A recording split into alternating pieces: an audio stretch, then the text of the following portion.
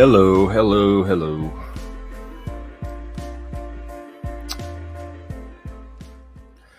I'm here I just woke up, by the way, from a nap.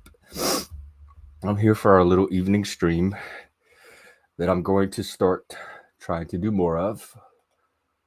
Hey, Daniel. You're usually one of the first ones. Cool. Let me do some. Yeah, I guess so. Let me do some more. What'd you call it? Social media. Put the link out on social media, and y'all can do it maybe if you want. Because people don't always know when I go live in the evening.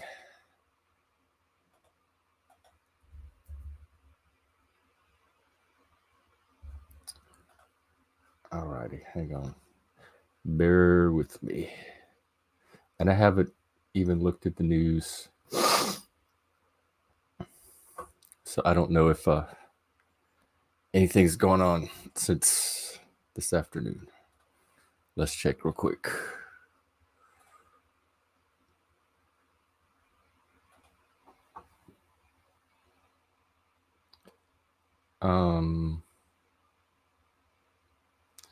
No, not really.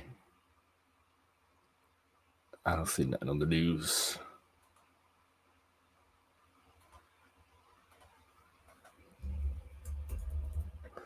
So what's up, guys?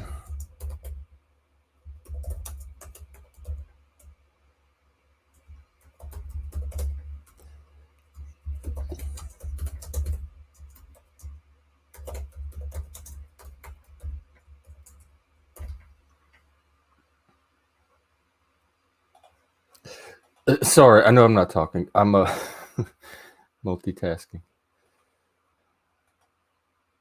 See. Oh yeah, and if it open panel come up as usual, it'll get going in a while. I just scheduled it and went live, so the people are just now getting notifications probably that it's going. And you know what? I didn't even check to see who else is streaming right now. Let me do that too.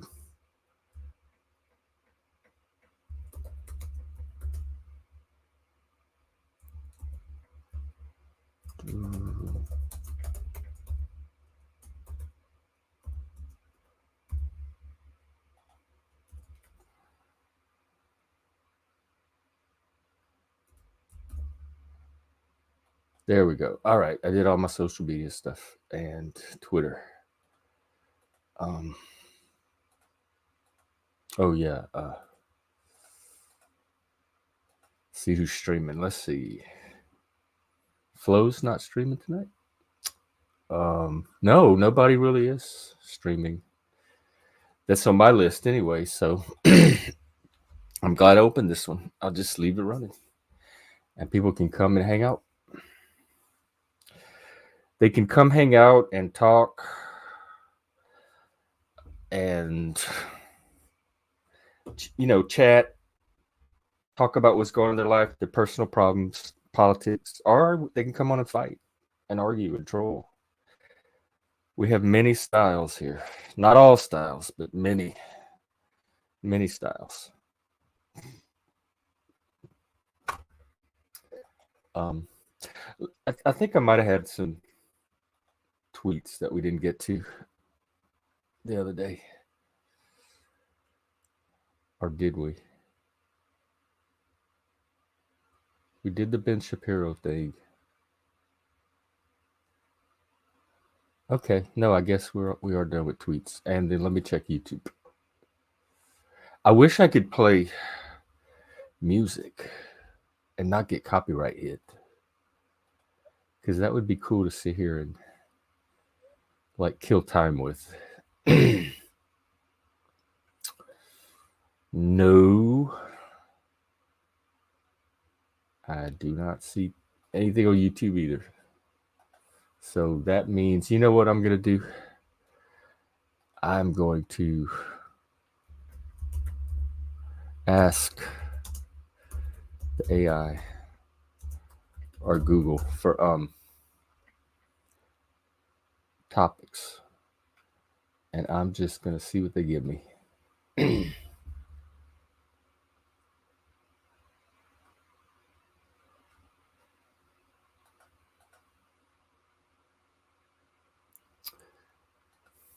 Sorry, guys, I'm just not completely with it right now.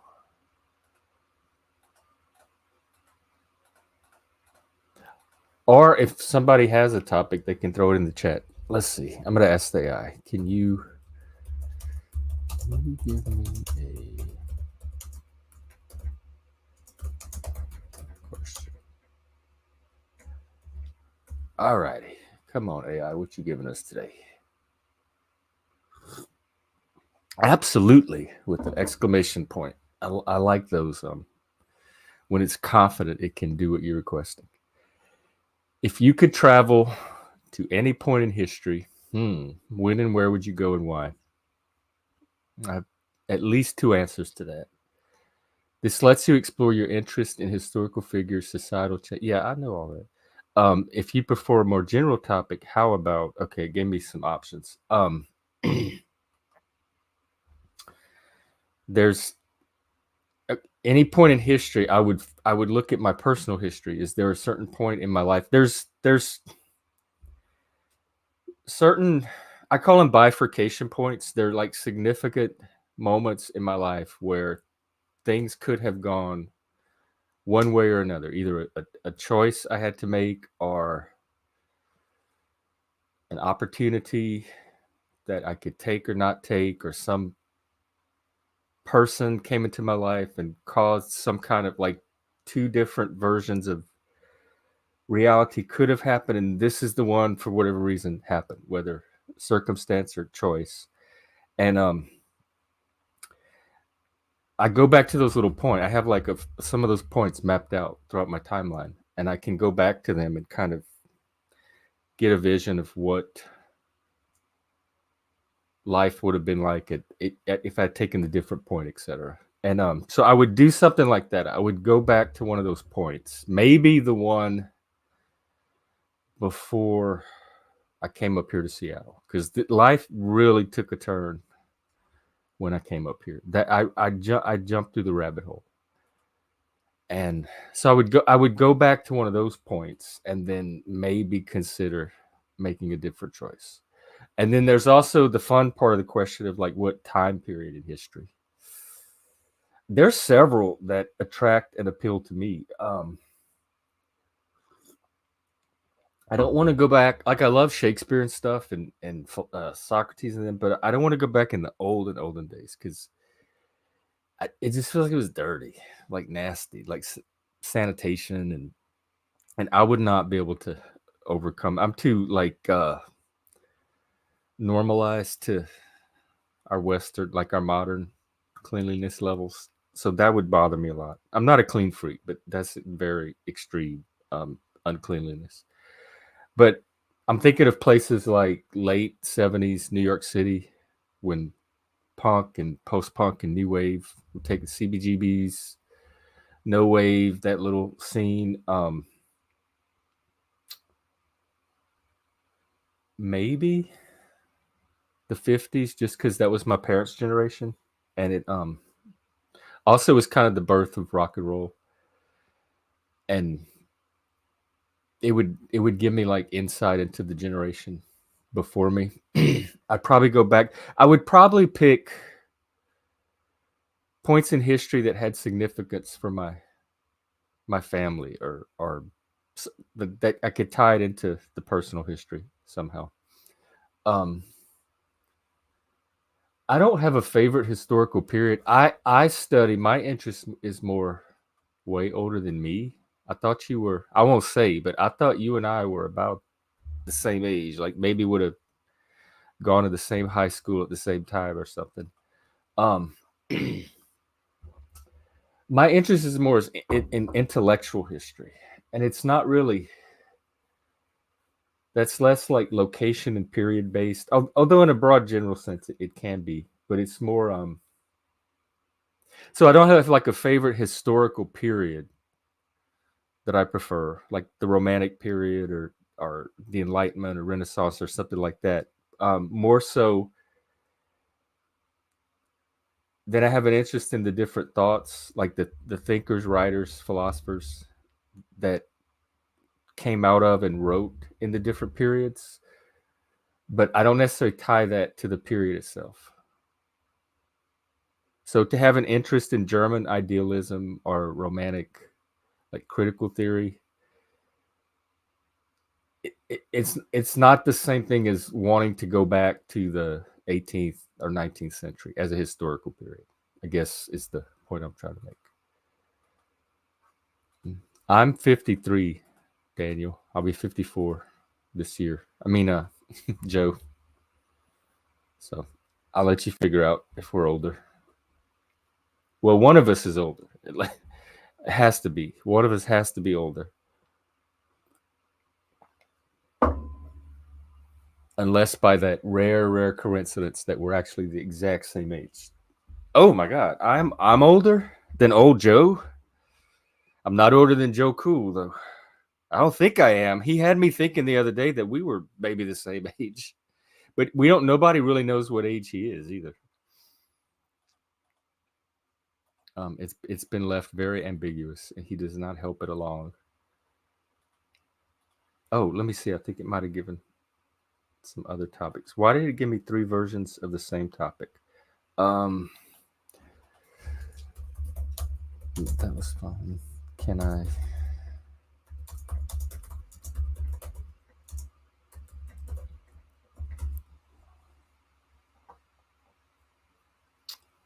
Absolutely. Question. I don't know. Decolonizing Mars does not interest me. No, a random different one.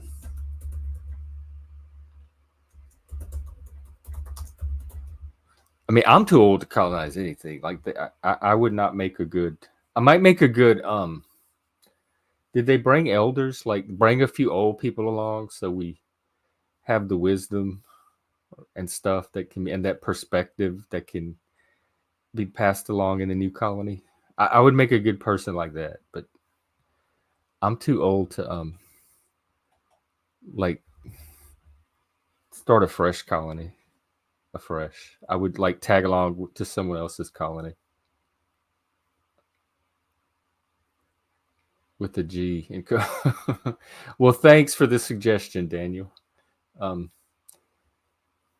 Yeah, it's approaching soon. I have my. They keep sending me my ARP card, my little. It's the card they send you to like get you to sign up for the real card or something. And I keep tearing it up, throwing it right in the trash. Oh, the stream link. Oh, is it not pinned? Let me take a look. I was sure I had pinned it. By the way, good to see you, Joe. Very good to see you. I hope that oh, it's sure enough not pinned.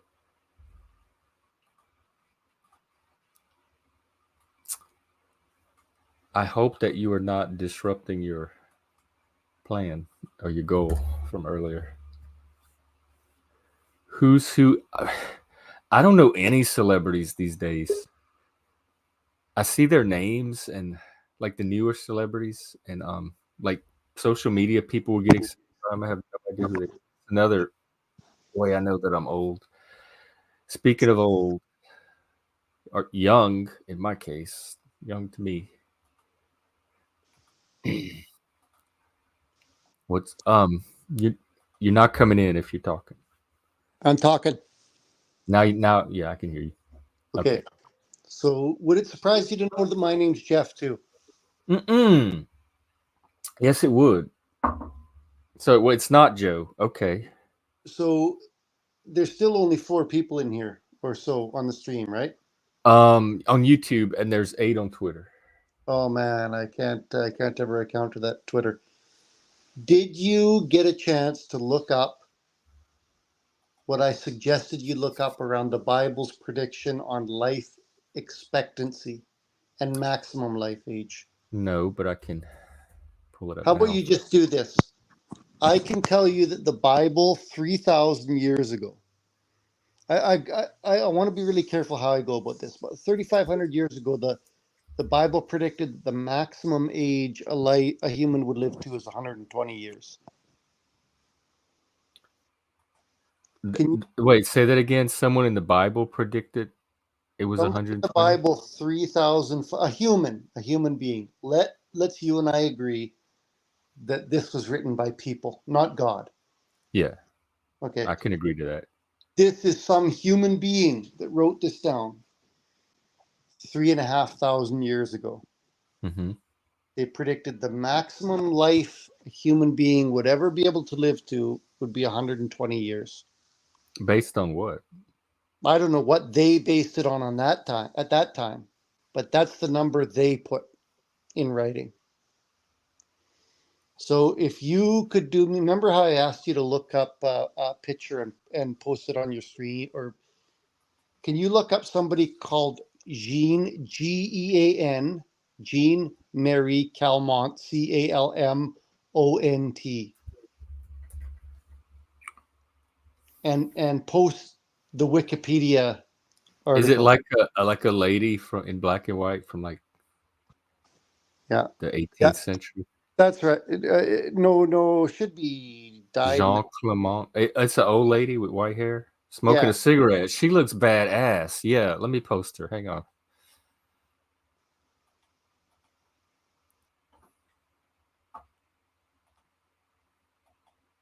Look at her. Her? that's right. So if you go to her Wikipedia page, she's the oldest verified human being ever to have lived. Oh, How super old? centenarian. How old was she when she died? 122 years old and 164 days. Would you say that whoever wrote that passage 3,500 years ago made a pretty accurate prediction? You're throwing me off with the word prediction because when they were writing the Bible, they didn't need to predict a lifespan. I'm sure they had enough data at the point to pretty much know how long a person lived. You think I, so? I wonder if it's not more a poetic lifespan. So, would modern science be able to make a prediction with that level? Now, the prediction is wrong, right? Because the Bible says, if you take a literal view of the Bible is literally true, then there is proof that the Bible is wrong because the Bible says 120 years. But Well, this, they have some of the people at 930 years, 969, yeah, but there was a 950. and if there's any people in But the names also are thought to not represent individuals, but like tribes and stuff. So it could be like the lifespan not of a person, but of a tribe. no this representation was the maximum lifespan of a human being. After there was Well, I some, mean, we don't really know. It's interpretation at this point. yeah, no, in this case, I would argue that it's not. I would I, say I, that I like would argue that all you have is interpretation. Like text doesn't interpret itself, so it's all interpretation.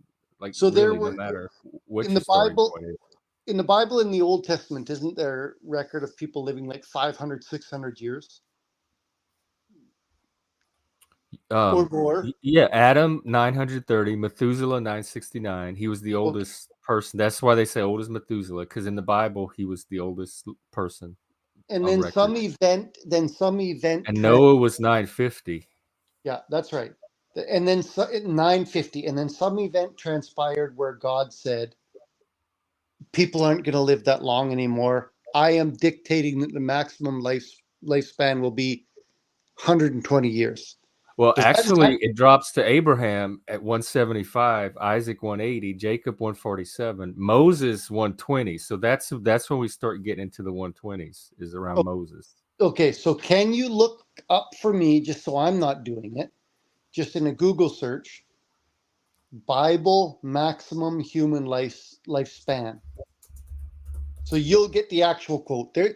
Because I wish I was better versed on this, but I'm not.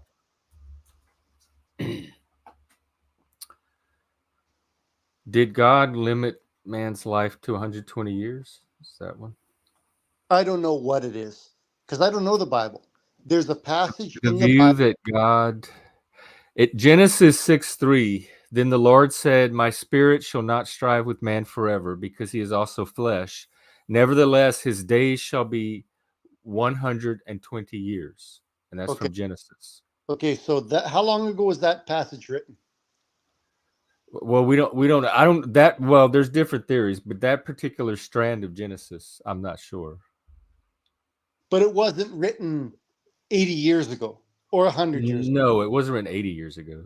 It Would was like it have written been around written? the Second Temple or the Babylonian exile, something like w- that. Would that passage have been written 500 years ago? It existed 500 years ago. But when the human being, let's agree that some human being wrote it. Somebody made that passage up how long ago? Well, I personally don't know that particular, like, there's the documentary hypothesis where Genesis is actually several strands, like several authors, and it's like a composite of different strands of their work, and those authors wrote around different dates that they believe they can estimate. But that particular verse, I'm not sure which author Would it have been wrote it to give before? you an estimate on how to date it. Would it have been before zero, before year zero, or after? Yeah, before year zero, yes. So we're talking about a passage that was written more than 2,000 years ago. Sure, yeah. How accurate was that passage in its prediction based on modern science? Within how many years of maximum human lifespan? Well, if we're using that one old lady, but we can only start using her from the year she was born. She was 122, and the Bible verse was 120. So I'm not like overly impressed by it. You're not overly impressed by a 2,000 year in advance prediction I within two don't. years? It's only a prediction because that lady happened to live to 122. She happened just. What's the next oldest person? I have no idea. It's 117 years. At Okay. least that's what I think it is. So let me grant you your point. Okay, somebody 2,000 years ago made use the phrase 120 years in the Bible, which you're taking as an estimate or prediction of lifespan, and then there were these people closer to our age that lived around that same number, give or take 2 or 3 years. Where from there? Okay, sure. How long would have been the maximum lifespan? And not only does the Bible say maximum lifespan, it also says average lifespan between 70 and 80. What would have been the numbers that would have been applicable when that passage was written? Not in our time, but when that passage was written. I have no idea. I'm assuming about the same, like that No, lifespan was about the same or less. an Um, old man in those days would have been 50 years old. okay. An old man. I'm an old man. So can you hypothesize for me why somebody that long ago, at least 2,000 years ago and probably longer, would have made a prediction that's accurate for our time and not for I, theirs? I don't. I don't think they were making a prediction. I think they were. What were they doing then? The Bible is literature. It's poetry. It's scripture. It's not chronicle. It's not science. It's not documentary. Documentary. I It agree, but wasn't a would you person say, trying to determine how long a human lives. And I don't. There's like the predictive elements throwing me off because nowhere in that passage are the discussions around it that I've been looking at has it indicated that that passage is intended to predict how long future humans will live. It's kind of just how long humans live generally. If you're a human, this is how long you will live. There's no time element to it where it's a prediction that humans will continue to live at this lifespan. So was it that accurate? interpretation already is throwing me off. Was it accurate? I don't see it as a prediction, so that's hard for me to answer when I don't even accept the predictive element in it. The It's statement that was accurate to you if you see it as a prediction, I suppose, but I the, can't see it that way, so accuracy is not even relevant. the statement that somebody made as a human being, not as God. Let's accept that. Let's throw God out the window right now. The statement that somebody as a human being made 3,500 years ago that predicted maximum human lifespan. How is it a prediction? I'm sure there's many statements sprinkled throughout history of people making comments about how long a human lives. Then From, if you from many different cultures, there's if it's probably those kind important of to you, estimates lying around. if it's important to you to throw out the word prediction, let's substitute another one. Okay. The statement that Observation. was made 3,500 years ago that maximum human lifestyle or human lifespan is limited to 120 years. How long has that held true for? Within reasonable margin of error. I'm not seeing what's catching your attention as so significant. I But there's don't, something about this passage that's impressing you in a very particular way. would you don't see anything in that passage at a time when an old man was 50 years old, that would have been written at that time as prescient. Do you know what, you know the word So are prescient? you saying that in the time it was written, nobody lived to be 120? So it must have been from the future, like referring to the future, because it could not have been referring to the present or The, anything the, from their observation. the research I've done is that in that time, the time that Bible passage was written, an old man was 50. And an older man lived to 60.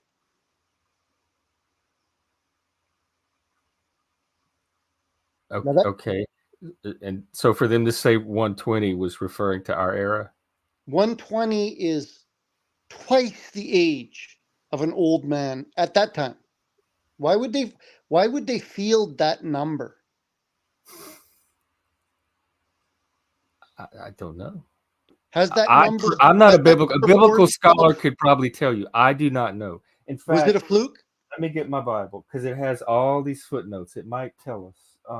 Where is So Jeff, first of all, whoever wrote that passage thus far, now the story's not over, but thus far, did they get it right, would you say? Would you give them credit for getting it right 3,500 it? years ago? You're assuming they wrote it in response to something, like to wanting I'm to not get the assuming. lifespan accurate. I'm not taking it like I am not as convinced as you that that is the interpretation of On the face why of that the passage is in evidence, there. on the face of the evidence, the statement that the maximum lifespan of a human being will be 120 years, would you accept that as accurate? Say that again. Based on all the empirical evidence we have up to the modern day, would you accept the statement that the maximum lifespan of a human being is 120 years? Would you I accept that as guess. I mean, accurate? I have no problem with that. Like it, I'm not. I don't need to be that precise about it. If somebody said 120 years is about how long a human lives, I'd say okay, that sounds okay to me. Okay, so does that say that that statement that was written 3,500 years ago was accurate? I mean, I suppose. How would they know? I'm not as impressed by that as you are. I'm not drawing the conclusion that you are from that. That's your choice. But is that the nugget that like, aha, that's what's tilting me to the truth of the Bible? One That's not nugget. enough for No, me. no, Like not that the would not Bible. even rise to scientific evidence. Not the Bible. Let me be very clear. No, not the Bible. That is one piece of evidence. Now we talked about another one. We talked about It is not enough to qualify as evidence to me. not that one piece. Yeah, not the Genesis 3 thing. How about if I say that is one arrow pointing to objective truth? And I've always said the Bible isn't the only way there. That's one arrow pointing to objective truth. That's one. What about when we talked the other day about the human mind not being able to conceptualize the power of God, the power of objective reality? Does it say that in the Bible, or am I wrong? Because once again, I'm not a theist. Wait, so does what say again? Does it say what? Is there, and I'm going off of only what I've been told, not what I've read in the Bible. Is there something in Scripture that says, as humans, our capacity is limited such that we can't conceive of the power, the size, the scope of God? We can't conceptualize God. God is beyond our conception. I don't know if that's actually in the Bible or It if it's may in not be. It may not later be. theology. It may not. Genesis 6:3, the note it has on it is that it's describing the new norm. It says new norm, new at the time it was written for human life, and that is also recorded by the Greek historian Herodotus. So whoever wrote that one passage is not the only person Okay. that has calculated that. And what number was it? Well, according to the footnote, it's this an 120. Okay, so that bears. Does that agree with our modern experience after 3,500 years of observations of human lifespan? Yeah. Okay, so whoever made that statement 3,500 years ago, whether it was a prediction or not, made an accurate statement. Yeah, we could have started from here. Yes, I can give you that. Okay, you don't see As that in did the many, present. like many of the things the Greeks observed, they got right, and other cultures. So yes, You it know what is I? an example of people in the past making accurate observations. Okay, so you know what I will give you, and this is what fundamentalist Christians won't give you, is that when you point to the Greeks, when you point to literature, when you point to mathematics and the accuracies in them, I'll give you that. I believe that. That's true. Those things are also pointing to objective reality. Okay, the objective reality is that maximum human lifespan at this Okay. point in time seems to be around 120 years. Well, the Bible pointed that out 3,500 years ago. Yeah, as did other sources Sure, and and those sources other facts. That's not the only fact that they got right. and those So sources are I right. thought this was leading to support for an argument for God, but it's actually evidence for objective reality. You're pointing it toward objective reality. That's where we're going with this. And what has been my argument from the beginning? Well, if as I remember it, you were kind of still in that searching phase, but it was tilting or leaning toward being far. So that's what you were gonna So kind of follow and go with Einstein, for now. Einstein cited his belief as is Spiro's God, he said. So objective reality, this is where, and at least my understanding, objective reality is God. The question is, Why do we need to call it God? We can well, just this is call it objective reality. We don't need an extra this is poetic the problem for me, it's chocolated peanut butter. God is a literary, poetic, fictionalized, imaginative it comes from the world of art and literature and storytelling and fiction. I And will then answer your question and then conclusively. science, you have science with objective reality. It's designed to understand objective reality, and somehow the two got merged. They have nothing to do with each other, but we have objective reality and science with God jammed into it, which is from literature and fiction, and that's what throws me off. Why I'll add, do we need to bring something from this ancient story into a discussion about objective reality I and will I answer you. equate I them? will answer your question conclusively. The question you asked is the most pertinent question in our search for God. I accept that. I acknowledge that. The question centers around intelligent design. Is there intelligent design? Is there meaning behind this objective reality? Denizen asked it, does objective reality have a mind or not? That's where the difference, in our opinion, stems from.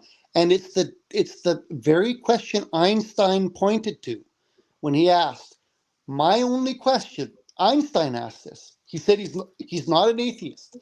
He said, my only question is, did God have a say in how the universe was or not?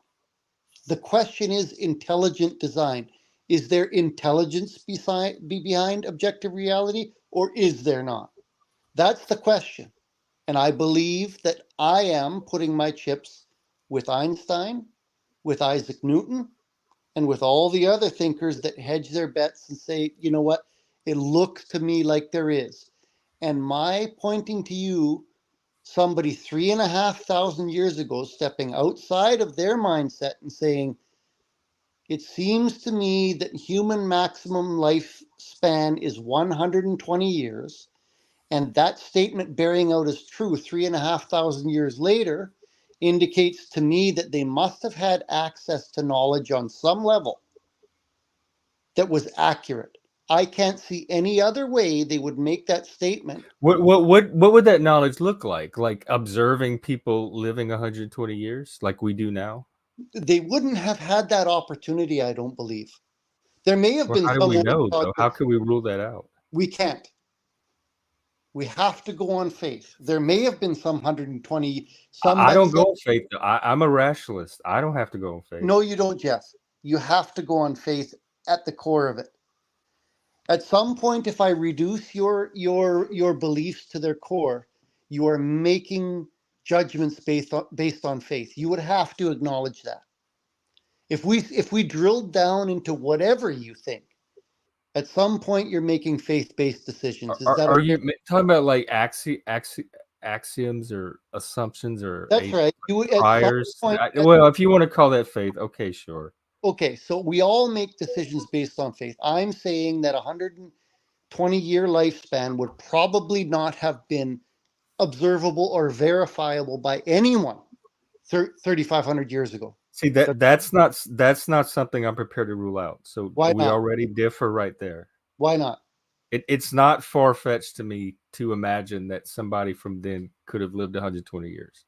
Because Who like I would? said, that this is not the only source for it. Herodotus as well in Greece.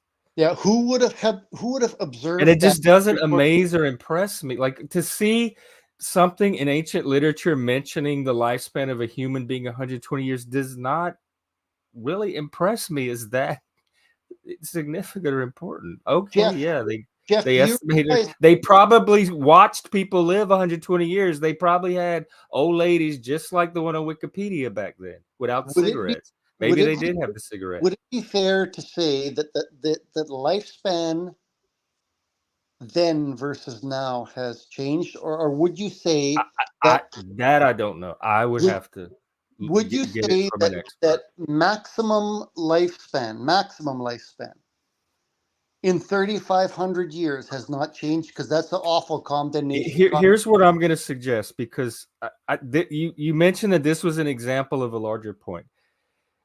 It, there may be other examples, so I don't want your larger point to get lost. If this one example is not working, we can swap it out for one of the other ones It may be and talk working about too which I well. think is related to objective reality, and God comes in through intelligent design. Is there a design behind reality or not?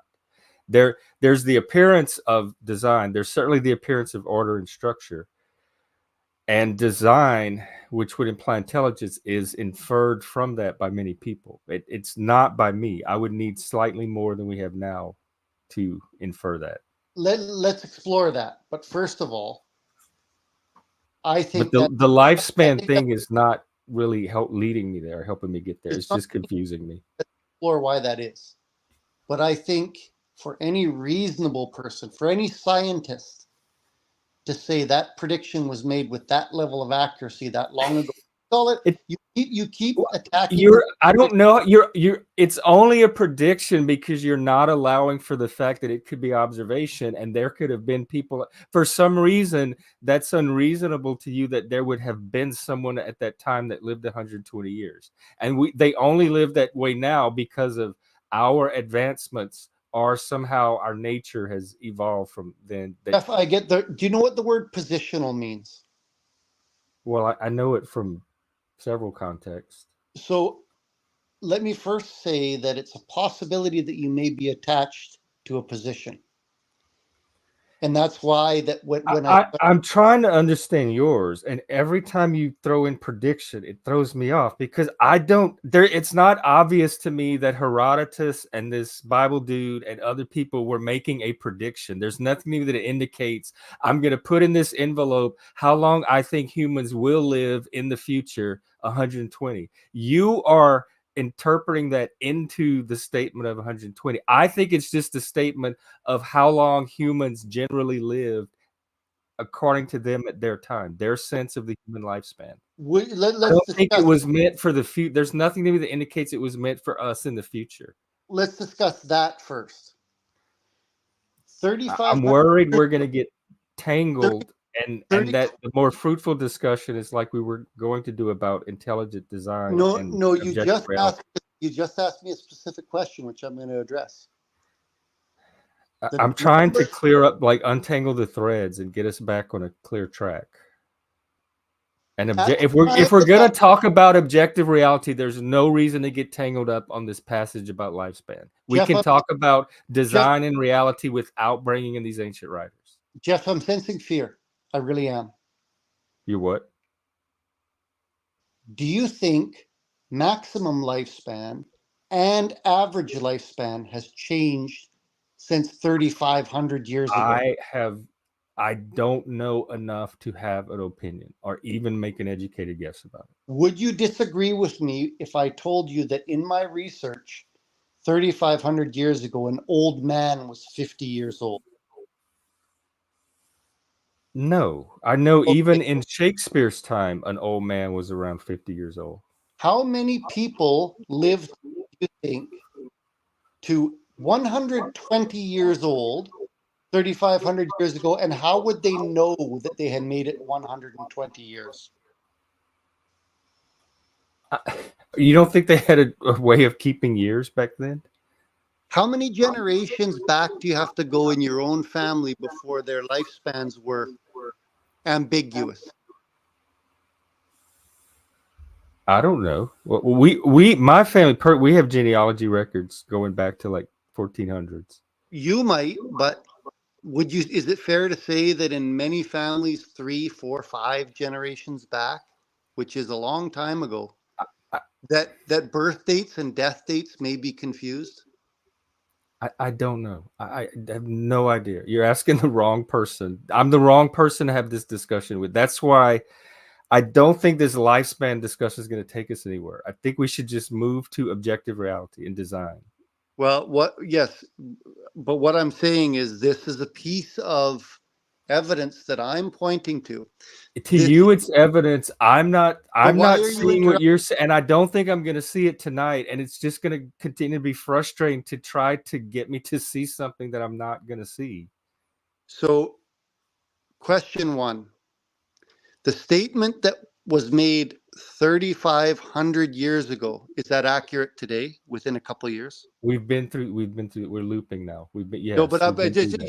you just reaffirm that for me. Would you agree with that? Yes, we've already agreed that 120 years Okay. Do is you an think, accurate observation of human lifespan. based on what you know about human lifespans and how they've increased or decreased throughout time, do you think Which is nothing. I know nothing about that. That's why I'm the you wrong just, person to have this conversation with. okay, no, let's just lay this aside now, because you That's what said, I've been trying to do. no, Jeff, you said earlier that you do know that in Shakespeare's time lifespans were less. You asked me if I would disagree if you told me that in that time 50 years was an old man, and I'd say no, because that same thing is true for Shakespeare's time. That's how that statement came up. But I don't. I feel like I'm really starting to get frustrated because I feel like we're close to an hour, and we haven't got to the larger point that this was like a stepping stone to get to. I feel like we're just sitting here looping on this stepping stone and not getting to the larger point. And I know it has something to do about objective reality and intelligent design. And if that's the larger point, this thing about lifespan is not going to connect the dots for me. I'm just being upfront and honest about that, that if you're trying to use lifespan to make a point about those two things, it's not going to work for me, whether it's my processing, my autism, my lack of experience in this field, whatever. So it's a fruitless line of discussion to go down. Jeff, If the topic is objective reality and intelligent design. Would you prefer, Jeff, that there was no God? Would I prefer what? Would you prefer there was no God? No God? Yeah, I stated my preference in terms of God. Did you? I don't have a preference any more than I prefer if there's a Zeus or a Buddha. You seem to be emotionally attached to this. To what? To God? I don't even believe in God. I'm not emotionally attached to something I don't believe in. There are some points that we agreed on. For example, that lifespan over the course of time has changed. And then you went back and said no. I said I don't know enough about lifespan over time. Was the lifespan of people in Shakespeare's time? You said, would I trust you that in your research it found this out? And I said, and about the 50-year-old thing, I said, yes, that part I would agree with. So but I myself don't know enough about lifespan. So you do accept that people that lived in the days of Shakespeare had lesser lifespans. They didn't live as long. Yes, but how is that tied to objective reality and intelligence? How is human lifespan changing over time tied to objective reality? It's tied to somebody who would say 35 years ago, that 3,500 years right, ago. And that impresses you for some reason that it doesn't me, and you're not going to ever, like tonight at least, make me have the same epiphany about this passage that you have. So I don't know why we keep getting stuck on this passage. The thing you're trying to communicate about it is not going to be successful. But why? We spent an hour trying to make it be. My question is, why do you interrupt me before I finish my sentence? I don't have an answer for that. That happens. It happens with me. It happens on the stream. It happens with people that are autistic. It happens with people that are not autistic. No, you don't know. You know what? I will say something about I've been around one autistic person before, but I've observed a few of them. Jeff, I will say that the empathy that you display and the level of social functioning that you have, at least in my experience, is non-typical. I've watched of autism. Of autism. Now, I've watched you display an empathy and an awareness of other people's emotions that autistic people don't typically, at least in my experience, I could be wrong, don't typically display. I think some of that might be a stereotype. But I'm also an empath. I'm an autistic empath, and those could be two separate things. My question is, when I was making that point to you, why didn't you cut me off in the middle of that sentence? I don't have an answer for that. I do, because if you want to continue the sentence, I'm willing to let you. I'll go on mute. No, you don't have to mute me. No, me. I will mute myself. No, you don't have to mute yourself either. I believe you cut me off in my other points I was trying to make. Now, I made a point that was deeply personal to you just now about autism. I believe you cut me off on my previous points because there's something I'm saying you don't want to hear. No, that at least not consciously or intentionally. So if you're trying to make inferences about my subconscious, well, have fun with that. I don't think it's subconscious. Are you saying I consciously sensed that there was something you were about to say that I didn't? First of all, I don't ever know. I don't want to hear something until I hear it. That I didn't want to hear. I somehow knew I didn't want to hear, and I deliberately redirected you to not hear it. That is false. If that is your picture of my thought process, that is completely false. You framed my statement and my thoughts perfectly. That's a perfect steel manning of what I had said. Well, it's not an accurate representation of the inside of my head at the time. I had no thought about what you were going to say. What would it mean to you if God existed?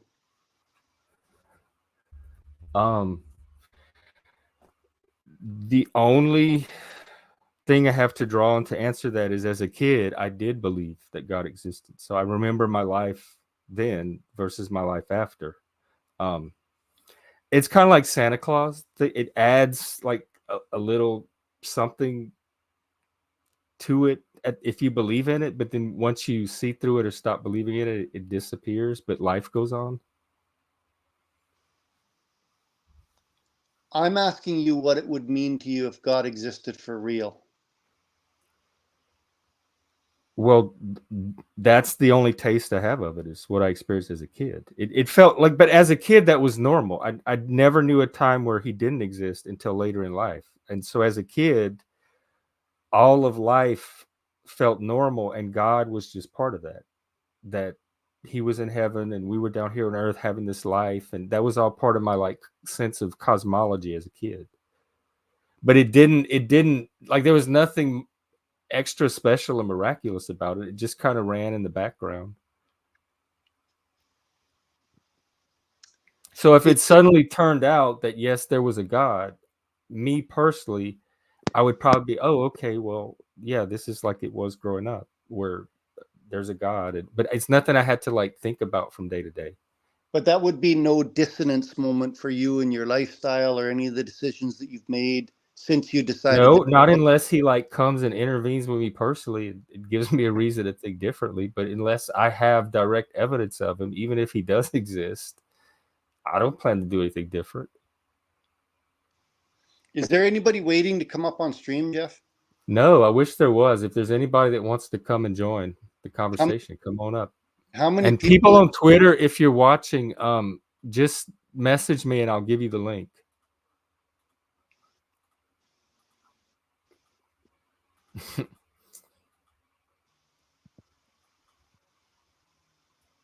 The more interesting question to me is the one you asked earlier about, did God have a choice of whether he created or not? Well, and this is the piece around, when Denizen asked, does objective reality have a mind?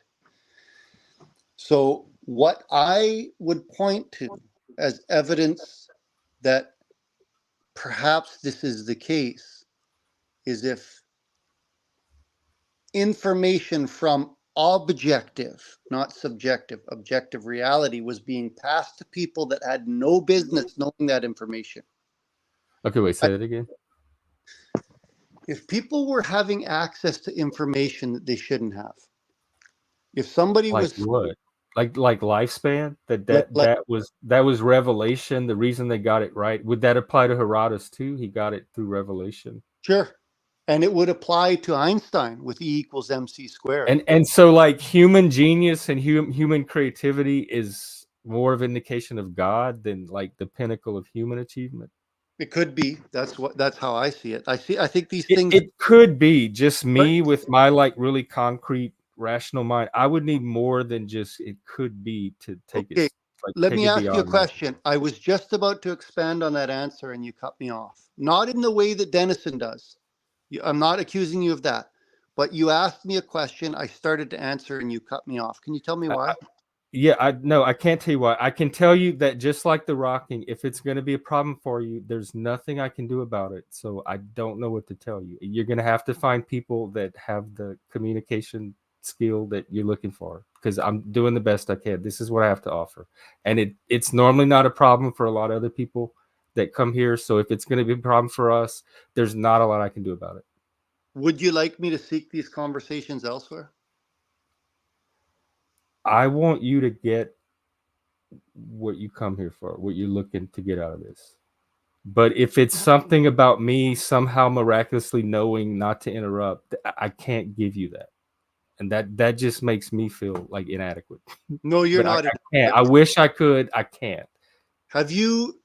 Did you read my statement earlier that you put up on stream about how I feel about both you and Hank's accomplishments? Oh, yeah, from earlier today. What did I Yeah, say? and Hank mumbled something like, I'm not a hero. What did I call both you and him? Use the word hero. So does that indicate that I think you're inadequate? No, I'm just telling you how I feel, how I will begin to feel. And I'm responding to you by trying to say that I don't think you're inadequate and by providing evidence to the contrary. I think that's independent of what my feelings are doing anyway. I agree. That's fair. That's a fair response. You know, I can see how that response would come about. But what I can't help but notice is not that happens all the time. It's only when we get towards certain. Okay, well, that's interesting to me. What was the point that I interrupted that you think I'm trying to divert from because I don't want to hear? That's what I want to figure out, is the part I don't want to hear, because consciously I do want to hear it. So let's find a way to get it out. Would it help if I go on mute, and that way you can at No, least it get it would not. out? That would not help at all. I'm not coming on your channel and putting you on mute. If anything, I go on mute, not you. Well, no, because you're the one that is trying to get the point out that I keep somehow deflecting from because I don't want to hear, but I actually do want to hear, so I want to find a way to hear it. It seems to me that you become most objecting when I start to dial in on the most pertinent or uh, strong points that indicate that some of the stuff in the Bible might be accurate. That those seem to be the times when you and I struggle most. Oh, okay. Well, you're noticing something from a perspective that I don't have, and that could be coincidence. That's what I would explain it by, Mm. but or it could be a pattern that you're able to see that I'm not. But there's nothing consciously. I have no problem hearing about things in the Bible or things that people think might be true. Or I've had these conversations dozens and dozens and dozens of times, so I can't think of a reason consciously why I would resist hearing this. In fact, there's plenty of streams on me listening to this exact information. Yeah, yeah. No, I get that. So you realize that the environment that you've created here, for some people, I would say for more than a few people, this would probably be as close as they come to family. Would you say that's an accurate statement? The time they Ooh, come. that's a strong word. That's Do you think it's accurate? I, family subject. I know what it means. I know when someone uses the word family, I know what they mean because I use it for very specific things too. So, but and if people use it for this and that's their experience of it, I'm not going to dismiss that. But I just got to be a little more humble and modest about what I'm doing.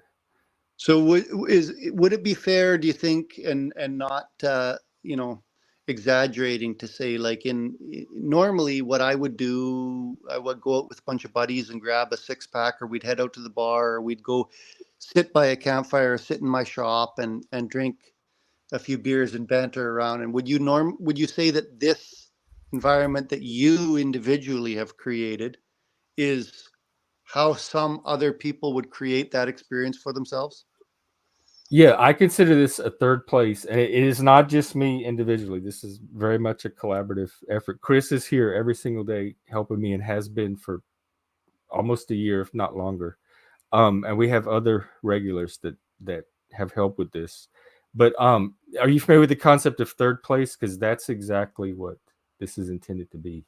Can you kind of out describe it for me a little, or because I am Yeah, not. it's a concept by the sociologist. Shit, what was his name? I'll put the link. Um, and it's a place. It's not home. It's not work. It's a third place outside of that where people congregate, and there's certain characteristics of it. And he went.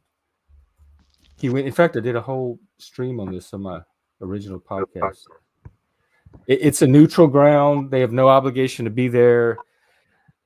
It's like an equalizing place where status doesn't play any kind of role. Playful conversation is the main activity. There's a group of regulars that give it its tone and mood. Um, kind of a home away from home. So, what do you think the value of that kind of place is in somebody's life? Oh, I think it has enormous value for community, and I think community in my life and what I've seen firsthand with other people has enormous benefits for mental health.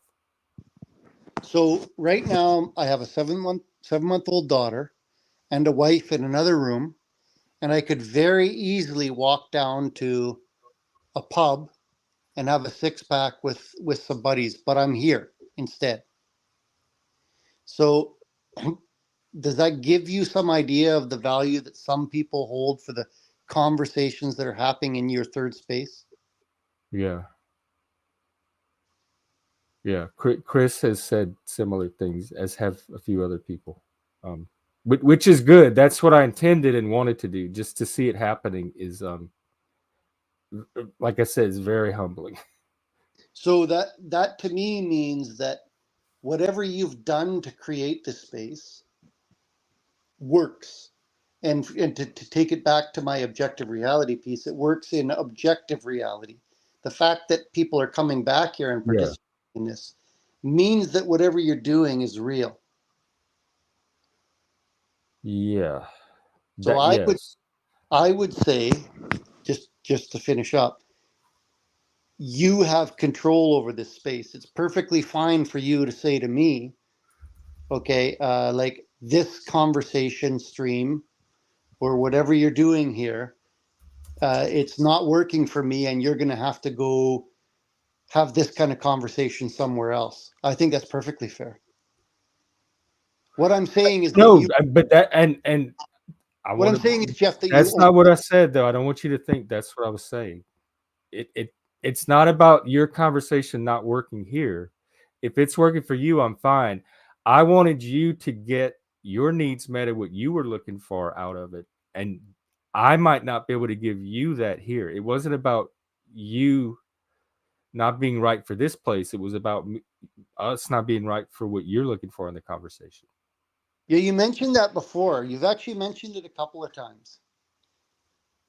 One time when I was discussing with somebody else on the panel, you said, I don't think old Joe belongs here. Remember that? I said that. Yeah. Oh, I was joking. Yeah, you you were way too sensible and like grounded and sane for this place. But having said that, I think you have every right to make that statement. In fact, I think you could say that of anybody. I think you, having created this space, have the right to say of anybody, including me, this guy shouldn't be here. He's not. Oh, I have I, done that with. There are people I have had to do that with, but you are not even close to one of them. I kind of think we almost got there today a little bit. No, no, no. I think that's you know what I think that's the Canadian. y'all y'all take because there's been other Canadians that I've had similar interactions with on here. Y'all take things I think more harshly maybe than they're put out. Maybe. So I'll just gently circle back to the piece about God, objective reality, and how it's led me to my belief. Okay. The Bible is the only, in terms of theistic, in terms of scripture, it's the only thing I have exposure to.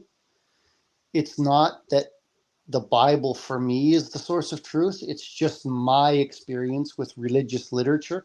Mm-hmm. There could be other examples, such as the one I've pointed out in terms of lifespan, that stem from other religious beliefs. Right? There could be other. I don't know how anyone would say that that's not a stunning observation. The word is prescient. I don't know how anyone would say, with all our modern science, modern medicine, vaccines, all nutrition, that we hadn't changed maximum lifespan any more than 2 years in 3.5 millennium. To me, that's saying something. Maybe to everybody else, it isn't. That's one arrow for me to objective reality. And I can't help but trace that back and say, how would those people have had access to that information? Was it just that lifespans are the same? That maximum lifespan throughout that space of time, 3,500 years ago, and has not changed? That's one arrow. The other arrow, we can't comprehend what God is. Well, if God is objective reality, we talked about that with the amount of energy contained in matter, E equals mc squared. We saw what that looked like in a nuclear explosion. And then through the Hubble Deep Field image, how many galaxies are hidden in a tiny, tiny area that you can see only through a straw? How much matter and energy is there in our environment, our environment, our greater environment? I believe it's incomprehensible to the human mind. Okay, well, God is incomprehensible. That makes sense too. Objective reality is incomprehensible. Here's another one. Here's another one. God is present wherever two or more gather in his name. What's the worst punishment we can inflict on the most hardened criminals that we have in our society? It's to isolate them. Isolate a human being and you kill their mind. There are lots of studies. Helen Keller talks about the fact that when she was deaf and dumb, she couldn't communicate until she was taught to communicate linked minds with another human being.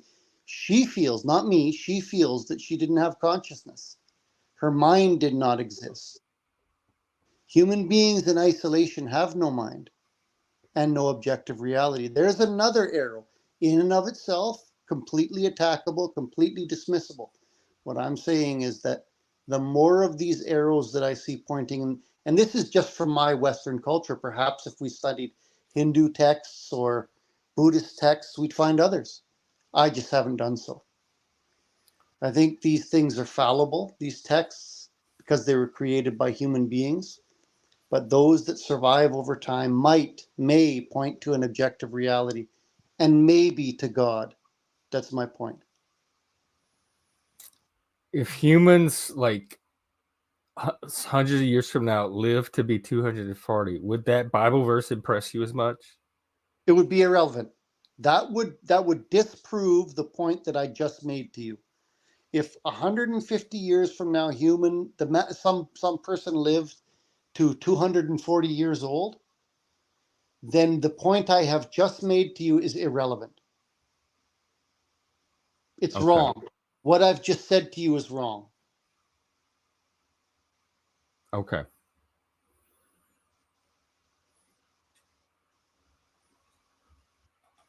Well, what I understand from the larger, like what do I say? Like the bigger conversation that this conversation was a part of was whether there's an intelligence other than us in the universe. To me, the only experience we have of mind and intelligence is our own human mind, human intelligence. So that we can only be projecting that out into the universe. There's not going to be, to think that there's something like our specifically human intelligence driving the universe is just weird to me. Well, this is the point Denizen made last night, and it's the point that you and I made in our animals, right? So a lot of people will say they look into the eyes of their cat and they see love, right? Yeah. And that's a reflection. It's a projection of Yeah, our you're like own. anthropomorphizing the cat, and That's I right. think we're doing that to whatever design we perceive in the universe as well. I think that's a tremendous weakness in humans.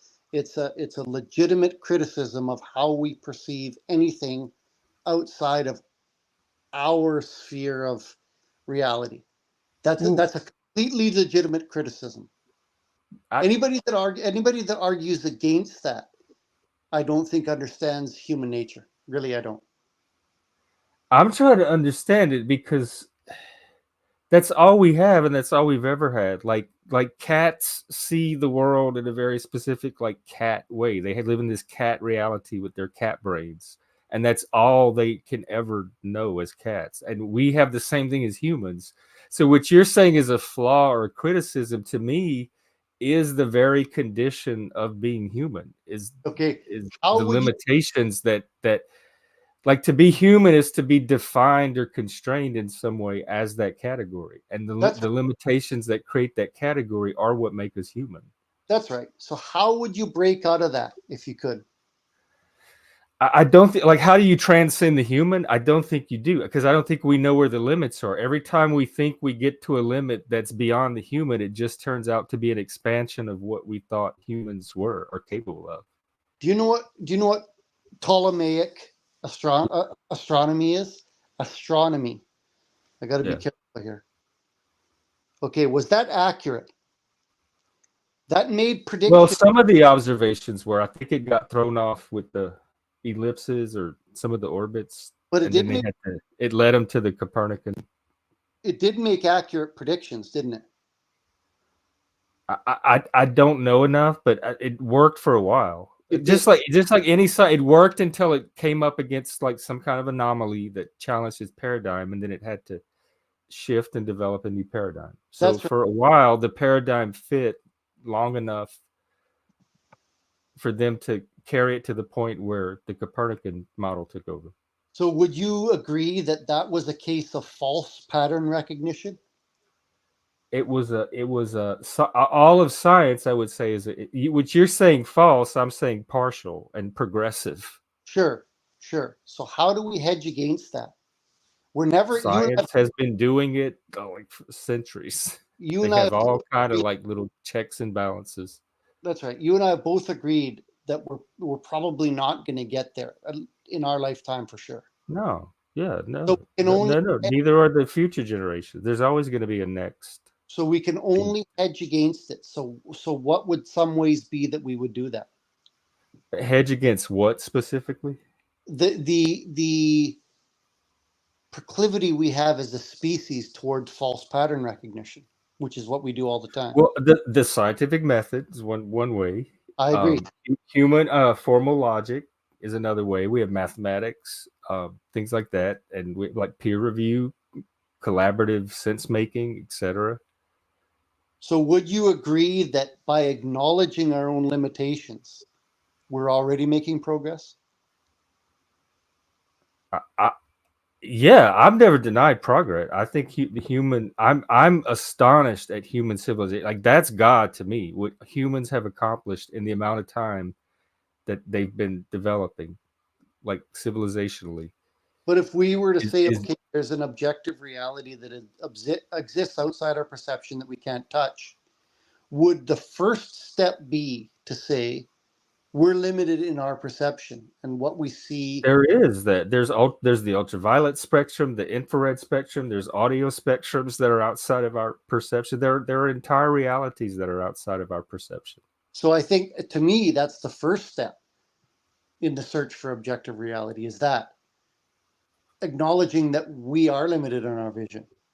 Yeah, but again, science and technology helps with that because we have instruments that can expand our perception into those realms. I agree. Is there any other way, do you think? Um, not to my knowledge. Like, is there any other way to see into the infrared spectrum outside of technology as a human? Not to my knowledge. How familiar are you with GPS technology? None. Okay, so GPSs are inherently, I mean, they're very accurate, but there is inaccuracy in them. So, really advanced units will use a technique called waypoint averaging. So, they'll ask the satellites to tell them multiple hundreds of times where they are specifically. And then what they'll do is they'll take all those readings and they'll average them. And that will give them probably a more precise reading as to where they are specifically. So what you're doing is you're weighing one measurement off against another, and you're doing it thousands of times over. And that should dial you in on the objective reality that you can't see, because all the average of all those readings may not get you to the precise reading, but it'll get you closer. Does that make sense? Yeah, but science does all of that. That's right. So what I'm saying is, why couldn't we do that with literature? Why couldn't we do that with Theology. Like, do what with? Measure theology against science, against literature, against mathematics. Well, how would you begin to do that? There are some literary criticism is my specific field, and there are some critics that have attempted to approach criticism as a science and organize it around a body of principles similar to science. I would look for common data points. Like, for example, I would look for predictions on maximum lifespan by ancient texts as correlated with modern medical data. That would be a start. Okay. Oh, you're talking about I'm like talking about different data points. reconciling the arts with science. I thought you meant taking scientific methods and techniques and applying them to the arts, but you're No, talking about like integrating the arts and the sciences and reconciling their observations. they may be two ways, two independent ways of arriving at the same data points. Art and science. Yes, in Yeah. some cases. That's there's several views and theories of art. One of them is that it's representational and that it's designed to reflect reality. And that theory of art was actually one of the earliest and originates with Plato in the mirror. Um, but that is not the dominant theory of art for most of our cultural history. So that's only if you accept that the purpose or function of art is representation. Then it becomes kind of a mirror, a reflection of external reality that you could coordinate and correlate with similar observations you find in science. But if the purpose of art is to teach or to entertain or to express the inner world of the artist, etc., those are not data points that you could compare on the same plane as scientific data. How do you know that, Jeff? Because I study art, Is it particularly possible? literature. Is it possible that it's a different way of knowing? It's a different way of pointing to. Yeah, yes. In fact, I will go further than that and say that what we know as science and logic and reason as rationale developed from and emerged from art and poetry and drama, and that is what served as intellectual discourse before it formed itself through the Greek language into the form of philosophy and eventually science. So what we're now doing with science, art was doing in a very primitive way before we refined it into the techniques of science. Is it possible that art may point in some cases as accurately or perhaps even more to objective reality? Yes, and it depends on, because I think science is very useful for observation about the physical external world and helping us to understand the environment we live in.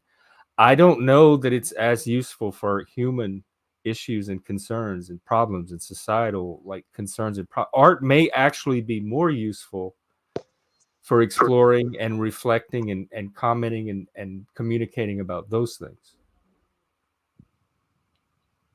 And I would consider, I would count religion as art or art as religion, have them in the same functional category at least. I would not take any issue with that. I wouldn't take any issue with that at all. I am wondering if we underestimate the amount of information, real information, that's being communicated in our artwork. I think art, like a work of art, is infinite. It carries a potentially infinite range of meanings, and future generations are going to come along and see new things in it that previous generations are not even able to see because they don't have the same context that the new generations do. So I think it's just this infinite process.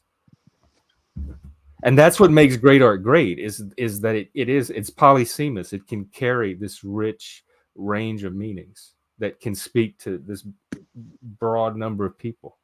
I want to just reply to Just Frank here. So Our troll. yeah, that's okay. And trolls are valuable, right? Yeah, I like comment. we have a soft spot for him.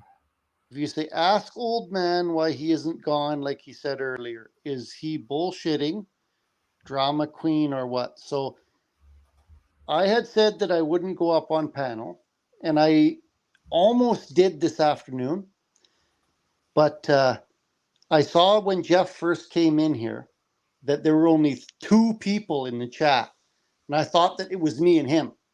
So I had thought that we could have a private conversation about because we didn't really get finished.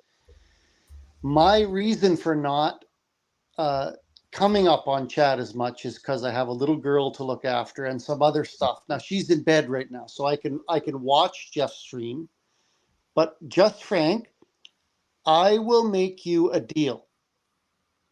If you come up right now and show your face on this stream and have the courage, like others have, Denizen and others, I'll disappear forever. No, we don't want that. Come up I don't want. I will not allow that. Come up on the stream, Frank, and show your face too. Show us who you are. I've shown my face on the stream, and I'll make good on my promise. The only reason you've shown your face before, though. I have. I showed my face. Right now, that didn't answer the question. To be fair, right now I'm not in a position, but I would. But I would like Just Frank to come up, express his position on objective and religion, and I'll evaporate. No problem. No, we don't want you to evaporate. Frank runs off enough people. Frank has run off 2 or 3 of my guests in the past. But I'm not as worried about maintaining relationships at this point because I know my time is finite. So I've found that trolls are usually cowards, eh? I don't mind saying that openly. Trolls They're usually what? And they don't express an opinion. So Frank, come on up, buddy.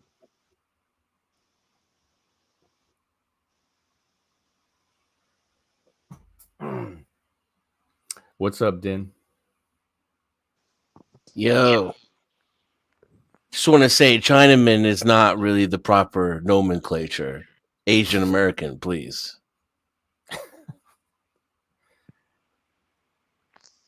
I haven't heard. I don't even think I heard Chinaman in my life. Like even as a child, I don't think I heard people say Chinaman. Can I respond to another Just Frank comment if you want? Oh, absolutely. I could highlight somebody that I have disagreed with. So can you highlight the comment where Just Frank says Denizen doesn't show his face, nor do I care to. But what Denizen does do is he comes up, he expresses his opinion, we can hear his voice, and he shows up on panel. And he talks use fake accounts either. And he talks about it. He and I openly have our discussions man to man, not in the chat. So the offer is open, Just Frank. Has Just Frank ever shown up on panel? No, but he said he would under certain circumstances. So it's possible in the future. But Frank and I hang out on Discord all the time, and we talk there. I remember the Santa stream. Yeah, he does. He expresses his opinion to me all the time. Lindsay. Hey, Lindsay. Good evening to you. Okay, so you, Jeff, are starting to get a few more participants in here, which is a perfect time for me to slide on out.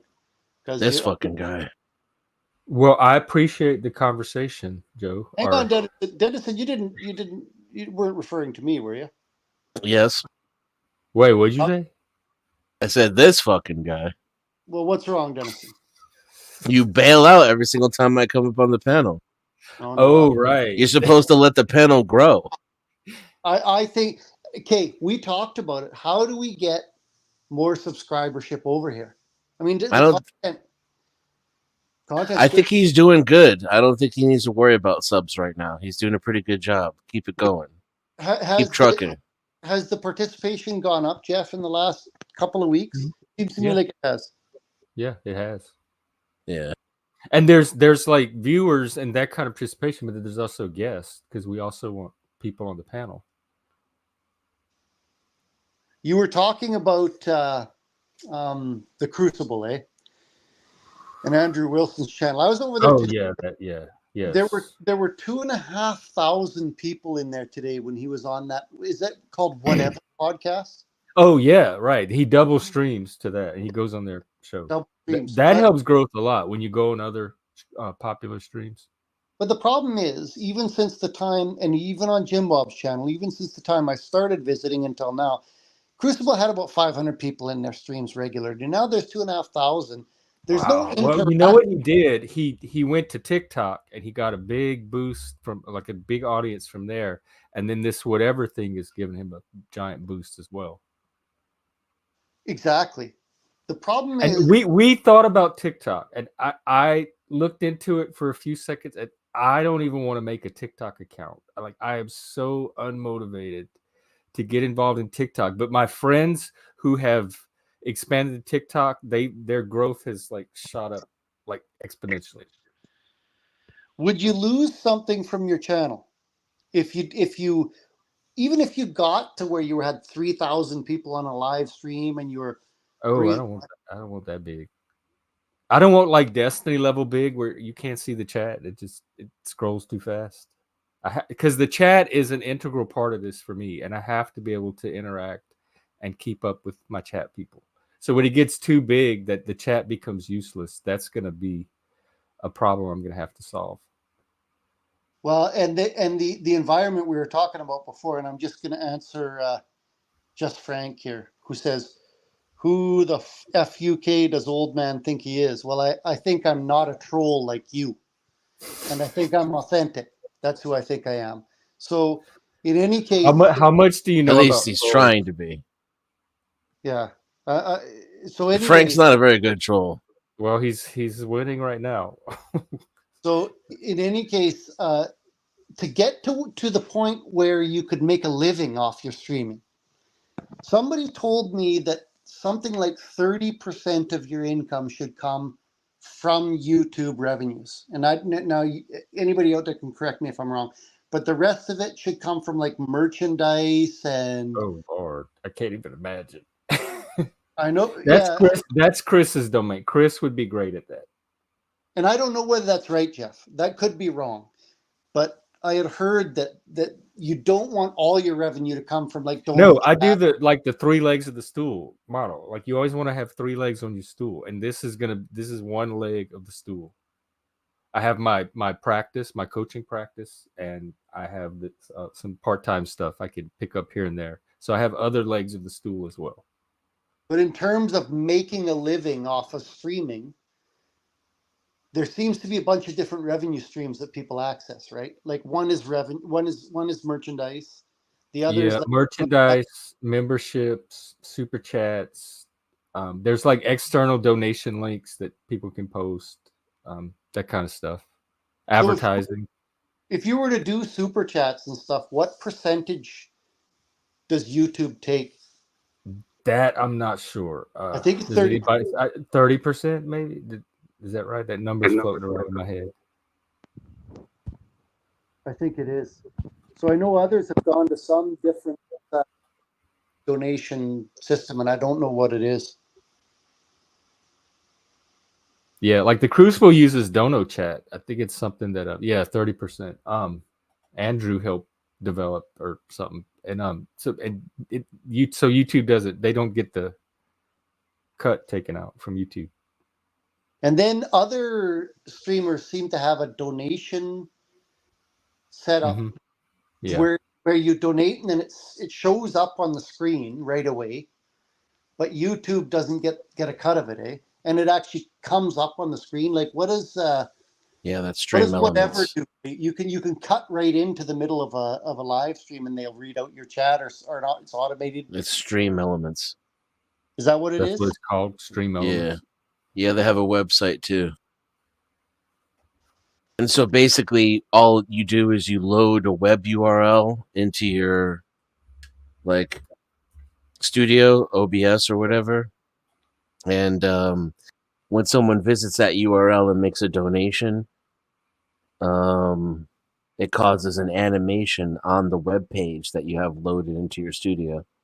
And the animation just comes across the screen. Live? Like while you're live? Yeah, if you want it to, you could turn it off if you That's what want. I'm trying to think. Like, would that be You cool also to can have, turn or off would the that be sound, right? obnoxious So, to have? so like you could have it so that it doesn't interrupt the conversation, but it still pops up on the screen. While we're talking, periodically some little animation would pop up, and that means that Yeah, somebody made a donation. yeah, That's like and it would the PBS pledge drive. it'll tell you who and how much too if you want. That's right. Yeah. So I've seen it where I think they have it set at $100 limit, where it actually reads it out right in the middle of the. So let's say we're having this conversation. Somebody would make $100 donation. It would cut us off and read it out. It would Right. interrupt it. Well, considering all the issues If you around wanted to. on here, but that might not be. No, I So don't want it to. I don't want to be interrupted. You can by set it any way that you want, and But the is reason it, why do you get to choose the animation, or is it some random animation they pick?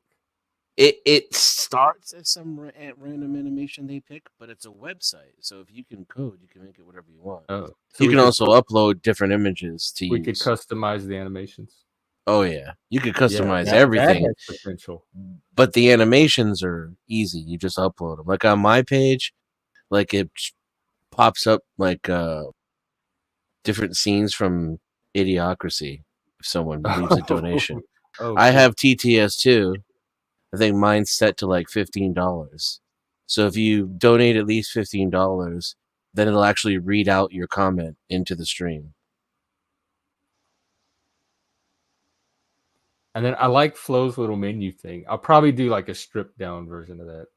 I don't need to get too fancy with it, but you can also let little options that people can pay for. You can let people play clips and stuff like that too when they donate. Right? They can choose like a little movie for like a little. Oh, like Flo does, where he cuts in with those clips.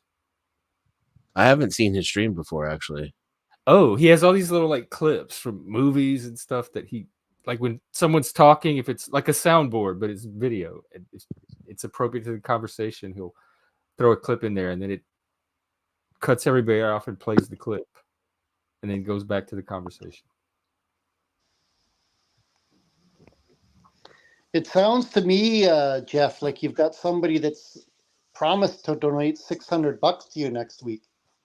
Wait, what? Huh? Oh, that's I think that's Lindsay being. Yeah, that's right. Yeah, $600 minimum.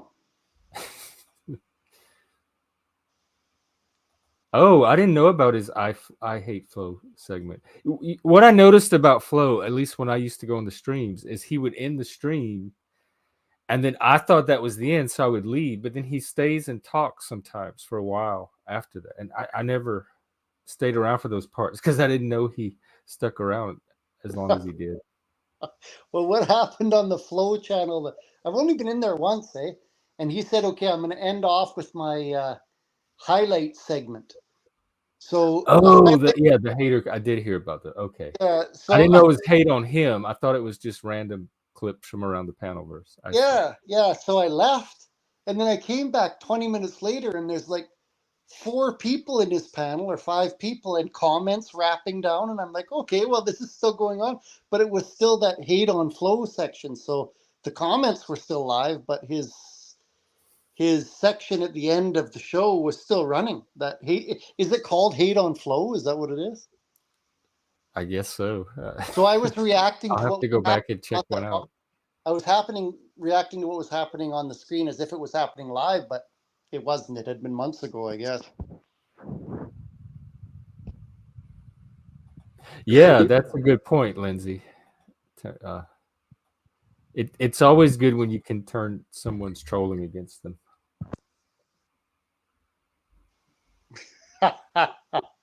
Even Frank's, Jeff, would you turn his against him? Yeah, Frank's had his moments. You've got a soft spot for him, eh? Do what? You have a soft spot for Frank there. Yeah, he worked his way in there somehow. Like, we didn't get along when we first met because he was a big Tommy fan, and I'm not. Can you? Okay. I have to. I know it's indelicate. Can you tell me what happened with the Tommy scenario? You know, you don't ban anybody. What happened with him? Tommy, I just nothing personal. Tommy's never done anything personal to me. I find him too disruptive for the community building I'm trying to do. Like, and every stream he goes on ends up becoming the Tommy show, and it's the opposite of what I'm looking for here. And when I met him, I did not have a good impression of him at all, and I might have provoked him into some conflict. Tommy's an Which is asshole. easy to do. So, like, was he insulting people, or? Yeah. Oh, he's always doing that. Yeah. He's very autistic. Maybe even like in a Tourette's kind of way. And the N word is one of his favorite ticks. Oh, he would say that too. Well, that's going to get your channel taken down. Yeah. No. Oh, yeah. He's not. I don't know. But I will say this about Tommy. He's very creative, and the content he creates on his channel is quite good. It's worth having out there, and there are people that appreciate Tommy for his own work and his own content, and he's fine there. It's when he goes on other people's panel and their work, and it becomes very disruptive, and I have no idea why people keep letting him on these panels. But he's good for ratings and content because he's built up this little following. He has his own channel, eh? Yeah. I see. Okay, well, I better let you guys get on with a discussion that's meaningful. Well, why'd you change the topic? What would you, Denizen? I think you and I should go out with a bang. What would you like to discuss? I said, why did you change the topic? From God? What were we talking about when you came in? Talking about the value of learning and art, the objective nature of God, whether or not science. Reality has a mind. The reality has a mind. So you were the one, Denizen, that asked the question that was the most focused. Does the objective reality that I believe in have a mind? The answer is yes. What I said was, so objective reality has a mind, because it was the only logical conclusion to the statements you were making. My answer is yes. What makes you think there's a mind behind objective reality, or that objective reality even exists? So the objective reality piece I have to take on faith. It has to be a conglomeration of multiple data points. Okay. So then, human lifespan. I'm gonna go get a refill and let you. Once you say faith, hey, can you? Where's Hank? Can we get Hank up here? So go ahead, Denizen. You ask a question. Once you say faith, I mean that pretty much we've hit philosophical bedrock there. So then my question would be why? Why would I take it on faith? Yeah, like why not take something else on faith, and then also why bother taking anything on faith at all? What's the point of faith? Can I give you a simple metaphor? But I would request that Lindsay come up on panel. I saw her on a panel before. Is there any way that she would come up and join us in this discussion? And I'll answer the question. I'll give you a strategy I had for gambling at what's the table where it's spinning and you throw a little ball in there and it goes round and round? Roulette. In the case of roulette, if I'll wait till it hits on any given color twice in a row, then I'll bet on the opposite color. It's a matter of odds. Personally. If I see enough evidence pointing to a certain conclusion, I will take it on faith. I have to make a judgment call at some point in time. Basically, Denizen, what I'm saying is that me and everybody else at some point have to make our best guess. We just switched. Yeah, but that's not the same thing as faith. And you kind of jumped tracks and then went back. Because when you tell me the reason why I bet on red is because the probability is higher due to how many times we've seen black recently, that makes, there's some there's some data there. There's some objective analyzing of that data. There's some reason. It's logical, and there's also doubt. So none of those things I would describe as faith, nor would I would say, like when you I'm okay with people like saying to me, hey, listen, I don't have any proof. I don't have any evidence. It's just something I feel. It's something I take on faith. The whole point of it for me is faith. I don't understand that. I'm trying to, but I'm not going to like, try to beat up somebody like we're in a debate or an argument because they do that. I just want to move on to the next thing, right?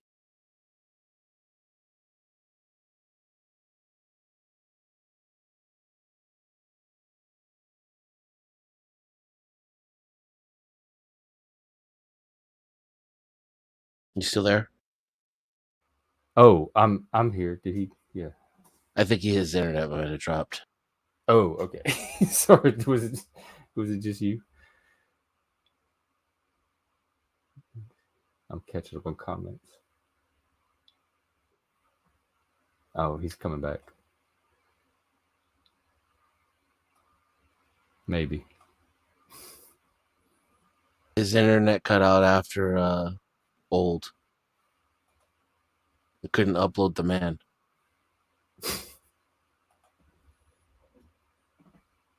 It just says old now.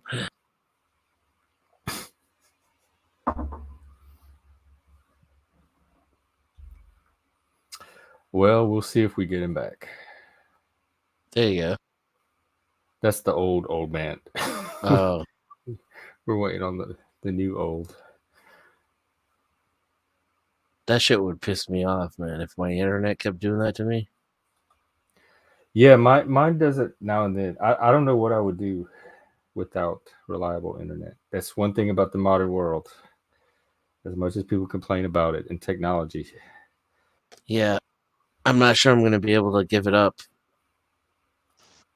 I don't plan to. I mean, my whole life, I'm incorporating it into my whole lifestyle. Technically, my plan involves to get rid of like internet entirely. Oh, like go off grid? I don't like. I may. It depends how much resources I have at the end of my current goal, which is to have a place that's on grid, but can be completely off grid. Oh, okay. Yeah. All right, I'm back again. And Lindsay didn't agree to come up on cam, eh? It looks to me. Oh, okay. Yeah, I might have to drop down for that. Okay. So we were talking about my decision-making process, and Denizen was saying that it's hard to see the rationale of my of how I make a decision based on red and black. And he's right. And I would I said that was rational. Yeah, and I would agree with Denizen, and I would say I picked that decision making process as an example because even that's flawed. Because Sure, it's flawed, but it makes sense. You could see a black come down on that roulette wheel 6 times in a row, and then bet on red, but on that individual spin, you still only have a 50% chance. Yeah. Right. Correct. Right. So I'm making a decision based on information that really probably doesn't change the probability of my winning or not, which we all have to do in the end, is my argument. Okay, we can only information. Why? Wait, not. What was the last? Non-theists don't have to do it. I don't feel like I have to decide if there's a God or not. No, you don't have to decide if there's a God or not, but you have to decide whether to trust your senses. Whether to what? Trust Yes. Yeah. Okay. Yeah. You're correct about that. You have to put faith in the sensory information because our brain gives us a selected simulated version of reality. We're not getting full reality. We're taking in way more data than we're conscious of processing. Is it okay if I get back in here? Yeah. Okay, so what's the last thing you remember me saying when you lost your internet? Okay, can I just Lindsay says she'll go on with an avatar. Yeah, come on up with an avatar. That'd be awesome. The last thing I remember you saying is that you acknowledged some of the logic around the position I'd expressed, and other points you had questions about, and thought that further. So let's stop right there. Okay. I just acknowledged the rationale of it. Okay. I'm saying that was rational. It's imperfect, sure, but rational. Logical, it's based upon data and analysis was made. So that we're going to have to, I need you to define faith for me then, because to me that's the opposite of faith. Like taking the available information and making a guess is not faith to me. Yeah, this is my position, and you can tell me where your position is on it. In any decision that you make, even the fact that you are seeing what you're seeing out of your eyes, you're taking on faith that the information that's being relayed to you is accurate, that you're perceiving accurate information. You don't know. You have to believe you are. Yeah, that's not faith. What is it? But as long as our predictive models work that we build from that, it's not an issue that we build from sense experience. It still is an issue because you have even the predictive model, the results of the predictive model and how you perceive them. I can either exist and rationalize based upon information, or I can assume nothing is real and live in a state of mindless chaos. So whether or not I have a choice, that doesn't make it faith. Faith is when you make the choice without any information. Despite of the information, because you believe something else to be true, regardless of the input you're getting. Do you believe that I'm here right now speaking to you and it's actually somebody on the other side of this phone? Oh, yes. How do you know? Welcome, I Lindsay, don't. How do we what? How do you know? Because I'm experiencing it. You're taking it on faith that what you're perceiving is accurate. Well, in a very broad, I wouldn't grant him that abstracted form of faith. Yeah, maybe. Unless he's willing to expound on his definition of faith, I would not grant him that semantic, parlor trick. I would ask you to prove that I'm here. I can't prove you're there, and I don't know you're there. It's the evidence. Lindsay, no, I'm not taking it on faith. Let's ask Lindsay if she thinks I'm here. I have way more than faith to go off of. I'll tell you what, to be honest, I do think you're here, but every time you start getting into an epistemological battle, it pretty much leads you to more questions and more, confusion. So if you're the one that's making the claim, then you have to prove it. I don't have to prove it, but I don't like to do epistemological battles because they're unprovable. Yes. Sure, we can entertain each other with it, but it's not going to go anywhere. Say that again, Lindsay. I said I don't like to do epistemological battles because it's not really going to go anywhere. It's something we can talk about. I'm willing to talk about it if you want to, but those types of arguments become really frustrating to me and kind of endless. But what would you want to talk about?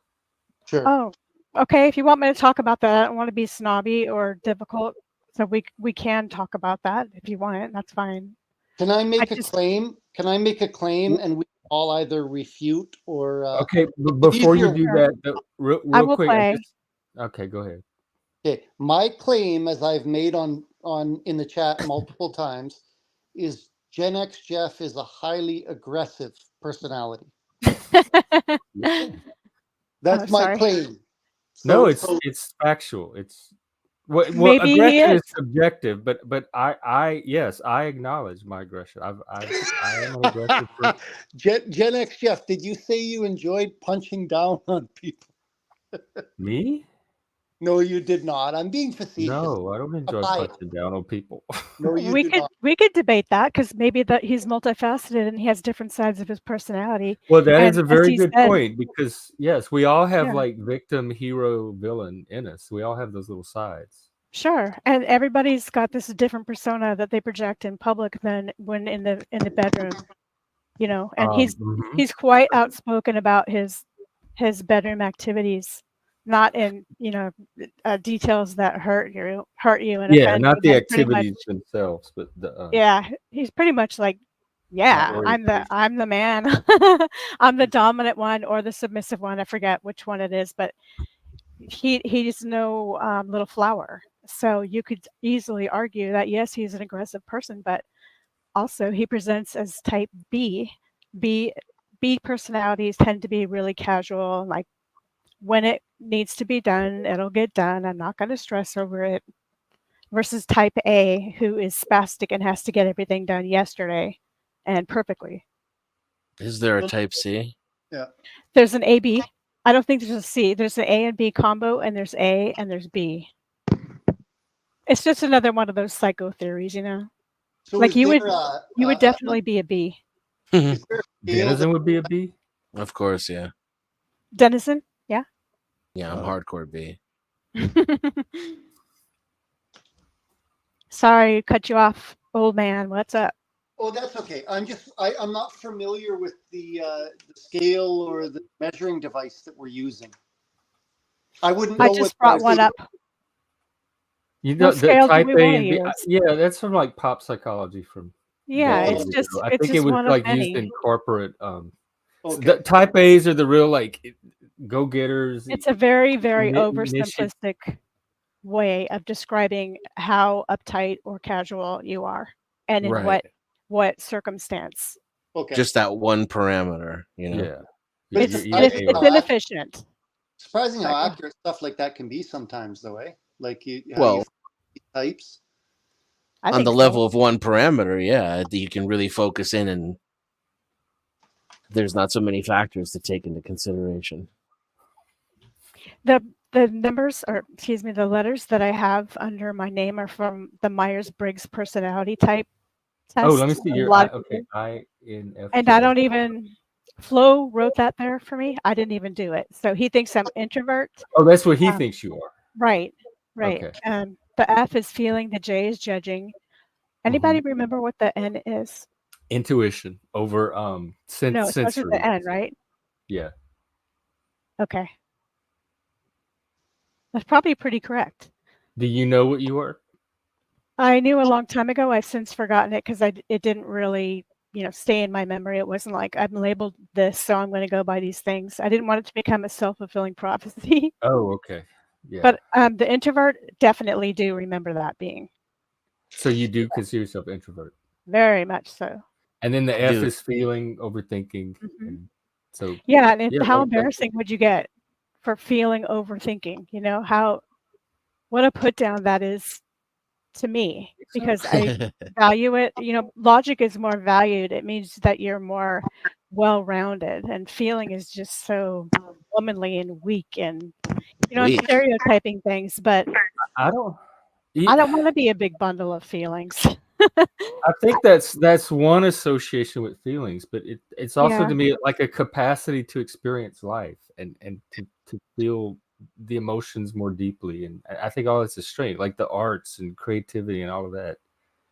It's also just another handy little tool type thing from psychology that a lot of Yeah. people rely on, but that you can give or take in any different context. Yeah. I bounced between INFJ and TJ too throughout the years. Oh, between good. the I F feel and the better T. now because you're not very expressive of your feelings right off the bat, but you got INFJ. I can, depending on what mood I'm in. And There I you think go. the problem with feelings is when there's no capacity for thought. And I can turn my feelings off like a switch and then just become a computer. I can do that about some things. What about you other guys on panel? Are you able to turn off your feelings and compartmentalize I've had them? to learn that. Like it used to take like weeks and days and I've got it down to some hours and then minutes. And now depending on the feeling situation, it can even be like a few seconds. So I've learned all these little tricks to shorten that window. But before I learned all that, I could go weeks and weeks and weeks with that emotion just raging inside of me. A lot of anger. Or any like whatever, grief, Oh. anger, joy, if it's a positive. I just feel emotions really deeply.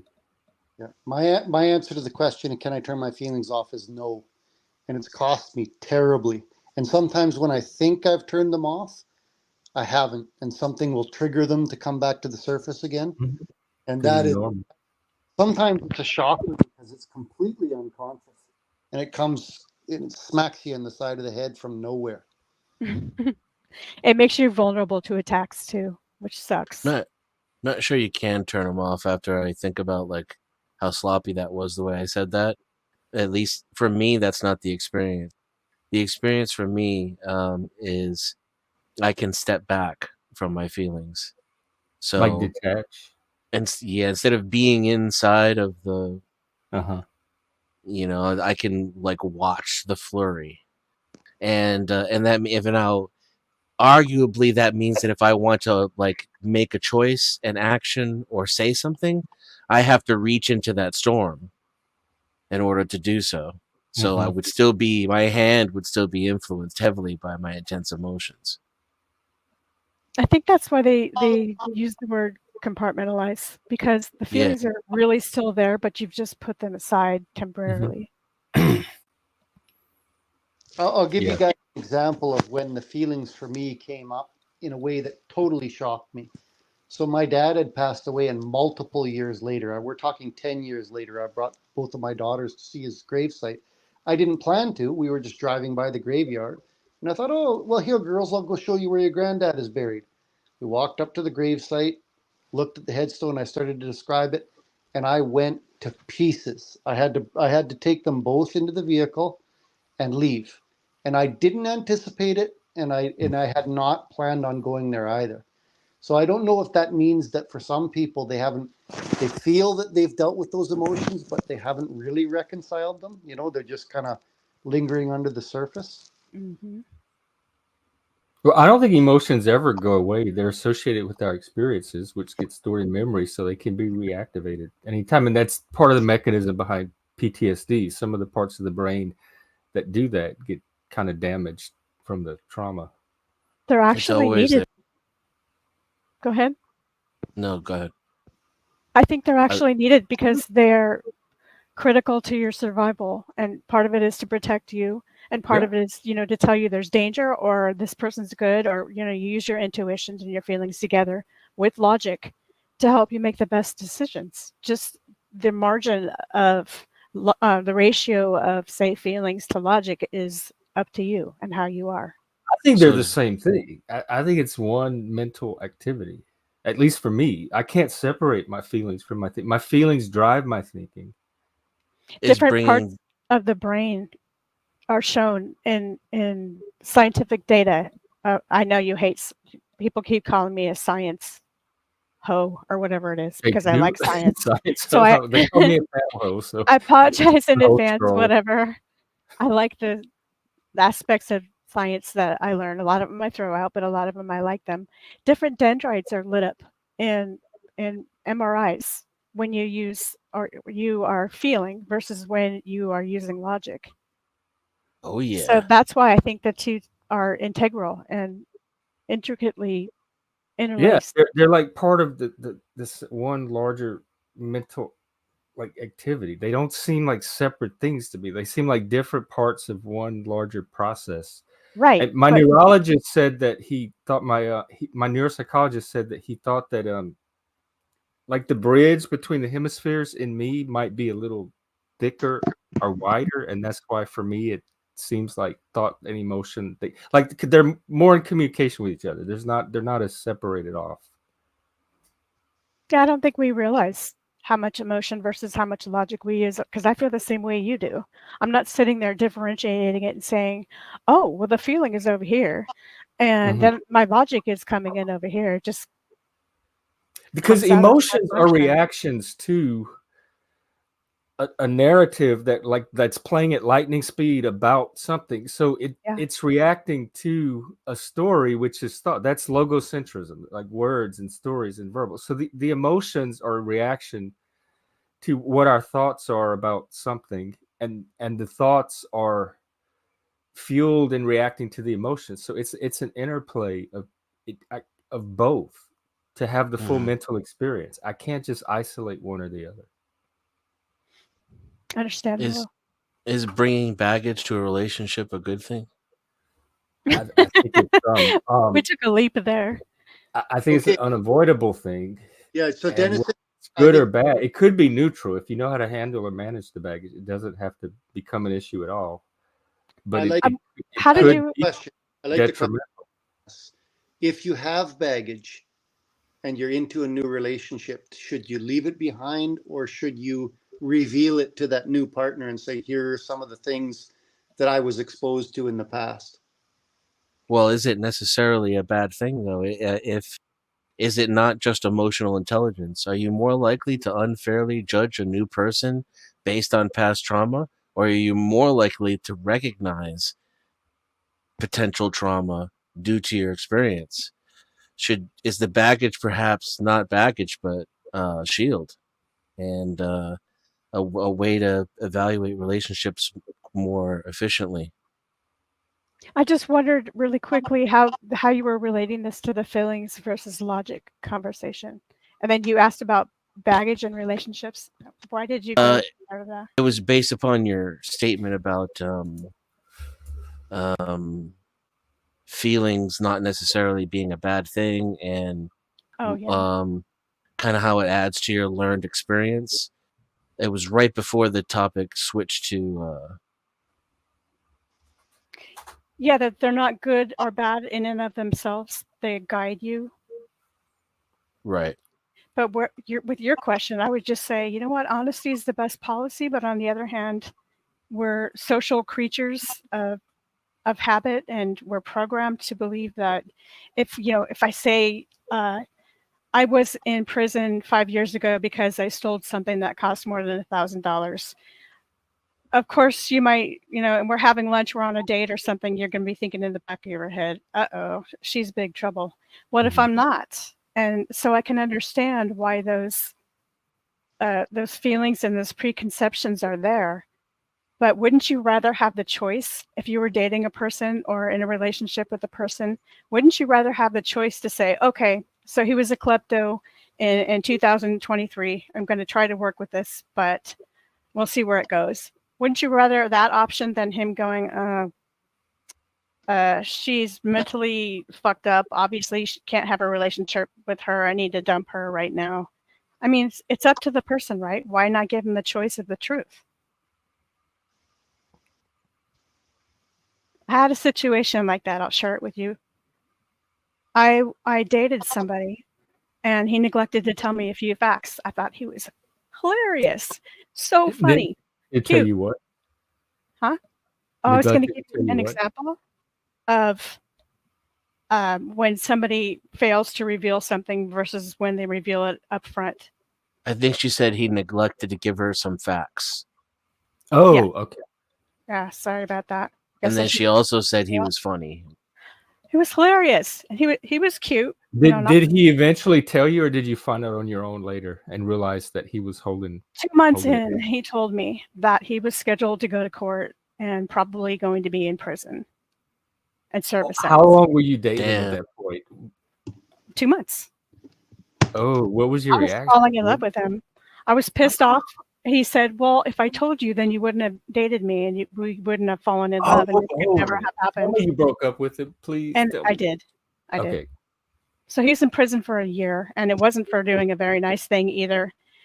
But I would rather, I think if you care about somebody, it's imperative to tell them the truth, to give them the choice, whether they want to say, okay, I accept that. Let's try to work this out, or let's try to do it, versus having no choice at all. And what you think this person is all about is just a facade. How Do can you still have feelings for him? Yeah, as in get away. Those are my feelings. Nope, I never want to see him again. But that's just an example. I'm trying to prove my point that just tell the truth, the truth, because get it out of the way. And if someone wants to reject you for it, better for you, better for them. Do you not waste your time? I'm all for full disclosure, because you're just not working.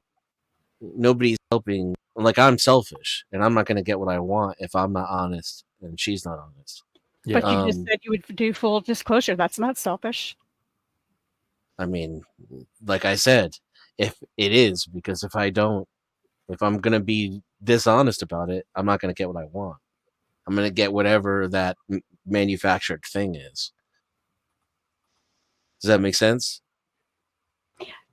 Yes and no, Yeah. but you just haven't been specific about what it was you really wanted. Are you talking about you really wanted a long-term serious relationship, and all you would get with a lie is to get the superficial jump in the sack or something? I guess maybe I don't understand. I'm saying whatever it is that anybody wants. That's how you get it, is by being true to that. I do full disclosure, but that's because monogamy is my kink. But the point I was trying to make is, I've never heard anyone say that. is it like they always say, don't bring emotional baggage to a relationship, or at least check your bags in, like old man said, with your partner, so you guys are communicating and you know what your triggers are. Definitely should do that, right? But what if those things are not just baggage? What if they're what if it's the emotional version of a logical proof? You would have to give me something tangible and specific. Like even creating a fake scenario. Like if you date a bunch of narcissists, chicks with fucking borderline personality disorder, and like early on when you meet a new girl and you're vibing and things are feeling good and you're making a lot of decisions based on how you feel, all these red flags start hitting the field, and you start feeling like triggered reactions from your past trauma. Is that you being a damaged little bitch, or is that your emotional intelligence saying, hey man, wake up, you're doing it again? It's your emotional intelligence saying, wake up, man, you're doing it again. I'm in that same, that is me. I'm in that situation. Every time I get attracted to a guy, I can almost guarantee he's going to be a narcissist or a sociopath. So now it's got to the point where if I even feel sexual attraction, that's a red flag. Yeah. I only feel it for these personality types because you're Yeah. imprinted in childhood on what you're attracted to. Fucking fear, man. But it's not that once you acknowledge that, you can change it. I mean, yes, you'll be attracted to sociopath every time, but why couldn't you say, okay, here I go again. I'm attracted to the guy without feelings who wants to take advantage of me. So therefore, I'm not going to date this guy. I'm going to try this other man out and see what happens. But then the attraction's not as much. It doesn't work. It's like boring, and you get resentful. Your baggage and your dysfunction is where the attraction is most intense, because that's where you're. And you hate it and you love it at the same time. Yeah. Yes. God. It's You're so weird. Very fucked up, but it's very normal and human. It's just our id. It shows how, like, removed from our id, our waking consciousness is. I think awareness. I think awareness could be the starting point, though, and for me, there was like, it took a lot of experience because I'm a very slow learner. So I needed right. just to like keep getting hit in the face again. But then I realized at the end of it, I was lying to myself about what I wanted, and maybe also age. I don't know. I feel like I'm like hornier than I've ever been in my life right now. But maybe the value of ejaculation has changed, like the math on how much it means to me. So like pure eroticism, arousal just become less interesting and less important, and things like loyalty and honesty and communication just become just literally more valuable to me, not because I made any great choices about what I'm attracted to, just because life happened. Do you believe that the passion dies in both scenarios, where you have someone who's more compatible, and then you have somebody where everything is like the sex is hot and the person is hot and cold, and you're kind of attracted and repelled, and it stays exciting, but even that can't last? Yeah, on some levels, yes, but you can have really, really, really hot sex just by, real honesty and communication. So like you're not giving up that much. You're giving up that little extra forbidden fruit. But as far as the physical pleasure is concerned, you can make up for it in those avenues. It was better for me. I had that with my partner that I was with, and he was not into kink at all, and there wasn't that initial fire. He was the healthiest person I've ever dated, and there was not that initial fire. But what I came to feel for him as we grew together over time was even stronger and deeper. And it was so powerful that I didn't even miss the kink. Like, I had no thoughts of it. I had no desire to bring it into our relationship. I was so happy with whatever had grown. That answers the question right there. That you can be with somebody when there's not constant contention. And yeah, you can. I have those have been some of my better relationships, but that's not what initially draws. So it's getting over that initial, whatever draws you into a relationship takes you through the wrong door. But if you can get through that, overcome that, and make sure you get through the right door, you can build from there into something healthy. Yeah, another flawless design programming that steers you toward the dysfunction. Old man, not trying to leave you out here. You got to have some experience. I have plenty of experience. Unfortunately, he's younger than me. Rear view mirror. I'm really enjoying the conversation, though. And in terms of, how do we deal with the relationship with somebody that may be slightly dysfunctional? I'll just speak from my experience. I've really struggled with accepting normalcy.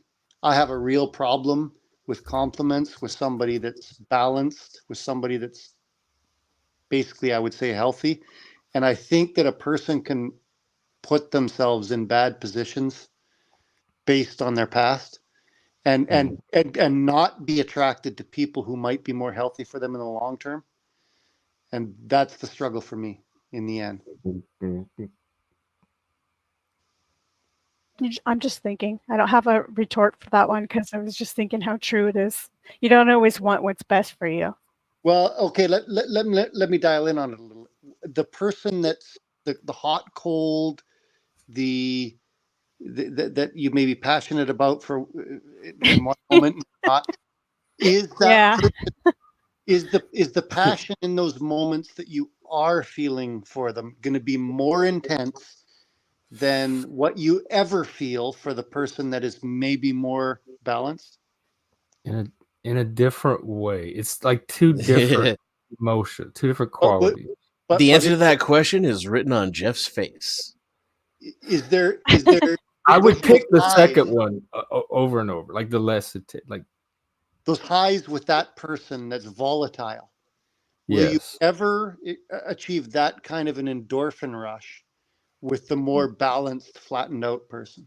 That's kind of what I was asking. No, but I don't need it with that second type. Because would they provide something that for whatever reason makes that other stuff unnecessary? I realized I didn't need the highest high every time either, too. Living your life responsibly, for lack of a better term, without having ever experienced something that was both good and bad for you, that maybe terrifies me. So I've kind of cheated, though, right? I've already had, the forbidden fruit, so to speak. I've tasted the rainbow. So now, have you literally cheated? I mean, for me, I'm I'm not that. I'm type B, right? So doesn't really mean anything. I picked a few berries off the branch. He won't say it, but he cheated.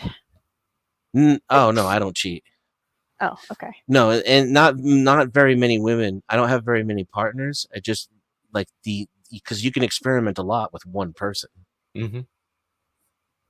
So I meant experimentation as far as tasting the rainbow.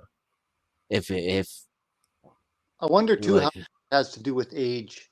Like when I was a young kid, I remember going to the shopping mall, and those benches in the shopping mall where you'd see the old guys sitting. It's like, man, that guy looks really worn out. Now the benches are looking a little appealing now. Like I don't know. Oh, I feel that so hard. I don't know that the highest of highs, I mean, well, they still are a little appealing. I don't know that the cost that comes along with them are worth it anymore. Yeah. I feel the same way I do about psychedelics. I've done them. I've had my fun. I've got what I'm going to get out. I don't need to ever do them again. I don't need that intense high anymore at this point in my life. I'm satisfied with the second type of relationship.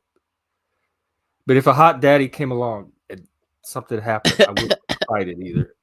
I would just, it's trying to make sure they're healthy. That's the problem. Because the intention seems to correlate with dysfunction. And less intensity seems to correlate with health and stability. So, Lindsay, how about you? Would the Chad still hold the appeal, or does the kind of more flattened out beta male, would that guy hold a little more appeal now at this point? Or God, they're in separate categories. One is thrilling and has very, very, very high and pleasing effects, but very, very low, kind of dark and disillusioned and yucky, depressing effects. But the other one just kind of steady, but you feel like or maybe I would feel like vacuous, empty, nothing, no passion, like a friend, like a friend. yeah, and you can't live that way forever. Like there's something missing there. That's what we do. That's who we marry. That's who we're together with. That's what we all do because we're supposed to procreate, right? Or you're supposed to do this. Do or you feel like you need to procreate? Like, is that, did you grow up like as a woman knowing that, oh, one day I need to procreate? No, I So it's never felt only like coming I had external, kids. like messages you're getting Yes. from culture. Okay. Yes. And in particular, I blame Darwin to have issues, bones to pick with him because I don't think he's the be all and end all when it comes to the meaning of life and survival. I think he has just one theory, but I'm tired of saying. Charles Darwin? Pardon? You talking about Charles Darwin? Yeah. Yeah. Oh, yeah. No, he's just a starting point. He's not. No scientist really is the be all end all authority. What if it's not your purpose to have any kids, and whether you're male or female, but he's saying you're basically ineffective as a human being if you don't procreate, and I'm just not going to buy that. Just like I don't, people who want to be nihilists can be nihilists. People who think the meaning of life has to do with loving other people can think that. I don't want an I'm ineffective as a human being. Okay, then I am too. And you know what? It's like fuck off. I don't think you need to breed to be effective. But if you don't breed, which is kind of the point, you're gonna have to really put your hat in. That's not my point. That's the point of Darwinian theory. Right. Yeah. My point is like pizza and beer. Well, if that's the way you want to live your life, I want to die alone in my tomato field. That's what I want. Like The Godfather. And such a romantic notion. That's all I asked for. That's all I have to say about that. Well, you'll die in the field younger than you want to if you have the girlfriend that's very passionate and bipolar. What? So here's a question for the panel. Never mind. I've come to a conclusion on this myself. Does romantic love exist, or is it an illusion? No, well, even if it's an illusion, it's a real thing. Yeah. What romantic love should be lasting? Is it fleeting? Mine was. Is there a difference between lust and love? Yes. What is it? Well, kind of we were talking about that intense, passionate attraction versus more of like an emotional, mental, psychological connections that's built through experience with the person. Kind of like you can have with a best friend, but then there's like that extra ability to take it to a more intimate level. Lust is a desire, and then that intensifies the friend, and it creates this feedback loop. Love is a dependency. That's an excellent point, Jeff. The way you phrased it. Any relationship that I've ever seen, I've seen people that were 94 and married for like 70 years, and in the end, they were only friends. And to me, I've never seen anything different than that. I've had best friends, and what I had with Mike was like definitely levels beyond that. It wasn't just friendship. There was definitely something that raised it to a separate category. It had everything a best friendship would have, but then there were other things that made it something different. Can I ask why it ended, or did it? Oh, he died. Okay. I'm sorry. Otherwise, we'd still be. There's no doubt in my mind we'd still be together. Like that connection was that strong and that stable. It was What powerful. did that look like before you valued it? Would you be able to recognize it again instantly, or you have to roll the dice? And... No, it's something I had never experienced before, and I was experiencing as it was happening, and like because that's never the type of relationship I ever thought I'd be in or set out to be in. So it was surprising me the whole time as it was happening because it's not something I set out to do. It was the kind of like perfect love and relationship that most normal people look for, but I was never looking for that. So to have it happening and me realizing I was in the middle of it was caught me by surprise. So this is the statement that I'm making, and it's not a reflection on anybody's individual relationship on the panel or otherwise. In the long term, I have never seen a relationship that hasn't devolved into a power struggle after an amount of time. Ours did not. I've never Ours, seen, and I'm I've had one. talking about over 15, 20 years. I've never seen the old man that I was talking about that sits on the bench in the mall that hasn't either been slave or master. I That's think you can true. transcend that dialectic, like healthy, like love and healthy emotional connection drive the relationship beyond that. I That would, like the dynamic power cycle. I would Yeah, hope. someone's going to have to, kind of compromise. Both people do. Sorry, Lindsay, I spoke over top of you. What did you say there? I just said it requires compromise if you're going to work it out. Who does what and who's the boss of what and what category, and that's just comes from knowing somebody for a very long time. You each have to kind of be flexible, But I imagine it's particularly worse with male couples, because females almost naturally, but also kind of by training and programming, whatever you want to call it, we learn that we are to be more acquiescent, whereas men are like rams and they both want to be in charge in some facet. And so when it's two males in a relationship, I can only imagine that's magnified. Yeah, the power struggle usually happens at the beginning, and when they work out their dynamic, then it can stabilize from there. But you're right, that is an issue that male couples encounter.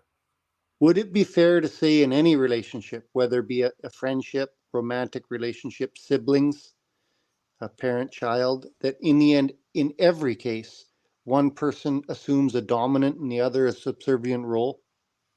No, not in No. every. That sounds dogmatic to say in every case. And they I know change with too. Mike and I, that certainly was not the case. Oh, sounds like BDSM. Yeah, BDSM it is. I'm Like not talking about one beating on another. Like that's not. I'm saying in a subtle fashion. I would say in some. I think there's like a spectrum between like traditional authoritarian and egalitarian relationships, which you see more in the Western liberalized democracies. But even like the traditional nuclear family where the father's in charge and the wife in the kitchen, etc., you have like that at one end, and you have like the type that Mike and I had, where we were both equal. We were like twin soul, equal spirit. Neither one of us felt above the other or below the other. What do you think about feminism, Lindsay? Oh boy. Can you give me something to work with? For example, there's different types of feminists and feminism. Like one is the stereotypical hardcore dykes on bikes kind of thing, where she acts like a man and dresses like a man. Then there's the kind of feminism that just says we're pretty much all equal, and I deserve this job just as much as you do. I mean, there's lighter and heavier forms. And yeah, So different I feel ways. differently about each one. I would say like it's kind of in the name. So it's like the opposite of chauvinism. It's kind of like Okay, it's the definition of sexist, right? Because it's the institutionalization of sex, the ismization of sex. And so like there's a claim to egalitarianism in there, but that's kind of like it's not honest. Yeah, an egalitarian society would be like a utopia, except for if it weren't for the fact that men have more strength in general, and we Right. have certain differences. We're better or worse at different things. So claiming that you want equality is akin to hoping for a utopia. It's just not going to happen. There is no perfect world. You know, maybe there's a heaven and maybe it'll be there. I don't know, but it's not here. Or And sorry, go ahead. oh, I'm a believer in meritocracy. Sure, give a woman a chance, but don't give her the job if there's a man better at it. Or don't give the guy the job because he's gay. Or, you know, don't base a position on color, base it on skill. Give people motivation to work harder.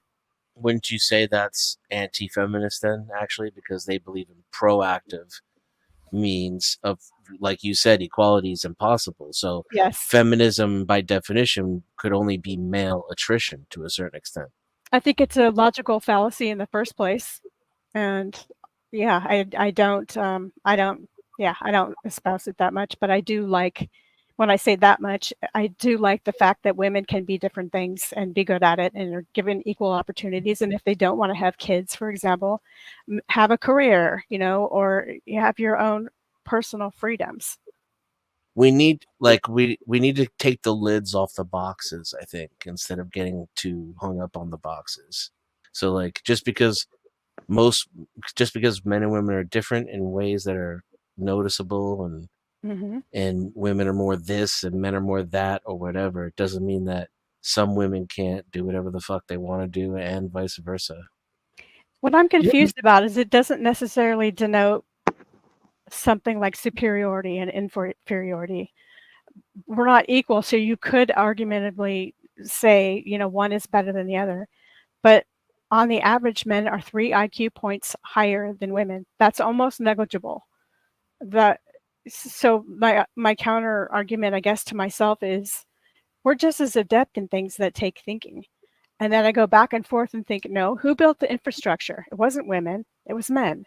And they did calculations and they made the stability and stable buildings, effective sewage plans, you know, all the buildings and businesses you see, they're the bankers, they're the ones in the head of the government positions. Now, what if you were to switch that around and put women in all those positions? Would it be as effective? Could it be? Are we really inferior? And what's the difference between 3 IQ points, really? I think the stimuli matters. So like if a man is confronted with, you know,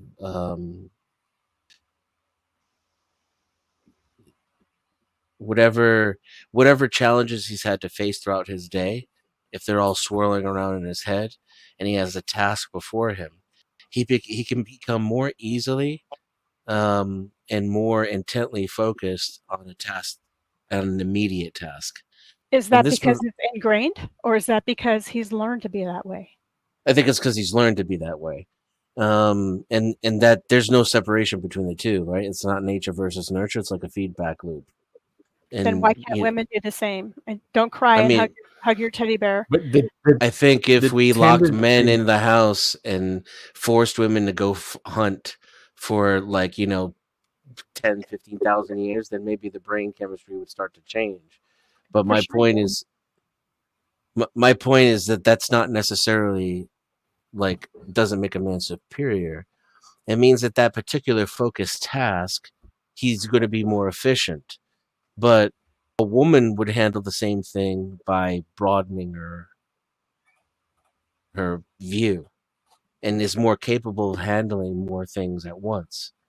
Lindsay, is it possible that women, even women that are more intelligent than men, might express that intelligence in a different way that wouldn't be recognized in the fashion that we talk of the person that built the sewer plant, the person that designed the rocket ship?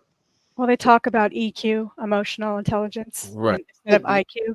And a lot of people say that's bullshit and just, you know, a psychobabble and a way to make women feel better about not being as intelligent or not being as adept at math or whatever the case may be.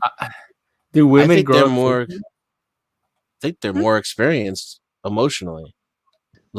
I know plenty of men that grew up not feeling very intelligent compared to other men and women.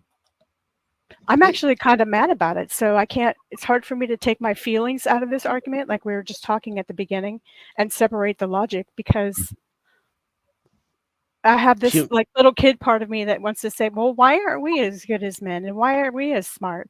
And when I talk to men versus talking to women in general, I notice that the men are smarter.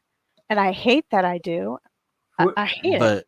What markers do you I see know that so many intelligent women, though. That's why I find that strange. Name 5 here that we chat with on the regular. Oh, on the panelverse. I'm trying to think of 5 intelligent men. Dude. You gotta think about intelligence at Lindsay's level, right? So like, I think she's probably already an outlier.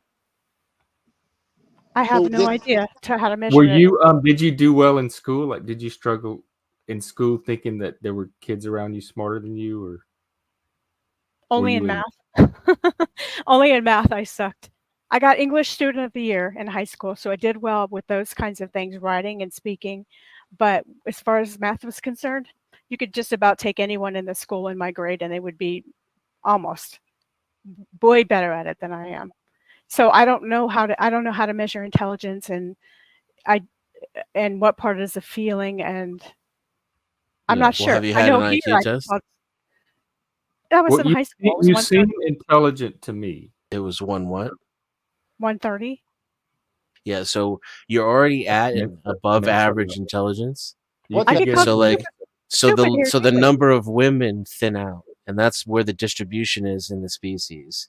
In the middle, men and women are about the same, but all the retards and all the geniuses are mostly men. The idiot savants, you mean? So, well, sorry, I mean people with a really low IQ that can't function. So, Lindsay, the outliers at the end of the curve tend to be more male. Not autistic people who can play the piano really well. I'm saying actually low IQ people. So, Lindsay, this conversation we're having now, would that not be typical in your female social groups? If we talk about the application of female intelligence to society, something like that? I would say mostly not. Like I could completely talk about this to my mom. It just depends on the women. There's a lot of women who are just not interested in this, and they couldn't name, given the question, what was an impetus for World War II? They couldn't name a single reason. And this interview took place on the streets. They did an experiment where they took about 100 people, an even number of men and an even number of women, and they asked, name one of the impetuses for the beginning of World War II. And none of the women got it right, and all of the men got it right. So I feel I'm disappointed, but I know that there are many, many smart women, but sometimes they just want to talk about makeup and hair. That's fun.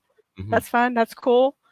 But you want to have also discussions like this too, where you're really thinking about something hard and you really go into detail. So I find that in general, men are more partial to these kind of conversations than women. It's not an insult on you women. And again, we don't know what part of this is me and how I grew up and what part is actual reality. Yeah, so can I ask you a question? It's a fascinating discussion.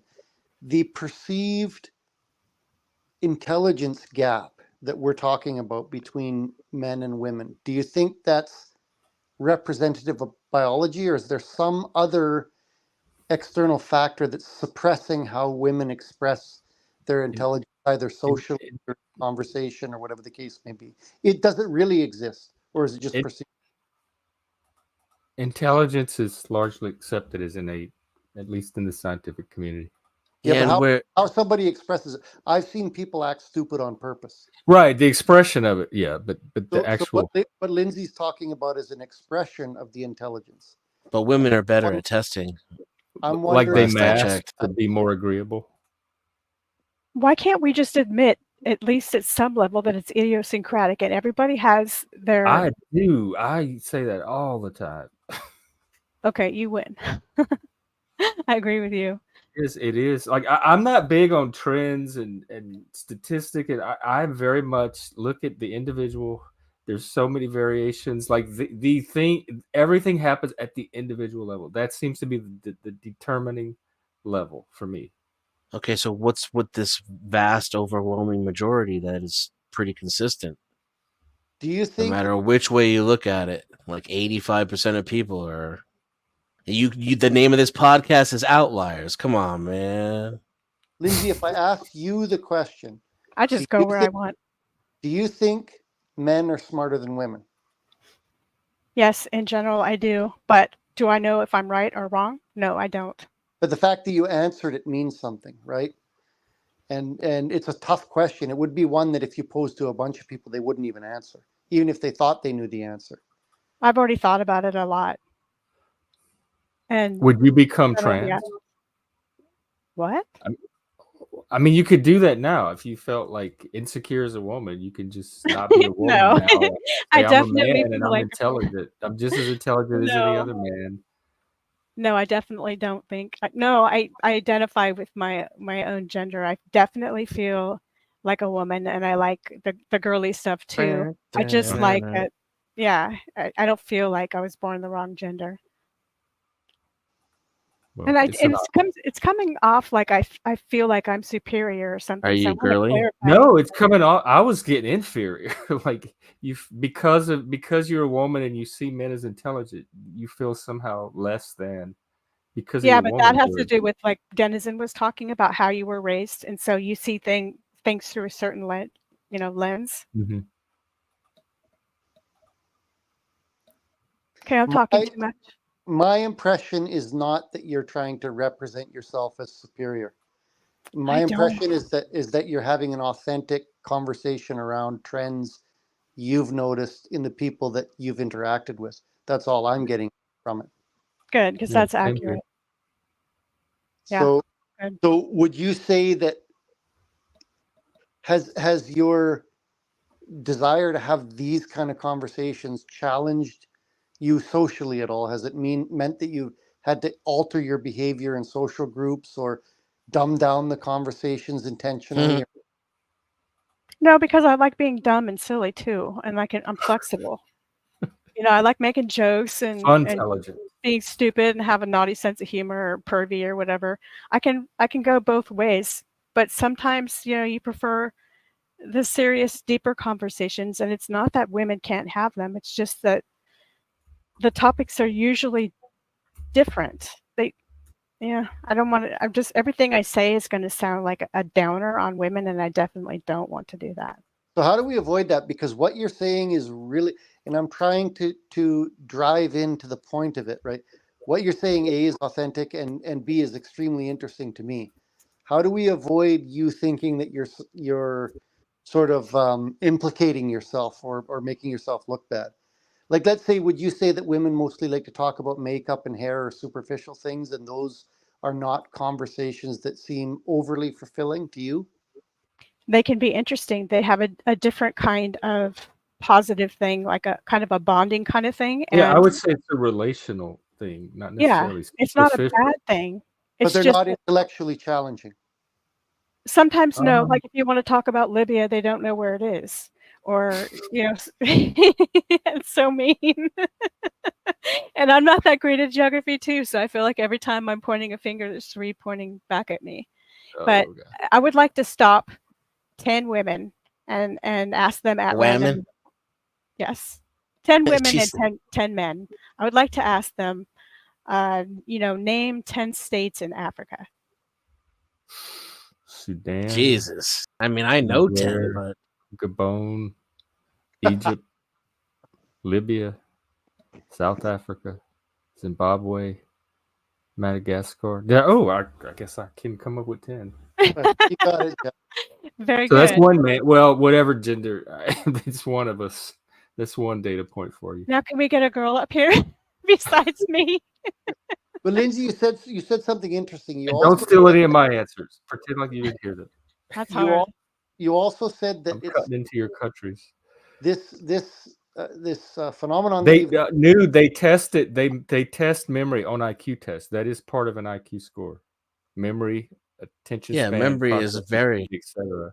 it's extremely important to intelligence. I don't Well, know you're how you have intelligence yeah. without memory. Memory seems so Yeah, fundamental to your that's you intelligence. need the storage drive Pattern first. to recognize pattern, you have to be able to hold a pattern, like store a pattern, to compare it against the future pattern. I think You're maybe going what he's trying to say is memorizing things doesn't make you smart because Oh you could yeah, be like memorizing bullshit, you know? Yeah. maybe that. Like, although I do feel smarter for having memorized my multiplication tables than not having memorized. Is can't spell law? I can't. My eyes are terrible. Is can't spell law a lady as well? I can't see. I think can't spell. Yes. Lou. I think so. Can't spell Lou. Well, why didn't she come up on panel? Blue's smart. Yeah, or even well, she She's could. kind of shy At though. this point, they could just Google 10 countries. I don't know if the I don't know experiment if she wants to can come up be here. run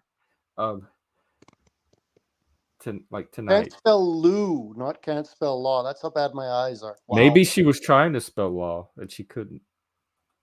Women used to be encouraged to act less intelligent She's to let just the a man dumb feel woman. smart, So, so as not to emasculate. That goes back to what we were saying before. A lot of it is training from the time you're very little to older. And I know I keep saying programming, but yes, we are programmed in certain ways. I remember watching what does program mean? I imagine somebody at a computer like Every way, putting stuff Lindsay. in. Do you mean like how you were raised, conditioning, influencing? But It's it's the not input. programming. It doesn't guarantee us. It's immediately like Parents pew can pew pew. guarantee a He's still specific going. outcome. They won't take the program Now that's here comes the programmed. Apache.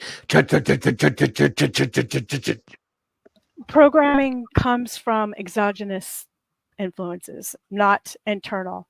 Programming involves all the things, including propaganda, lies, and truths of the way that you should behave if you're male and female, for example, or male or female, or the way that you should behave if you're educated, the way that you should, certain look and behavior For for, social norms, just yeah, passing on yeah. social norms. Like, But nobody ever did that. Nobody ever sat me down and said, "Hey, you're a you learn boy. it This from is what modeling. you." You learn it from your parents. You learn it from watching other people. It's So the fact that it's modeling, more. And That's interacting and learning from playing. modeling to me is not programming. Like, you're the learner that's actively it is directing what programmed. you. It's The not the knowledge model dictating what you learn. It's you. Of course it is.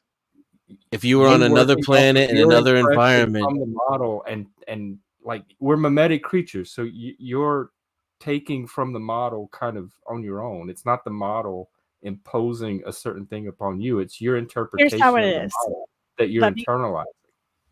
let me give you an example. Your father, as a young girl, kind of he has some influence, not in what he says as much as wait, how my he acts. father's a young girl or Jeff's a young girl? You're like As just a young girl, like with any young girl with a dad. any young girl often looks up to her father, right? He's a male figure that she bases a lot of decisions on, and a lot of generalizations about men in general. Mhm. And it helps her maybe to choose a mate in the future, a boyfriend. It helps her to try to understand men.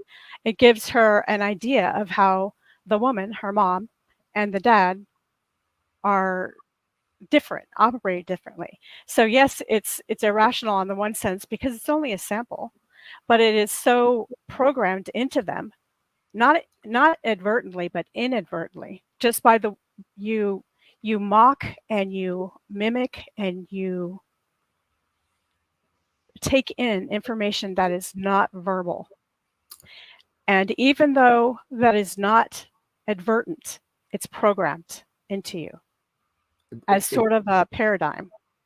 I call it imprinting. It's the Yeah. programming to me implies an intent. Like, some people around you are intentionally. Oh yeah, well the trying. government intentionally And programs if it's you. just you kind of receiving influences from your environment, That's a the different word kind. The programming, government like, intentionally throws that off. programs you. Your Correct. school, your teachers I intentionally was program you. watching Scooby-Doo cartoons as a kid. That's the first thing I ever remember seeing on TV. Was the government like using Scooby-Doo when I was 2 or 3 years old to program something into me? Scooby Doo, probably. You know, I'm not really that familiar with Let me Scooby Doo, tell but you. I'll take more low hanging fruit. GI Joe definitely came from the United I didn't States have Defense I had Department. dinosaurs. Look at the Scooby-Doo thing. Guess who always gets all the attention? The hot blonde girl. Guess who gets all the Mm. nerdy assignments? The less Okay, attractive I, girl with brown I didn't hair. even See, notice that as Thelma's an kind of adult thick, until though. you just pointed Yeah. that out. Like my little So She it got is, that gap. certainly didn't pick up it on is a that. sense of programming. You're just not cognizant of it because you don't think about it too much. That's not. Not you personally, but It's the look at. word Okay, programming. I guess I That's can't just articulate it just well in- enough. I think you did a pretty good job, Lindsay. Okay, I'm gonna say I don't know what to do about the interrupting thing because this is a neurodivergent space and that just happens. And it's like not an issue for hours and hours and hours, and then suddenly out of the blue it'll become an issue. And that's Yeah, what I don't 'cause know you what get to do about upset. it, because I'm not doing anything different. You are, though.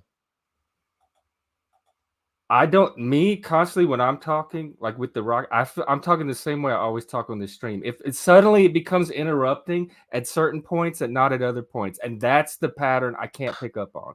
Oh, it So becomes if interrupting is an issue, this is not the panel to be on. There's going to be interruptions from me, from Lanza, from other autistic people, from normal people that are just like bumping into each no other. interruptions aren't the problem. And when people hijack the conversation, When they people complain blame it about on just interruptions, I they're don't know bullshitting. what they're doing in the panel verse.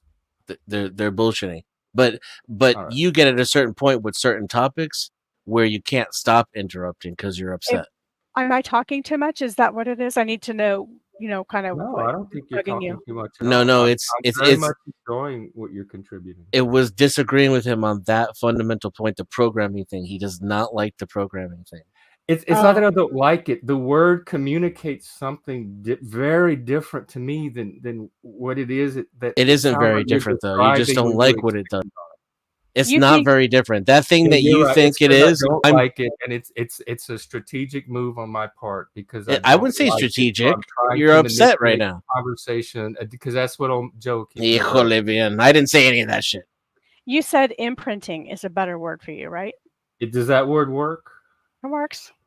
for our influence or like that? I understand Yeah. environmental influences. I know I I would don't- imply more control. The stuff that you say that Right. it means. That's my yes. objection to programming because it does Right. imply more control. And than that's I exactly actually the thing that I'm saying it does. And I The- don't the- believe you behave strategically either, Jeff. That's No. I don't believe that's accurate. No, yeah. That's not a representation of what I think, anyways. Yeah, think same. it- Well, earlier when you said I and- I didn't want to hear about God, so I was deliberately interrupting so that I didn't have to hear something that I didn't want to hear. Deliberate was an incorrect word, I would say, but everything else there, is what you do. When you're getting some stuff you don't like, you get more aggressive with the arguing with it, and it comes out in the form of interruption sometimes.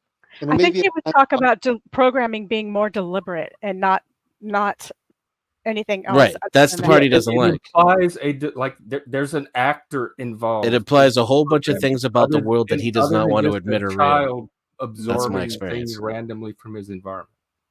Okay, because I mentioned inadvertent and advertent, meaning, one is not done purposely. It's just Right, how you act every day, and then your kids notice and they model it, and maybe they're already drinking beer by the time they're 15 because dad does it or whatever. Yeah. All that makes sense. Sounds normal to me. That part. I just don't call it programming. Okay. I don't really have a problem with that. I'm just having the conversation. So it's, if you don't jive with that word, I don't have to use it. It's okay. Except for I keep saying it. No, you should use whatever word best expresses what you're trying to communicate. That word to me is communicating something different than what it To me, it's seems like just being people are trying pedantic. to communicate with it. I understand. Well, I don't think the government imprints on you, though. So it's not just pedantic to me. But I don't think the government I agree with programs that too. either. I know you don't. I do. Unless That's you my mean point. like education, they have a People always kindergarten accuse me of trying to be curriculum, they teach you pedantic and ABC, having semantic the Pledge of arguments. Allegiance, It's not American true. history, that kind of. If you call that programming, I was saying that It's not true. What's I actually it's the guarantee part. that it's going to set in any specific It's, way and produce a certain the outcome. the part that I'm and they hope the child can internalize it in the way they want, but they can't program it and the guarantee cemented. that it comes out a certain way. Yes, I've heard your position. You disagree with me. The semantics are important here because the accusation is that I'm deliberately using an inflammatory word when no. No, The thing, not you, All right. many others, and some on this panel. When the point is that part that you disagree with, the part that is so inflammatory, that's precisely what I'm trying to communicate. I don't know if you cut out or I cut out. You cut what out part? at the What was end. the last thing you heard? You cut out. Like I the heard last him. 5 words or so. I see What was the last thing you heard? Flo's girl is up now. What was the last thing you heard? Let me change that. Oh, come on. I don't. The very part of the very part of the language that you find inflammatory and that you disagree with, that is exactly what I'm trying to communicate. I don't find that it part inflammatory. I find it confusing. I was saying you in general, not okay. you, Jeff. Okay, go ahead, Lindsay. Sorry. One carries a certain connotation. I don't want to argue about that anymore. Whew. Oh, Chuck. This is all Yeah, Chuck's I fault. changed it. Chuck, I was just stop Katie. it. Why is Blame Katie me. Who named you Flo's girl? I don't remember. I think it's Chuck's fault as well. Chuck caused all of this. Always. I've been getting the blame, so it might be my fault. It definitely is. Hey, can I ask one question of Lindsay? Okay, but maybe the other panelists can answer too, right? Or not? Sure. Have you been on the hot seat too long? I'm just curious about the hesitation to talk about this kind of thing that you mentioned, this perceived intelligence gap. You said, why can't we just admit that it exists? So I'm wondering. No, I didn't say that. I said, why can't we just admit that we're all idiosyncratic instead of making some kind of symbol like a bell curve to explain, or an AB type or a B type or an A type to explain something that we're trying to understand that is so, I don't know what the right word for it. It's depends on each person, you know? Yeah, so point number one. I'm not hesitating to talk about it. We are talking about it. We just went off on a tangent. Point number one, the fact that you remembered what you said with that level of accuracy indicates that you are above the average intelligence, at least above the intelligence that most people I talk to. Second, when you say, why can't we admit, can you expand on that a little? Like, is that a societal thing? Is there some taboo against talking about it? No, the problem is not that it's taboo at all. The problem is the labels that keep people pinned and little caged squares and make overgeneralizations so that the independent person cannot be given a chance as much as they probably should be. Okay. I wonder why we get hemmed into those things. I don't know. Just how conversation goes, right? That's it. I'm done questioning. Okay. Interrogation over. I rest my case, Your Honor. Bam. It wasn't. I didn't. If I was a lawyer, I'd have lost big time in court.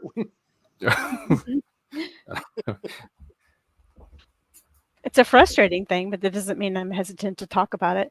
And I am fully willing to admit that because of the way I grew up, I do have a sort of a biased angle too, as somebody who grew up kind of being a disappointment because there's tons of females in the family. And my mom finally had the first boy. And it was this big deal, and my grandparents wanted to be around them all the time. But when a girl is born, it's like, oh, okay, well, we'll try again. And so I just experienced over and over and over again from the time I was born, although of course I didn't know it then, just that men are very much preferred. They're seen as more intelligent, more of a reward, more of a worthy person, given more opportunities, that kind of thing. No, they're more useful in a scarcity environment. But that's your where like upper body strength and death are like, yeah, you know what I mean? So we're coming into a new era now where women are going to take, you know, a much more important role, hopefully. Yes, yeah, I thought that was cool. Lindsay, I'm just admitting it.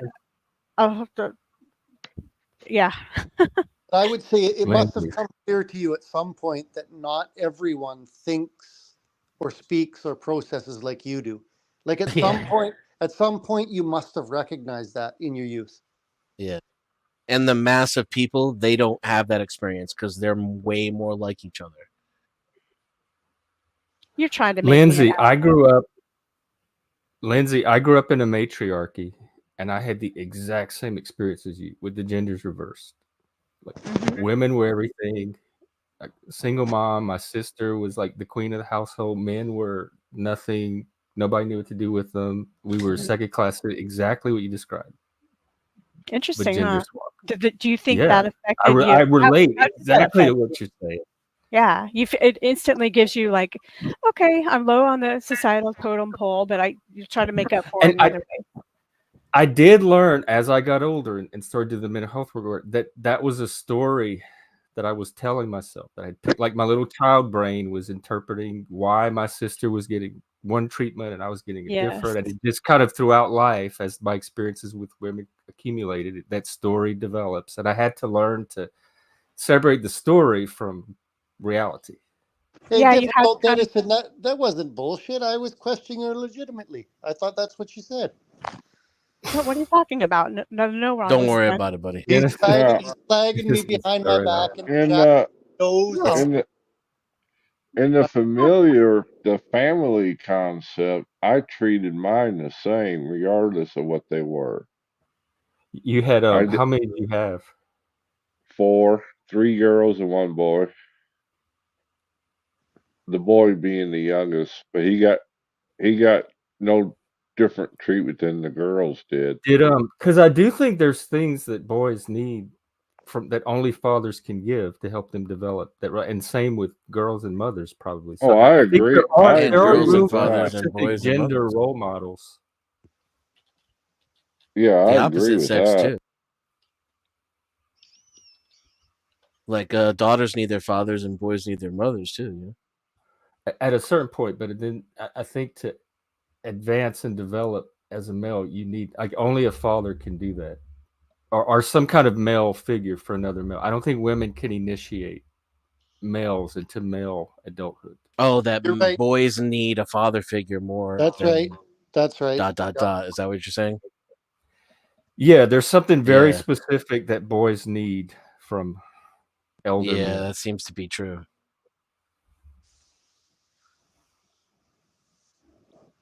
I remember when my mom she needed to punish my brother, but there came a time when he stole the car, the family car or something, and he decided to come back drunk at 3 a.m. and he was in junior high high school.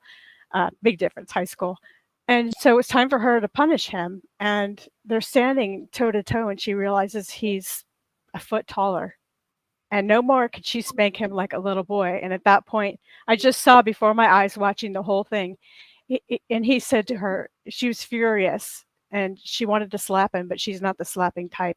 Just like she just didn't know what to do with him. And he said, "What are you going to do? Hit me?" Yeah.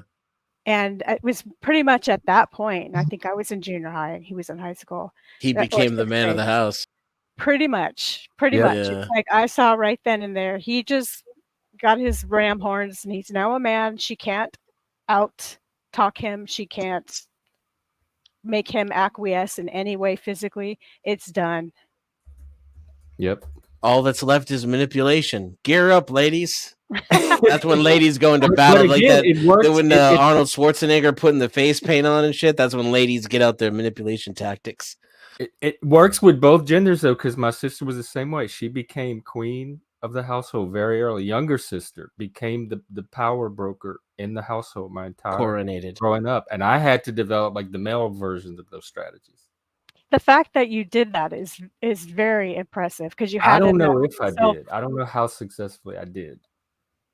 I think you I were think if I successful had more because you. guidance and support, I could have gotten more out of the situation than I did. I kind of had to do a lot of things on my own, and so there's It's impressive. some neglect there.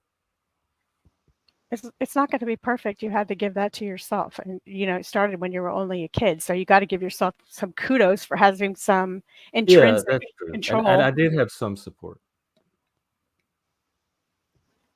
So yeah, but we do, like, that's where it starts as kids. That's where we start developing. Facing the That's challenge, really because I think we grow through well challenge and done. adversity. We need that. We can't just be protected from stimulus our entire life. Well, you can, but you turn out to be a big loser who Right. can't Yeah. support Yeah. yourself. Yeah. See, that's not judgmental at all, is it? Denizen, you have a new fan. You picked up a new. Yes, we just fan. found Thank you old for the man's viewer. other account, alt account. Oh. My work here is done. Can we ask why he said that? You know, to really understand it, or is it not okay? Yeah, we could do that. I didn't even think of that. But my favorite part of that was neutral.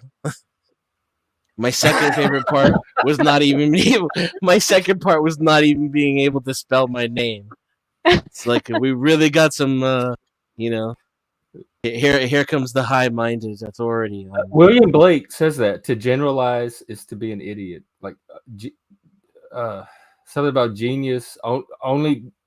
Yeah, the particular only genius works in particulars or something. To generalize is to be an idiot. There's no general intelligence. Intelligence is only in particulars. It's a starting point. Would you not? Could you not argue that as a positive? It's a trap. Like the general, like as a trend, as a shortcut, like a rough snapshot to start with. I think that's what like people that work with trends and statistics. I think it is kind of a starting point, but then you do additional. You use your own. There's other like levels of granularity that you go to after that. Yeah, I mean, nothing wrong with the starting point. Well, you could argue either way. I don't know, but I thought that was a good comment.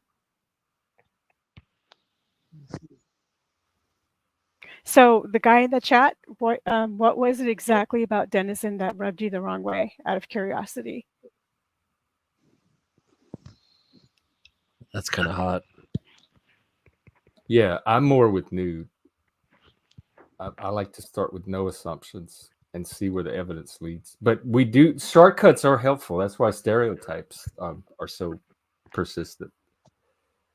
We need these little heuristics to process information very quickly in the moment and make a decision when we need to. Told you that's old man's alt account.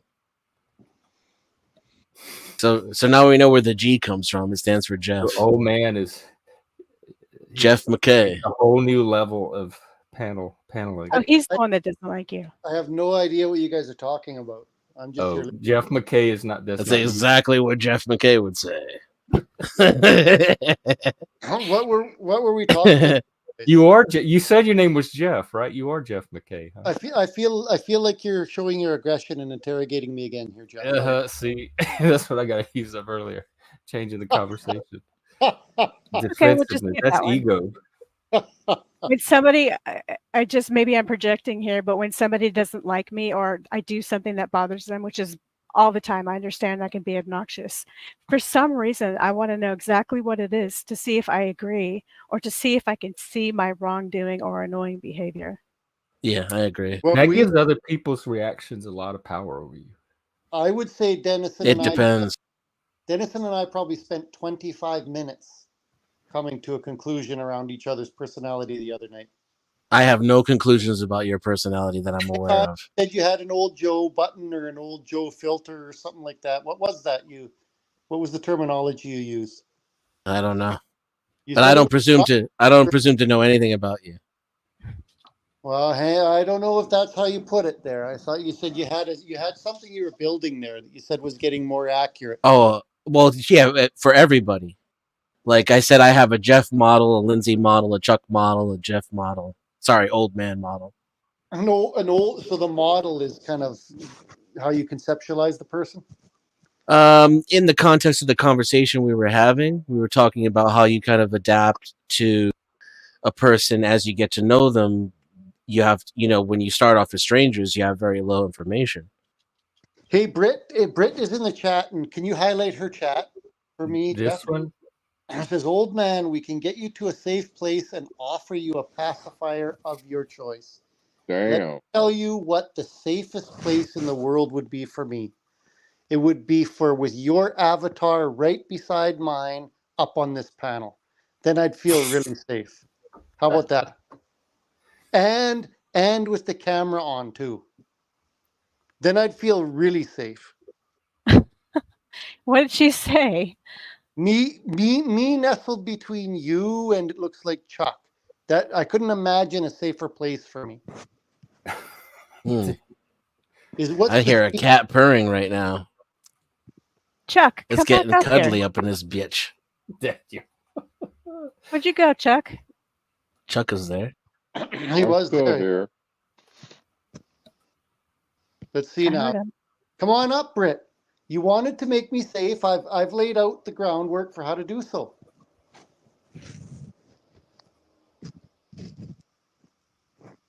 Man, am I ever slow with this. What could be safer than a Canadian? Maybe that's what we need. Another Canadian up here. Come on. I can't even get out of the chat. I can't see the. Click on at the top of your screen, should say StreamYard in a tab. Just close that tab. Okay, so if I That's click easy done, to am do. I. Okay. I'll figure it out here. Doesn't really matter, I guess. All right, I guess Brit says I stay in the chats, which means I stay in my world of fear. She's a minion. Well, she triggered you, so I guess that's a successful troll.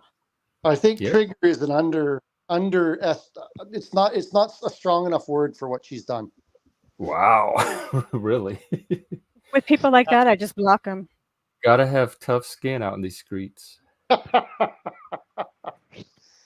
It made me think a lot about my philosophy on when people are the most truthful.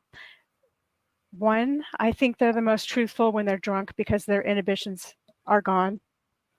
And it could be, I know I realize that could be wrong, but in general, I kind of believe that. And I also believe that they're very honest as well when they're angry, because these words fly out.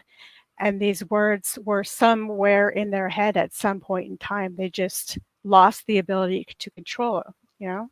So you agree with my philosophy, Jeff? In Yeah, anger. like, because people say, "Oh, I didn't mean that I was drunk," or "I didn't mean that I was angry." I'm Yeah. like, that's where I trust you the most. Is when you have like that raw No filter. window into your id.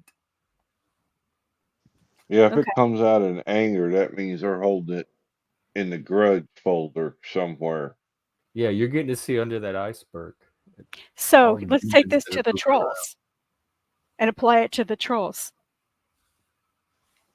Is it true that they're telling you the truth? That, you know, whether they call you ugly or stupid or who, I don't know what you guys No, pick the they're adjective. they're fishing for a reaction. Yeah, but A their good troll? jokes wouldn't land if there wasn't some little kernel of Yeah, truth. but there's some little kernel to everything, and sometimes it's just ego. I find the trolls on YouTube to be lacking. They don't have a lot of talent. A good troll will use the truth to really get to you. These people just hurl petulant insults until something lands. You know, sometimes those work too.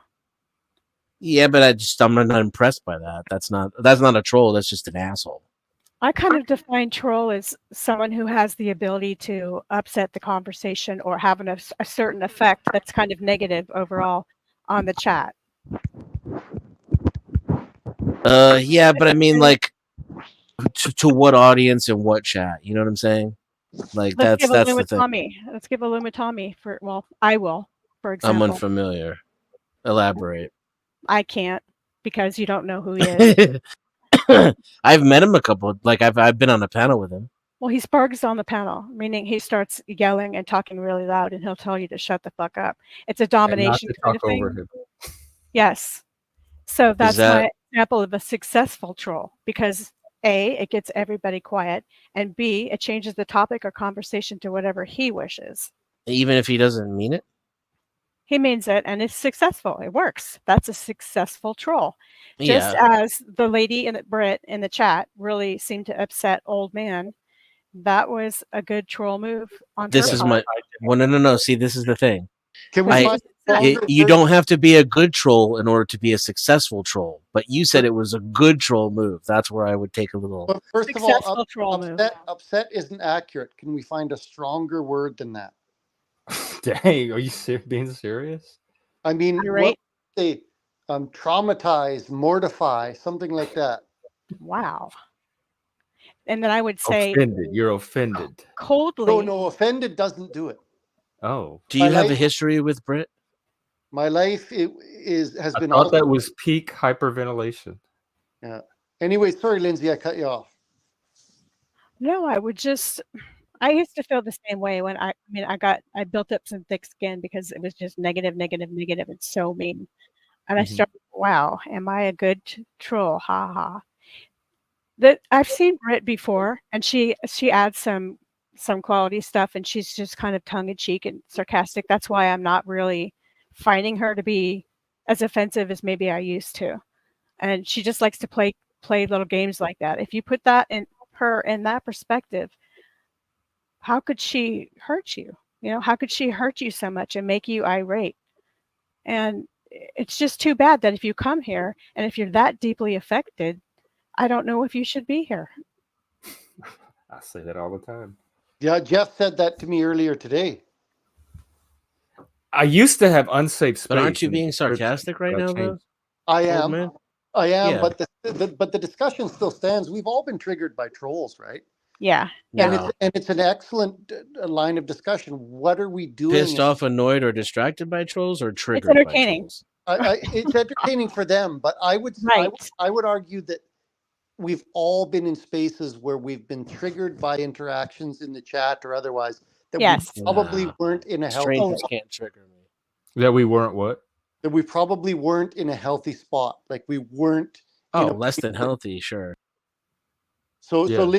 Lindsay's point stands. If you're that triggered, what are you doing in there, right? Like what If is you're the vulnerable at all, you're not going to want to come in here because people love to be anonymous and make the crudest, rudest, asshole-ish lies up about you and comments and really put you down. And I mean, all of that is just like a game because other people like to watch it. Of course, no one wants to be the recipient, but people are entertained by it. It's cheap entertainment, right? Just like when you watch a blooper reel and somebody's running track and he falls down and hits his nuts on a baseball or on a basketball, and everybody's laughing, everybody's in tears. But so can I ask you guys for some help socially here with my own delivery? So the worst thing you can be is somebody that's sarcastic, but people don't recognize it as sarcasm. So for example, for me, if I'm really bad at something and I'm in a group, I'll say, oh man, let's say I'm bad at bowling. I'll say, oh man, I'm the best bowler in this group. And if that's not recognized as sarcasm, you come across as the worst asshole. You're saying that you're good and you're so very clearly bad. So my sarcasm here, where I was saying I was really offended and triggered by the chat, I was trying to be sarcastic, but clearly I didn't hit the mark. People didn't. No, I thought you were being sarcastic. I thought you were playing. I thought it was a bit. I didn't know get it? well. Did you get the sarcasm? Yeah, I didn't think you were legitimately offended. No, that doesn't match the pattern I've built up around you. The legitimate. I was feeling sorry for you. The legitimate criticism that I've received in my real life interaction is that I've been sarcastic in the past, but not in a way that others could recognize. That's led to some disastrous consequences. Yes. You know who gets that a lot is Chris, our co-host. Okay. That even happens on the stream where he's trying to make jokes. He's pretty deadpan, though. So deadpan. Yeah, I can't tell him. Yeah, he's pretty deadpan. Like Chris is a pro. He takes it to an extreme. People see it as being really negative, like that not only that you're serious, but that you're bitter, Archie Bunker type guy or something, or girl. Well, that's what I hate about chat, because you're typing something and the intent gets lost. Mm-hmm. Yes. And then it gets taken the wrong way, misinterpreted when it's not meant that way. Chuck, you always look like an asshole. I know. And I don't mean to. I'm just kidding. That was sarcasm. There's two things about chat that are exceptionally exactly like Chuck says. You type something in and it loses the emotion. The other thing is autocorrect has screwed up so many of my chats. Oh God, yes. With one word, it changes the meaning and you can be offensive. I sent a message out to my boss, man. I almost had to go to sensitivity. I don't know what it was, but it changed one word, and it sounded like I was being provocative toward her. You know, it didn't work out well. I explained my way out of it, but yeah. Kind of like when I typed a horror Babylon, and, and And and it's it came and it came out the whole of Babylon. both of them were really bad. He was I calling me that know. name, and so I was, no, I'm not even going to explain this. It's just too yeah, but you ridiculous. knew what I meant. Well, not that It, horse better than whole. but I, for the context of the conversation, but It helps. of all the comments that were flying by, Z had to pick that one out at that time. Okay. Yeah, but since I They know were, you and I don't know Old Man very well, I was able to decipher that you were kidding and yeah, being fun, So and I didn't. yeah. you were legitimately feeling sorry for me. Yeah. Oh I well, was too. I was too because I didn't hear no change in his verbal presentation. what kind of a snowflake is up here on panel that he's that insulted? Okay, Britt, you're free to troll him again. Let's hear it. Yeah, Brit control me. Yeah.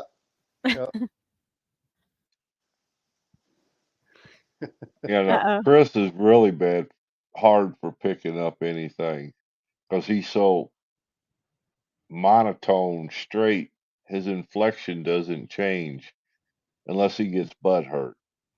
When he gets butt hurt, you know it. Dark humor. Yeah, and that's unfortunate, because we Jeff all knows want. all about that. I've So been in here a few times, mostly listening, and enough twice to witness you, Chuck, being up on panel and making gay jokes and calling them, the gay people, like just giving them a hard time and stuff and saying it's not natural. And it's actually funny. And I hope they find it funny too. Oh yeah, Jeff knows I'm just Okay. being facetious. Yeah, I don't bash. If Jeff wasn't a good soul, I wouldn't even attempt it. Okay. Yeah, no, I don't experience it. And most of the And time people I have do it. homophobes don't bother me. People have the right to believe what they want to believe. He just called As you long back. as they don't try to interfere with my life. Most of the time I try to do it just to get Liv aggravated. Yeah, well, I even do it sometimes for that. where Yep. is Lib? I haven't seen him in ages. He's I saw him once. Chris met him in person. He was in Dallas recently with some friends, and he and Chris got to meet up for a few minutes. And they shaved each And so other's he's back. probably on his way back here. Wait, what? I said they met up and shaved each other's backs. It doesn't get more romantic than that. Especially in an airport. Very personal. Oh, I gotta make fun of him. Shit. Well, you're You just a heard muckraker by nature. you heard when he went to the hospital the other day, didn't you, Lindsay? What No, happened to him? no. They put in his chart that he was a woman transitioning to becoming a Yeah, man. they had him coded as transgender at the hospital. Wow, Chris. Born as female is what they Yes. actually put. That Is would that be. what it was, then? Yeah. Female converting to man? Yeah. Chuck's got a little devil in I him. think That's it might have why I been a like- nurse that said to him, "You're born as female, right?" Something like that. Yeah, he was upset about that.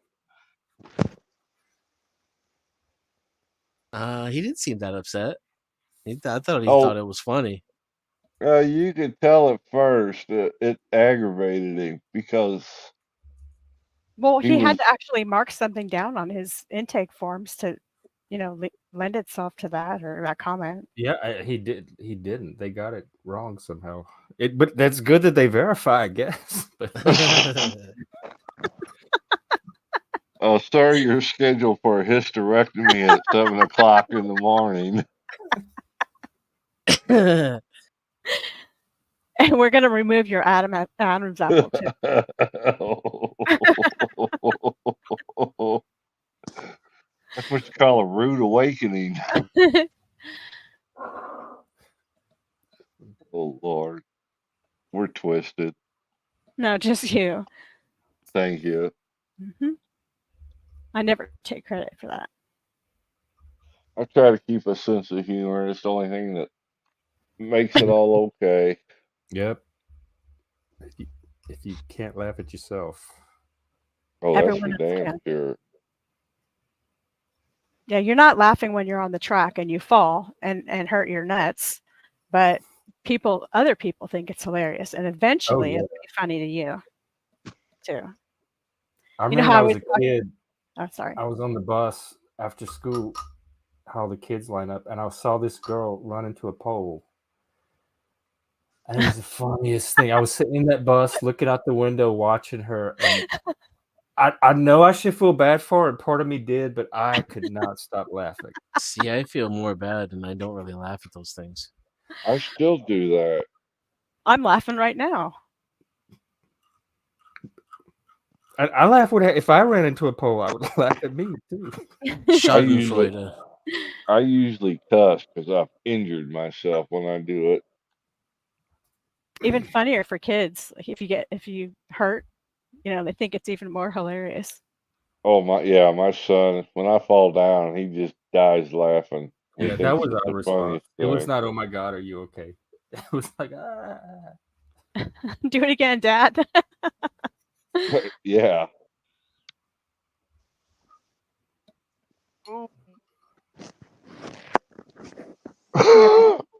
Reached a plateau of quietness. Oh, well, someone just showed up. Let's see who's here. Moose. Moose. Better make No. sure.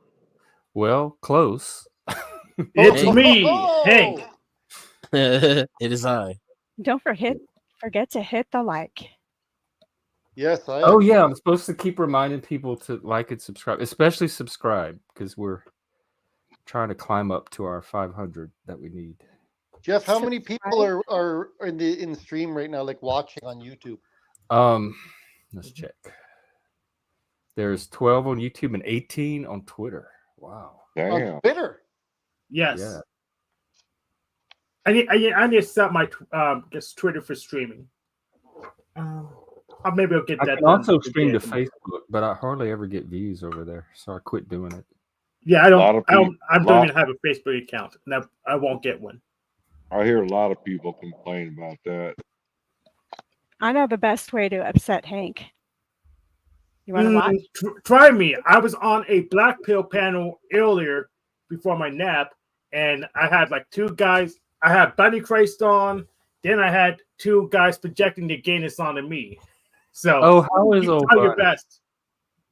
Okay, Hank, you are really sweet and benevolent, and there's nothing ever evil or bad about you. You are fantastic and well loved. You never have bad thoughts. You're a really good person. Are you mad? I agree with that. I got you on my Genjutsu limit, Jeremy. Hank should get the Sportian of the Year. Say what, Hank?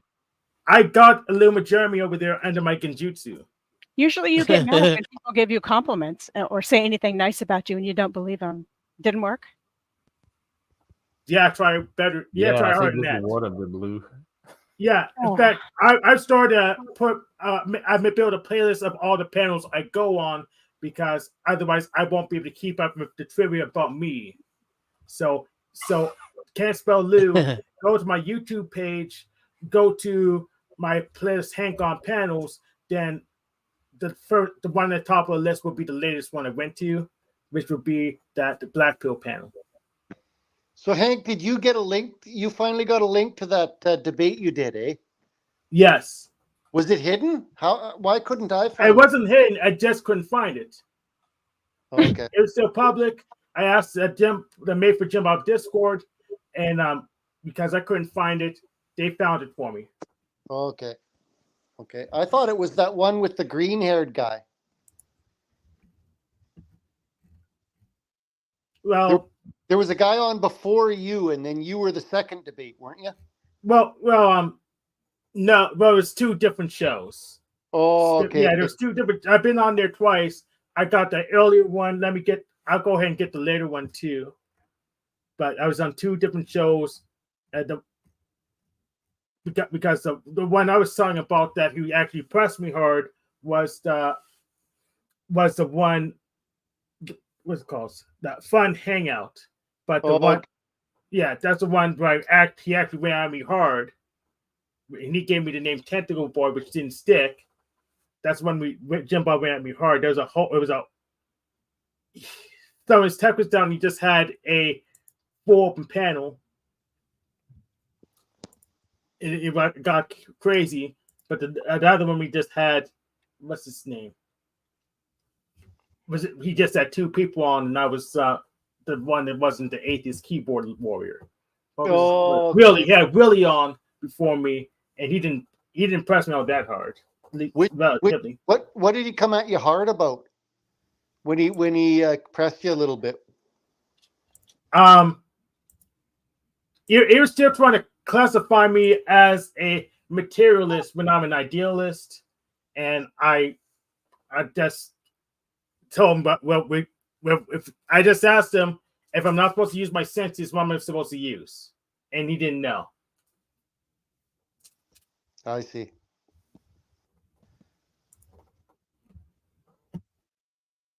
I see. So let me add the new one to my playlist, because otherwise I won't be able to tell you where I went. And apparently I need to know for all the trivia. So the guy that you want to debate now is one of the guys that was on the panel with you on Jim Bob? No, he was one that wasn't on the panel with me because he just had 2 people in a row, with me being the second person. I want to debate Willie, the atheist keyboard warrior, because I know I can crush him in a hilarious way. Was Willie the green-haired guy? The guy that so. There's only 2 people. He was calling him a white supremacist, and must have been a different. No, I don't know if you mean the later one or the earlier one.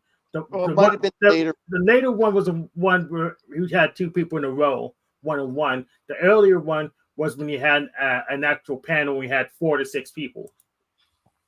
So which one are you talking about? You know what? I'm not sure, to be quite honest. But it'd be cool to facilitate. I wonder if Jeff would ever facilitate debates on his channel here. Yeah, I would love to mod a debate. I'm always up for that. Another tip. Sorry, go ahead. Well, he's trying to increase the views or whatever, or increase the likes. Also, just a really quick little tip is if you click save the video, you take down the settings button, and you click to share the video, and then you click copy. You don't even have to share it, but you get extra likes for that. Yeah, I've heard that too. If y'all share the link and copy it, that does something to help the algorithm as well. You don't have to actually put it anywhere. But I've also suggested, and I tried it today myself, if you're in any like groups that this channel might fit in, you can like post it in a Facebook group or some of your social media groups too. Yeah, Discord groups, right? Usually posted. Yeah, I did actually share that other that last one I was on with Jim Bob's on Jim Bob's server in the self promotion. So. Oh, cool. Yeah. So yeah, there was no green haired guy in the latest one, so you must have meant the earlier one.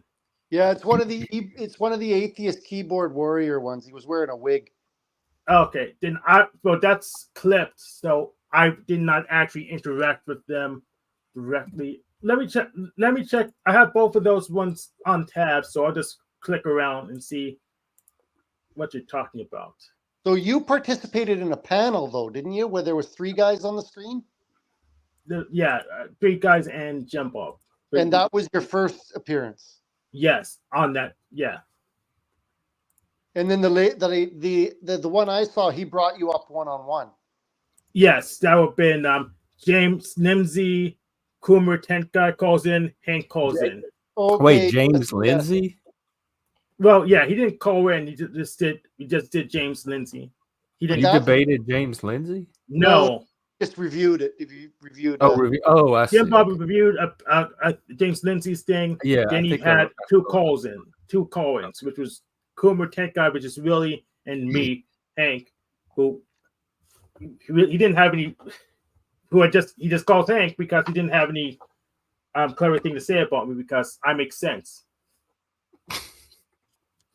defeats him every time.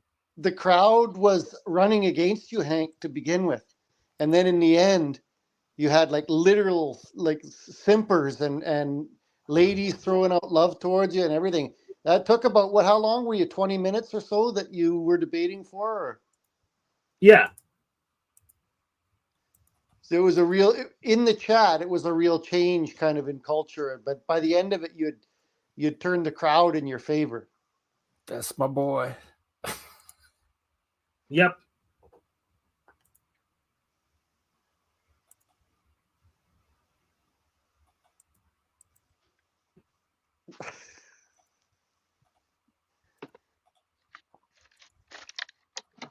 Okay. Well, y'all want to, I don't know. Is it time to wrap up? Well, Oh, let's see. But I haven't got the noise reduction. What is that? Is that I thought that was a setting in StreamYard that. Yeah, it's a setting in StreamYard. Oh. Because you were fine. Like when you were on the other day, you seemed fine. So. Besides, it's like 1 a.m. here, so it's what, 3 or 4 where you are? Yeah, it's 4, but I just woke up. You're scared and fear. Well, I can't say I blame you after having been on enough of them myself. But at the same time, especially this one in particular, we try to make it very easy and friendly to newcomers or people. This is like where you get your panel cherry popped. You can lose your virginity on this panel. No. Jeff has the reputation. I've seen his other people have said he's aggressive. Definitely aggressive. Yes, I definitely don't agree with that. This is not a cherry popping channel.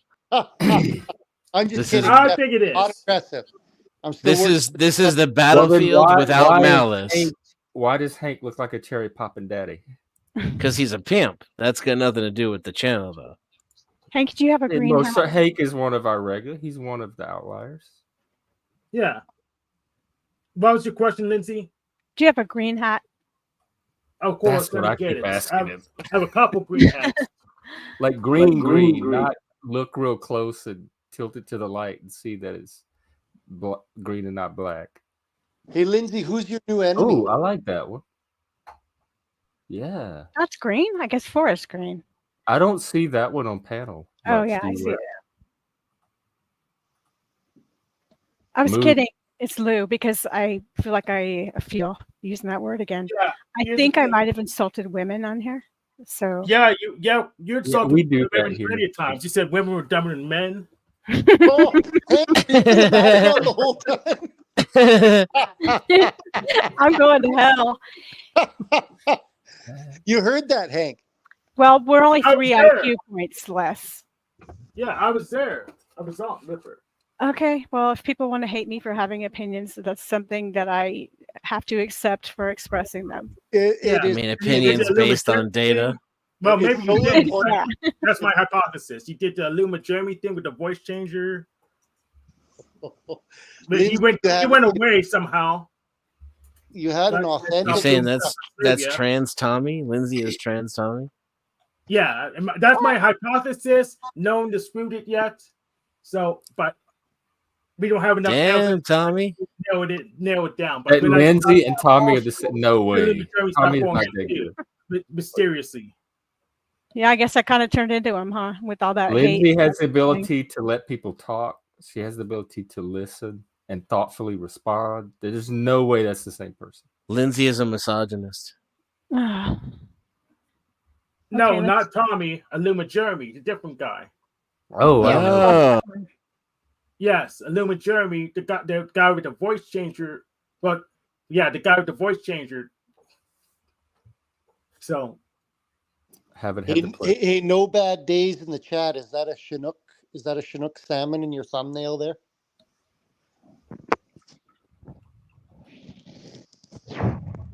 and they use the voice changer to sound really low, like you're trying to You're come talking off as about a man and you're overdoing it. So Illuma I assume you're Jeremy, starting out right? as a Yeah. female.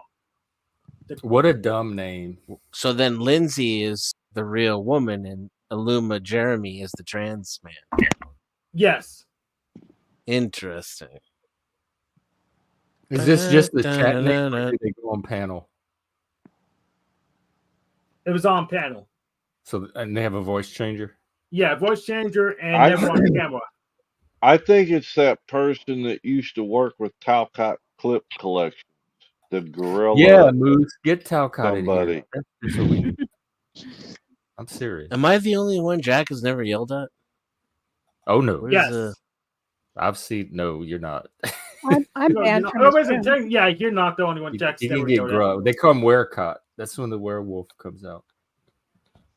I have not met Werecott yet. I guess. So, I he's met on him only a stream. couple times. He You likes can the see stuff. him.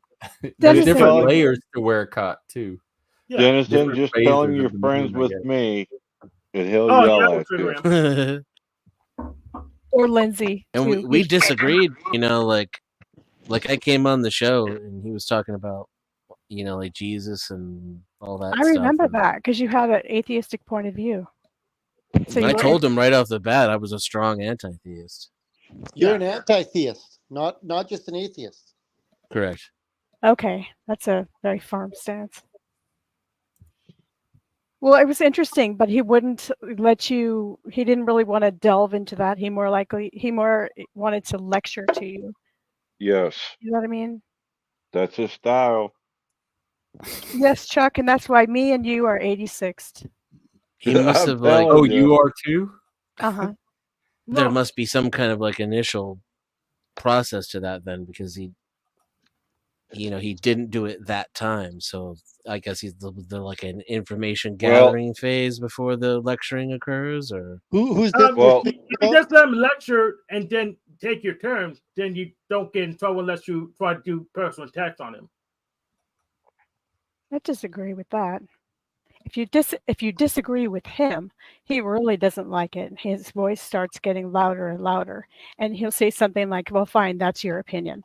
It's passive aggressive kind of thing. And then if you keep going at it and trying to support your opinion, which is nothing having to do with his, and you might use the word, say, delusional, for example.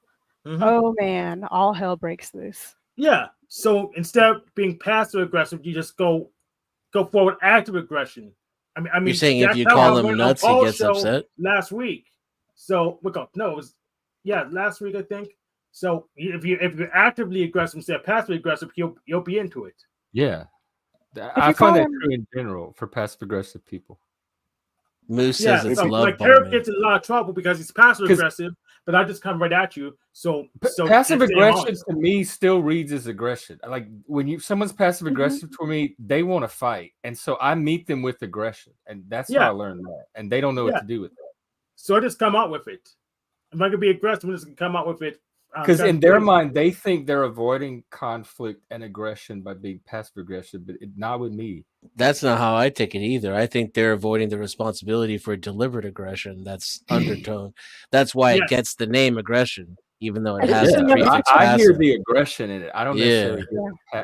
hear it's passive, but that's not the salient It's part of it for me. sanctimony, and it's righteous, and of course that's going to trigger the person back, or whatever word you want to use. Since you don't like the word trigger, it's going to irritate the person back, and then you're going to see the voices elevate. And it just, if you don't comply or, take his topic or see part of his stance, it's like, if you're not with me, you're against me. Well, who are you guys talking about? Are you talking about me or Jack Talcott? Oh, okay. I thought this was a discussion about me here. Nope, not about you this time.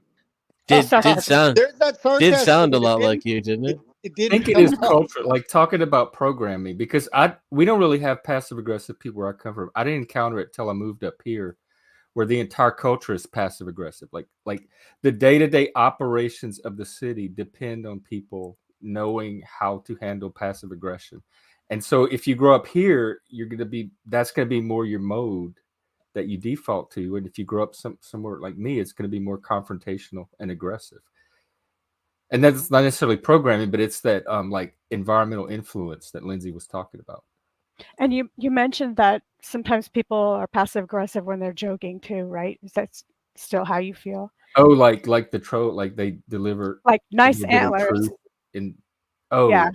Kind of yeah, a joking in a joking Or way. that they insult couch you. it in a joke. yeah, Yeah. yeah. I do that Yeah. too. Yeah. What's it called? the bit non-bit. So I actually, oh man, Joe, I actually checked the other video. There's no green-haired men other than possibly jump off with the crappy green screen in that video.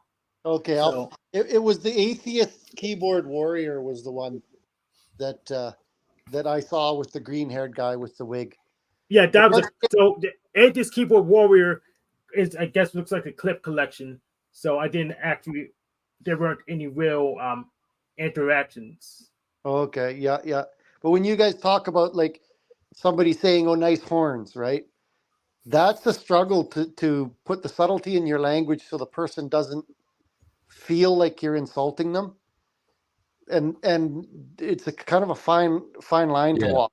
It's one I struggle with. I'm a Southerner. There's an art to it. We've mastered that. Mhm. So I know exactly what you're talking about. Like with bless that your line. heart when you say that. Yeah. Kind of means. Yeah. Yeah, he just So, beat me to Southerners it. can insult you to your face and have you thanking them for it. And Yeah. afterward, And you know thinking what? I how just go friendly with they it are, as a how much you like them. yeah. It's the only place in the world where "sir" is an insult. Sir, sir. So Oh, is no. ma'am. Yeah. But a lot of times they try to give me a backhand compliment or insult like that. Especially an outright insult, I just take as a compliment and it pisses them off. Reverse psychology. Yeah. That's kind of what I do with those really scandalous. Some of the photos that I post, they're just kind of whorish. Let's admit it. For inappropriate. Yeah, they're inappropriate for a public panel, but I do it the more that people hate on it or, put me down for it or say something like, oh, God, you have enough makeup on or God, you have no ass or whatever it is. It's like, oh, okay. Well, I'll put on another one. How about that? Oh my God, those jeans look terrible, Lindsay. Okay, how about I wear some short shorts? So, Lindsay, it's important for me. Wow, it does work. Lindsay, I never ever like to judge anybody prematurely. So these photos that you say are inappropriate, can you tell me where I could go view them so I can decide for myself whether they're inappropriate or not? I Back can off, sell old you. man. I can sell you some. It's like Hank said, he has a way of taking the insult or passive aggressive comment as a compliment and get all happy. That's kind of like what I do with the pictures. That's my thing, and I think everybody has their own particular thing they do with the trolls that makes it fun.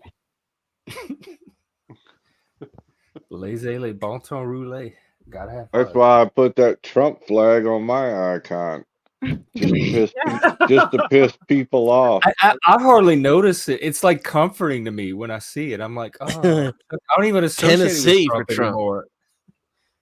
Yeah, we're trolling the trolls, but You know what? Make a Jack Daniels flag. That would be more triggering. Tennessee for Well, Jack Daniels. That they would see- piss more people off. They Quit see being Chuck a pussy. Use the rebel flag. They Yeah, say you Chuck use from rebel flag too. Tennessee, and they automatically go deep into the hard conservative. Oh, you're a MAGA Trumper dude. So I just you roll probably with still it. enslave people. Yeah, make a Tennessee for Jack Daniels flag. Are you here to say destroy? you're crazy drunk. Are you here to Yeah. destroy democracy, sir? Here to repaint it, to bring it back, to make America great again. Isn't it possible to have views that are diametrically opposed and still like someone, even if you hate what they're saying? Yeah. Yeah. Yeah, Mm. No. Especially if they look good in short shorts. I hate a lot of things. Yeah, that's a I good hate a point. lot of things Trump says, but his policies were good. I love Yeah, his, it's too I bad know he he didn't never- write never it, but his implemented it. directive on wokeness, I love that. That's one of the most eloquently expressed statements of my position on things. And Yeah, I wish talking it had about gone Trump? through. Yeah, his policies Yeah. were good. Yeah. It's He just too bad signed he it, didn't but, implement he didn't any write of it. them. It's just I thought he would actually implement the policies he made, but he let Dr. Fauci run this off. He moved the Overton window to where you can admittedly, like, now it's okay to say the news is completely and utterly fake. I was that Which it before it is. came up. I was an Al Jones watcher then. I never thought the news was not that it was fake, but it was manipulated. It was never like a direct portrait of reality. It was Yeah, I knew most there people was do. framing and there was slant. I knew Fox News presented it differently than MSNBC presented, so there was some bias to the news. Well, Most Fox you're very viewers, particular with your words. Like they mean 2016 is when it really showed its face. Oh God, I wouldn't even pay attention to about it. I was getting all my stuff from Twitter and social media. I go to the panels where it's in a different language. Like if I want to learn about Ukraine and Russia and how the people in general feel, or what their, what kind of munitions or armor they're, whatever it is about their war, I go to ones that are just Russians or just Ukrainians, and I use the translator thing because I want to get a more accurate view of what they're really thinking, what they think of the United States. And I find out all kinds of things. Oh, that's a wonderful idea. What a great I'm gonna steal idea! it. And that we can do that now. What did you find out? Hey, give us the dirt, the tea. Okay, but what they think of Russians, what they think of Americans is worse than you can imagine. They think we're a complete joke. It's more of the same as what you think. They think we're very, very weak. They think we're not going to threaten or help Ukrainians because Trump's going to be elected next. They think we're complete imbeciles and can't vote the right way or do the right things, that we're so stupid that we can easily be combated, and they can be imperialists and eventually take, for example, take, what country were they interested in? It was the Mexico area, and where they have lots of Brazil, South America, where they have lots of natural oil, and they think they can take that away. They can't measure a power level properly. Oh my! They need to figure out how to make the vote count first before they get those less for a bottle. So they were planning on. They're talking about overtaking certain lands where there's oil, and even they already have oil. There's actually a lot of oil in the United States, Canada, and in South America. Yeah, Russia has a lot of natural gas. China has an oil problem. Yeah, that's a great point, Lou. What do the Ukrainians think about us? Ukrainians say that we're kind of dumb and really frustrating, and we're paper tigers. We're afraid to take a stance, and we won't give weaponry because we don't have the guts to do it. Instead, we'll just give our old munitions and our leftover confiscated guns from other countries, etc. And we're not doing enough, and they're frustrated with us and don't fully respect us, but they're grateful, even though they think we're stupid, that we're helping them. And that's sides, and all our enemies in the Middle East think the same thing too, only it's even worse. They think we're absolute infidels and you should be killed and cheered on when we are tortured, killed, kidnapped, etc. It's not live and let live. It's you, according to Allah, are inherently evil and must be destroyed. Then he shouldn't have made us. He's an idiot. So we must know that they think this. So what is our, like, why do we don't care? So what? We're using them too. You think America gives two fucks about Ukraine? The reason why they don't arm them all the way is to make it turn it into a big it's money laundering and. Well, Russia's very interested in taking over anywhere that has oil, and they think that because we're weak, that they can should take over the middle of their own country. Then there's oil. They should take over the middle of their own country. What else was I thinking? I learned something else, but I lost my train of thought. That was, as far as munitions go, they're describing exactly what they need, which kind of elucidates what they have and what they don't have. And it's sadder than you think. And they're getting drones off of eBay and Amazon, and they're having trouble with anachronistic styles of missiles and guns and that they don't go far enough. And so they're explicitly explaining on there what they need, what copper parts, what is more combustible, what goes the longest distance, and they're trying to get it from Americans and possibly move the munitions and weaponry and drones to Poland, where they can be assembled and then given to Ukrainian. I have an idea for them. Instead of grifting us for more hand-me-downs, try to order some giant fighting robots from Japan. Send Godzilla over there too. Yeah. It was just interesting. That was just from one interaction. And they were real specific on the munitions, which I thought was interesting because there's so many differences between different types of drones and missiles, and they say exactly what they need, and it's interesting to see who they're getting it from. Anyway, it was interesting to me. Oh, Yeah, I'm watch that.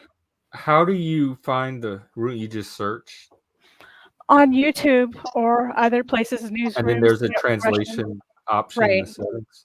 Right. Sometimes, yeah, you can set I think it's on the gear. On closed captioning, yes. You set the closed captioning. Right. No holds barred there. I wish you could do that in real life. Drop in on people. You can. You just have to find where their sites are. Putin Or doesn't even go want to a the Soviet newsroom. Union. He wants the Russian Empire. He wants that too. He thought Stalin was an idiot, and he thought the Soviet Union was a failure. He wants the return of old Russia, Imperial Russia, greater Russia. White Russia, yes. It's already an autocracy. They have things like eminent domain in spades that we don't have out here at all. Well, we have a little bit of it, but it's only like if a school needs to take the land that's keeping it from building part of an annex necessary for the school itself, and they'll give you $5 million for your little $3,000 house. But in Russia, it's more like, we want your house, and we want so and so to live there because he's powerful. So get out. Yeah, it's sad that Russia, as being the biggest country in the world, needs to take land from their peasant people. It's so sad. We kind of do the same thing. It sounds like America. It's not gonna lie. Where do we do that in America? We have eminent domain. We have a take land from poor people. Yeah, but we do it to build roads, but that's about it.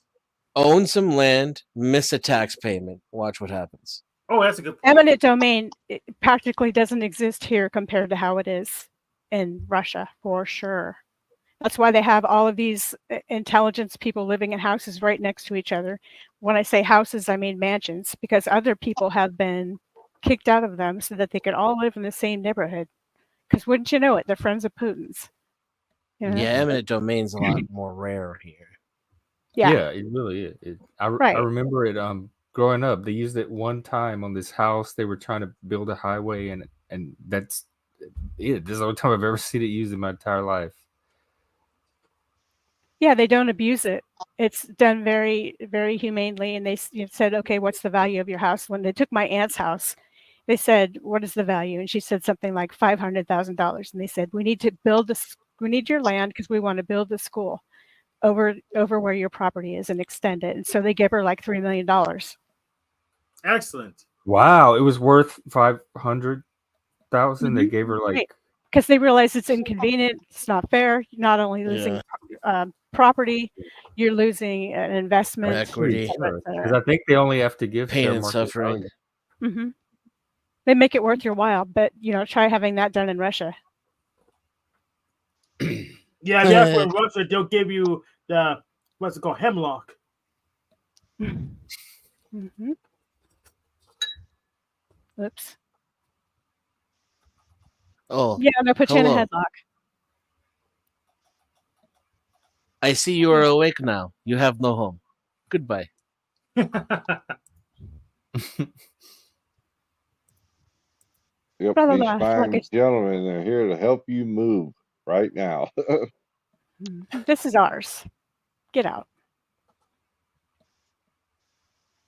You ever wonder if Russia is anything like what we're told it is? And good question.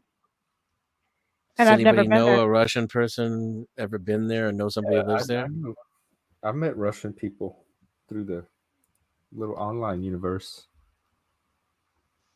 But I don't know how to evaluate their claims. Even like talking to Russian people, I don't know how representative those individual Russians are or how seriously to take them because I don't have anything to evaluate them against. Yeah. Yeah, but if you can get some like some arguments going between people who disagree, then you can kind of find some commonalities, right? Yeah. It'd Yeah. be interesting. And I bet you they have something like that here on YouTube, dispelling the myths. But the thing is, we don't know if the person is trustworthy or propaganda or what. It's like trying to get to know somebody from North Korea when they're all smiling and saying everything is great. Yeah, true. Very good point. I wonder if they have North Korean chat rooms we could go spy on. Well, they don't have power consistently, so no. They don't have power. Not consistently for the peasant class. I'm sure the Well, it president. doesn't have to be president, just anybody in North Korea that's on computers that are Well, yeah. So it's either the military streams or you and don't chat have power consistently.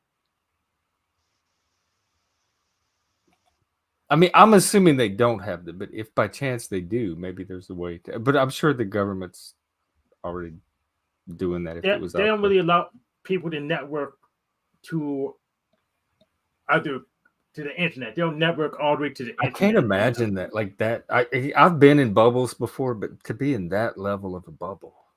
Yeah, like if you're in China, you can cross the Great China. Firewall. Maybe yeah. we are.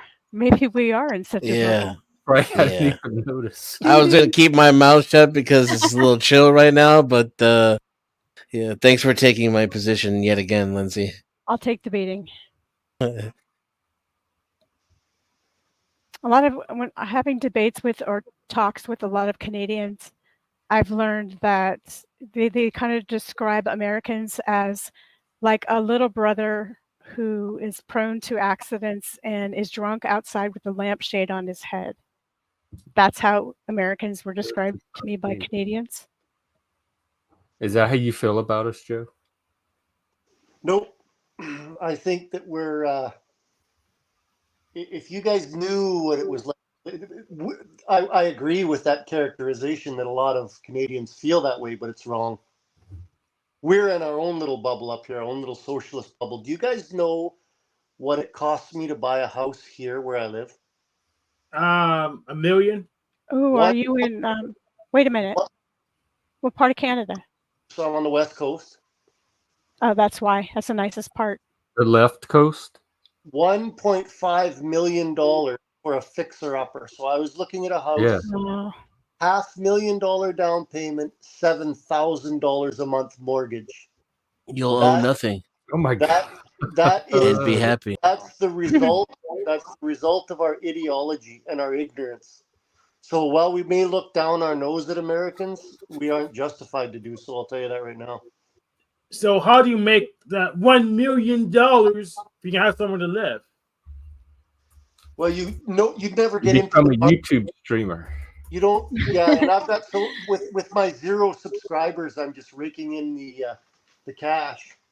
But you don't get into the market fresh. You have to either have a house that you can sell, or your parents mortgage their house and help you pay for it, and then you have probably 2 or 3 suites in the basement just to barely make the mortgage payments.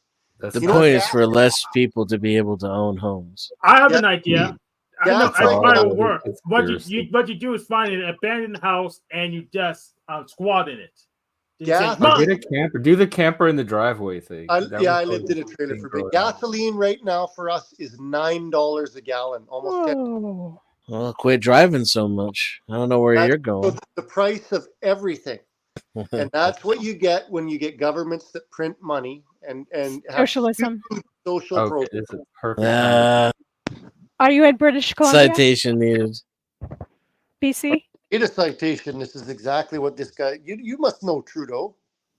Yeah. You Yeah, I know yourself- Trudeau is definitely conspiring with corporations, both in his country and this country, to price gouge. I just don't believe the myth that it happens as a result of printing money for poor people.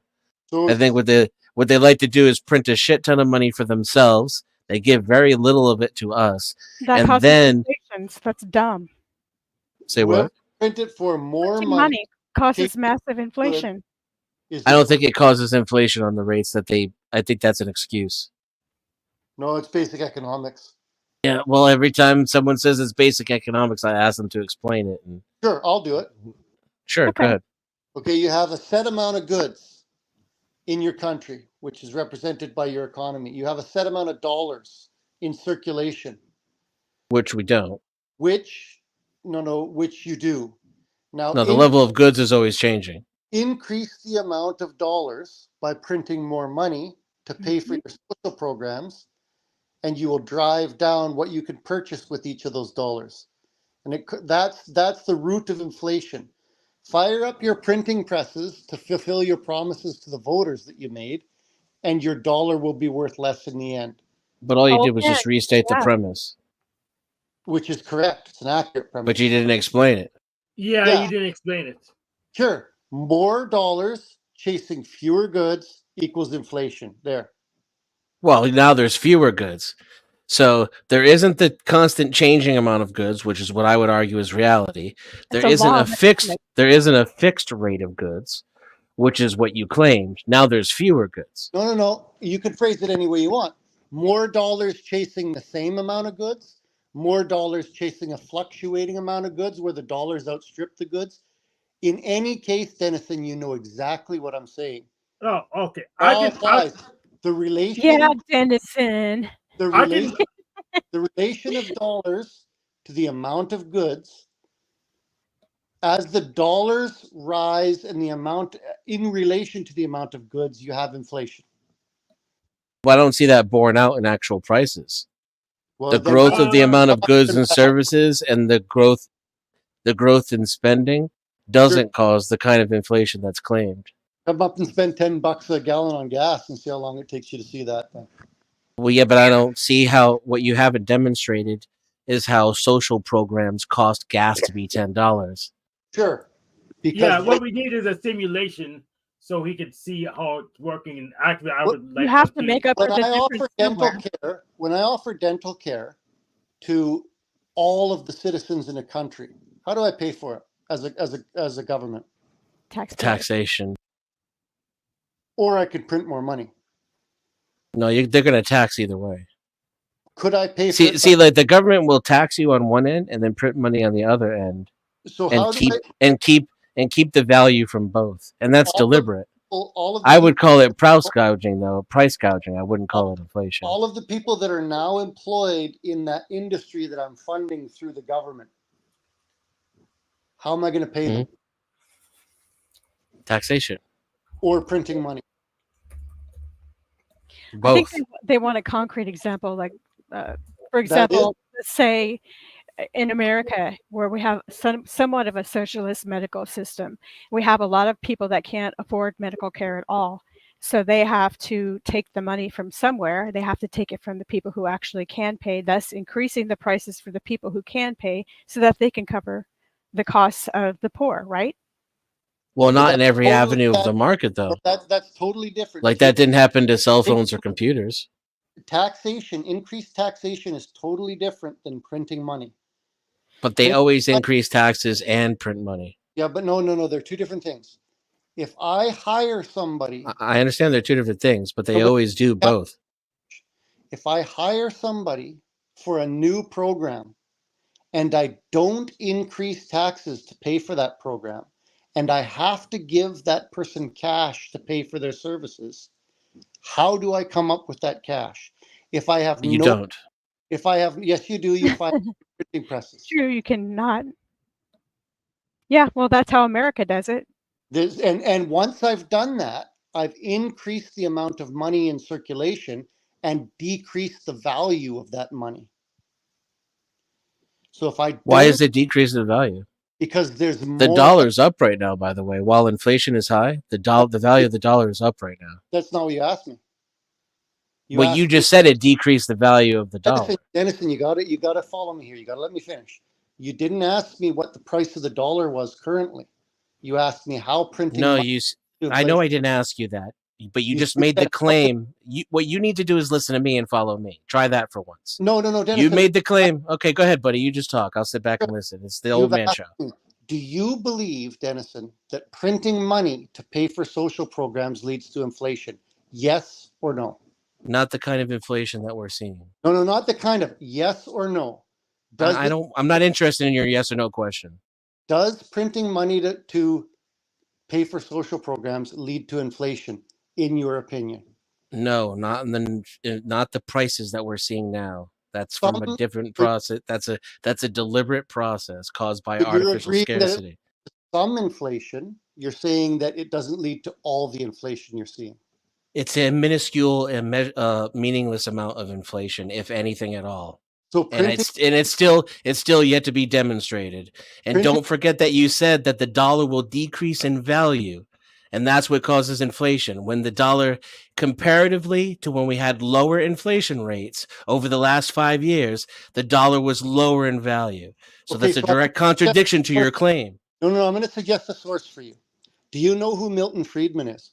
Yes. Okay, he is the Nobel. Tell me about him. What do you know? I'm not giving a dissertation on Milton Friedman. I will continue with your point. Nobel Prize-winning economist. He has made a video series on inflation as related to printing money. It's called Free to Choose. You can find it on YouTube. Yes, I'm very familiar with it. You don't take. Okay, what do you say?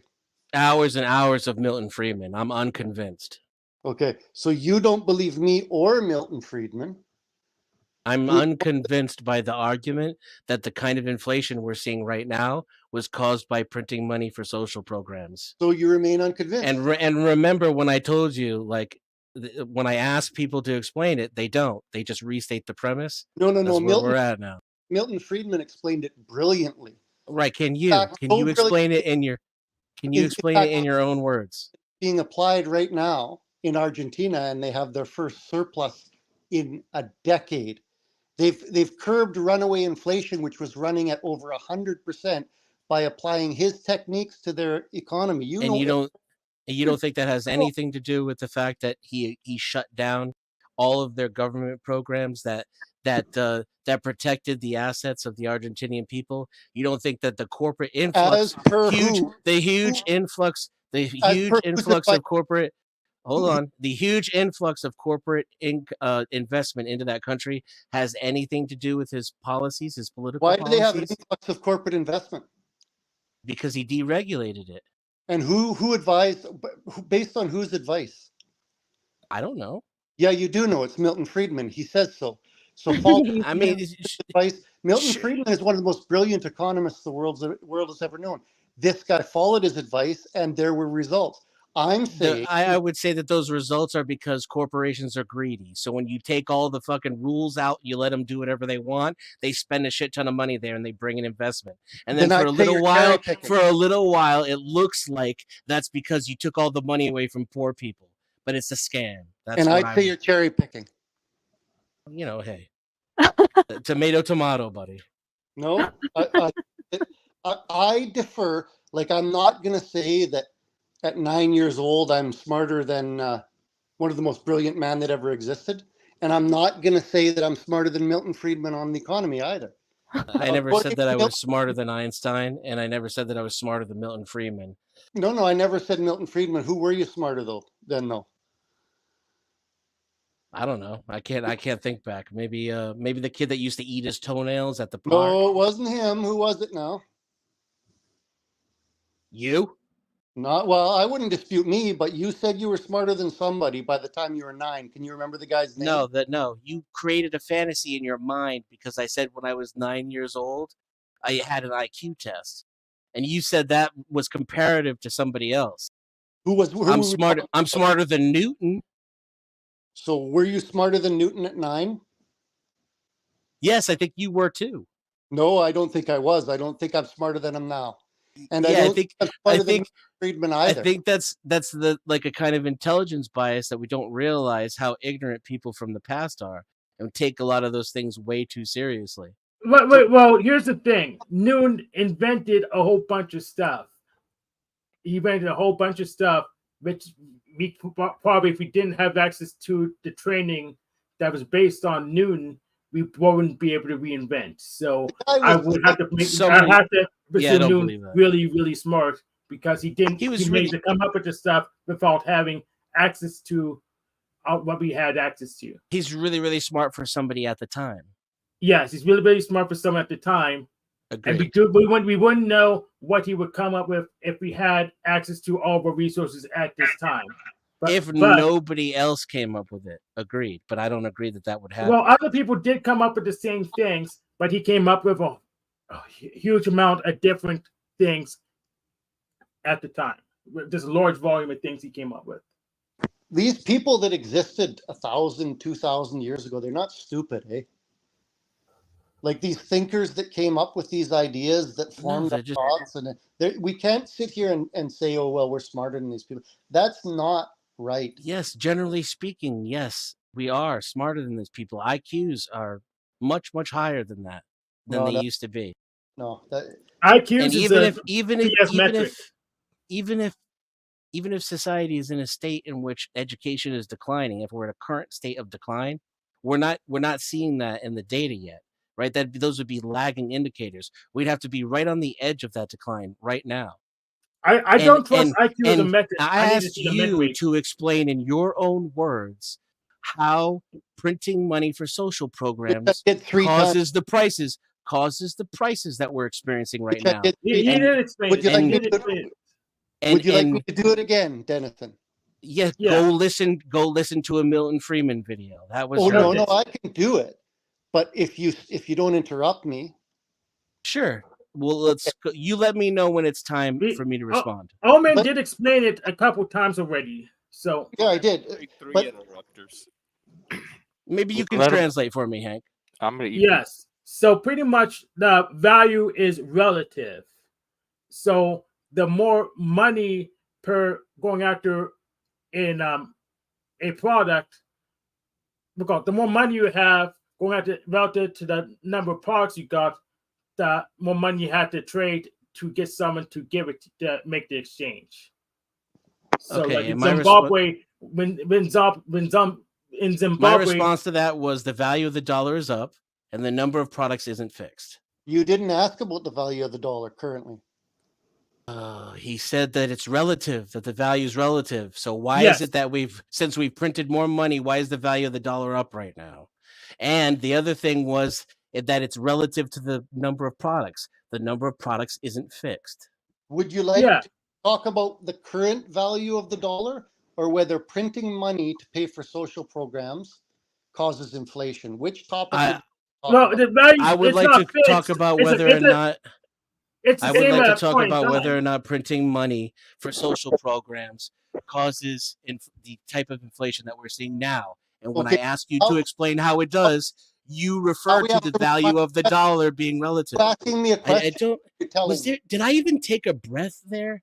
I have no idea what you just said because I was talking that whole time. Yeah, but I don't know whether you're asking a question or telling me something. Are you lecturing me on economics or asking me a question? Which one? Asking you a question. Okay, then you need to hear my answer because your question go on an awful long time. Okay, so if you've heard my answer, are you now then lecturing me? No. Okay, so what is it you're looking for? An actual answer to the question that doesn't involve restating the premise, or doesn't involve things which I can prove are not true simply by stating current facts. Okay, more dollars in relation to a relative amount of goods equals a deflation in currency value. This is basic economics. It's not me that says it, Dennis. It's not happening right now. Okay, now we're back to the current value of the dollar. Yes. Okay, are there other things? Because your law, that is a basic law of economics, is provably false. Do you not understand why that means you need to change your argument? What does a gallon of gas cost me, Denizen? I don't know. Let's change it. $9. What does the house cost you compared to what it did 10 years ago, where you live? A lot more. Pardon? A lot more. How? like more money. It costs more money. Why? I don't know, but I would argue it's deliberate. I What would argue it's because What's there's a the name? deliberate shortage on What's the supply, that we decrease the supply. Something happened about 3 years ago economically, if you Can can you recall, buy a car? and economies around the world were completely shut down, Okay, so it's a and the supply chains were also deliberately reduced and shut down and moved, so you and have that it becomes. I'm giving you my answer. I don't know if you want to hear it. If you don't want to hear it, I'll shut up. so it's not a question then, it's a lecture. Sure, I'll listen. Go ahead. No, it's the answer to your question. So you're We saying can go. Don't ask me what I think. Don't ask me what I think. Why? You tell me how instead, and then I won't tell you why. If you don't ask me, I won't tell you. Yeah. I have a solution to this. So if you make a demand, if you make a argument from the perspective of a corporation / business owner, I'm going to type my answer in the chat. Go ahead, Hank. Yeah. So if you explain this from the perspective of a business owner, we can actually make inflation make sense. So I'm going to want to charge as much as possible for the product I'm selling, so I can have more resources to control stuff. So if I know the other guy has more money somehow, well, I'm going to raise my prices so I can get more of that money to me. And with this in aggregate, it can become inflationary. So okay, I'm going to ask Denizen a question just so to make sure I understand it. No. In the last 5 years, the increase that you have seen in the price of houses, food, gas, vehicles, has that been a consequence of inflation or conspiracy? I don't see how the two are mutually exclusive. You tell me which side it sits on. It sounds to me like you're not buying. I don't see how their two are mutually exclusive. Yeah, they're not mutually exclusive. No, not for me. They aren't. But for Denizen is pointing to something that happened in the economy roughly 3 years ago. Denizen, do you want to know Lockdown. what I'm talking about? I can finish what I was talking about, but you'd have to shut up the whole time. What happened in the economy 3 years ago that you're pointing to? I don't want to have a piecemeal where I give you what I think in like 5-second sound bites. You don't. You go ahead and explain to me how inflation is directly caused by spending on social programs. Don't worry about my opinion. No one cares what Denizen thinks. I want to know what you think. I did. So now you tell me now. I did at least. Okay, you're ready for it now. You're ready? You so sure? I was ready before. Because it's going to take me like 40 seconds to finish. Go ahead. Okay. So I was vaguely like referring to something that I don't want to call out by name on the stream, but everybody knows what I'm talking about when I say 3 years ago, right? No, economically, what happened in the... Well, several things, but you talk about COVID? There was a huge economic catalyst, right? Yeah, COVID lockdowns. Okay, yes. I think so we deliberately... I've heard people say COVID before. Well, there's just no point in saying the word if you don't have to. You know, it just doesn't... Clear communication. It's on a list of words that YouTube doesn't like, from what I recall. But anyways, that's why I avoided saying the word. So we deliberately reduced the amount of we changed the supply chains, shut down supply chains, rerouted supply chains, and the increase in prices right now has more to do with not returning to the original supply chain, of a deliberate reduction in supply, and there is a consequential transfer of wealth that correlates with these inflation cycles as well. And just like every other time it's ever happened, it happened this time as well. There was a huge, massive transfer of wealth from the middle class to what would be the upper class in any other context. In this context is specifically, Amazon, Nvidia, Intel,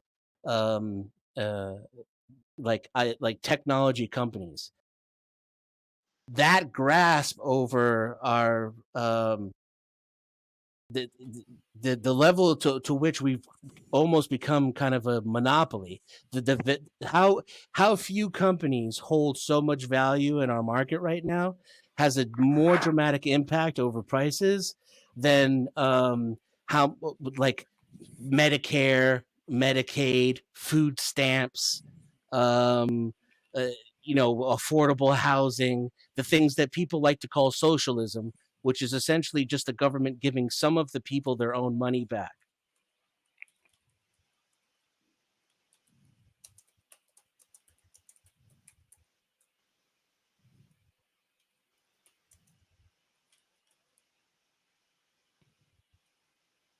I don't know anything about any of this, so I have nothing to say. Are you done, Denizen? The huge pause was because I'm done. Okay. Okay. Denizen, are you a Marxist? I couldn't hear you. What? I said, are you a Marxist? No. You wouldn't consider yourself a socialist? No. Okay. In fact, I would call myself a bourgeoisie socialist. Yeah. Denizen, I would consider your economic policy very left-leaning. Do you believe in planned economies, Denizen? Yes. We have a planned economy right now in the United States. It's right in my face. Then do you believe in planned economies or no? I didn't hear. America is a planned economy, yes. You're comparing America to what? Nothing. In that, I'm merely stating the fact that it is a centralized planned economy, despite what Milton Friedman has told you. As compared to what? As to compared to an economy that is not planned. And where is that? Where do you find that? Where can I see that as an example? I just try reading any of the millions and millions of pages that regulatory pages that exist in this country. Start a business. That's how I started. I just started one last year. How planned the economy is. Yeah, no, I just started one last year. I didn't. And the thing is, too, I started a business when I was very young, too, when I was about 16. So I started a business then, and I've started a business very recently in my life, and I can see the growth in the centralized planned economy. But that's you talking about like you have to file registration papers and pay taxes? That's all about all I had to do. No, that may be all you're aware of. You have to adhere to. Oh, so I secretly help me then, bro. The regulations are public information, but most people don't know them. Half the employers I've ever worked for. So there were these secret, hidden regulations. No, I just said they weren't secret, so it's like you're not listening. No, regulatory information is public information, and half the employers I've ever worked for didn't even have the proper licensing. They just didn't even know. There's so much bureaucracy. Why would I have started a business without all of that? Like, why would they have even licensed me if I didn't go through all of the proper regulations? You may not even be aware of all the licensing you need. Well, they tell you on the state has a whole website of all the For example, in some cities, you need to have a city license, a county license, and a state license. Yeah, it's not like that everywhere. It's not like that everywhere. And in a lot of those places where you do have to have a city, a county, and a state license, many companies don't have all those. I had to get all of those. And they operate technically quasi-illegally. Well, then they're just operating outside of the regulations, but that's not anything about. They're not even aware of the regulations. There's so many regulations that they're not even aware of all of them. Yeah, it's because it doesn't matter. You can do it the same way and negotiate with the state. Where is the economy that you think? I don't know if I'm saying it's a big deal. I'm saying that it's very heavily planned. Where is the alternative? Point me the. It might be a good thing. I'm not speaking about any alternatives. I'm talking about how the United States has a planned economy. So you can't point to any. Arguably, it's mixed, right? Like not every single aspect of it's planned. But what you're saying is, hang on for a second, if you could. What you're saying, Denizen, is you can't point to any functioning alternative that represents what you're trying to talk about. You can't do that. What are you talking about? I'm talking about the thing I'm wanting to talk about, America. You're pointing to it. Okay, where's the better alternative? I didn't. Who's talking about better? Yeah. Well, why are you bringing up better? I didn't bring up better. I'm saying how America is a planned economy. I specifically said it might even be a good thing. It might be the best thing on planet Earth. No, you didn't say that. You said we were all slaves. People not following exactly what I said. It might even be a bad thing. That's exactly what I said. So, Joe, I'm going to go right now. I'm sure you didn't hear me, though. I actually listened. So I'm going to go right now. So, Denizen, that is true but you can go down slavery and ignore the regulations as long as you ignore some of the policies as long as you know. Well, there's a lot of leeway because the bureaucracy is so huge. Even that is unmanageable. So a lot of people fall through the cracks. But you're kind of playing Russian roulette, right? Like you're taking your chances. Well, yeah. When that hammer falls down on you, that Uncle Sam hammer hurts like a mofo, right? You know. I guess. Yeah, but you got Sam hammer. You have 50 slots, so it's gonna be like a 200 chance that you actually get hit. So it's actually. Could we invite No Bad Days up on chat? He has a few things to say. I'd love to see him come up on the panel. I'll chat with him. Moose. His family's asleep, but it sounds like he has a lot of energy. He's waiting to get out. I had to duck into another room. So Denizen, would you agree? Do you know what the concept of Chesterton's fence is? Hold on a second. I do.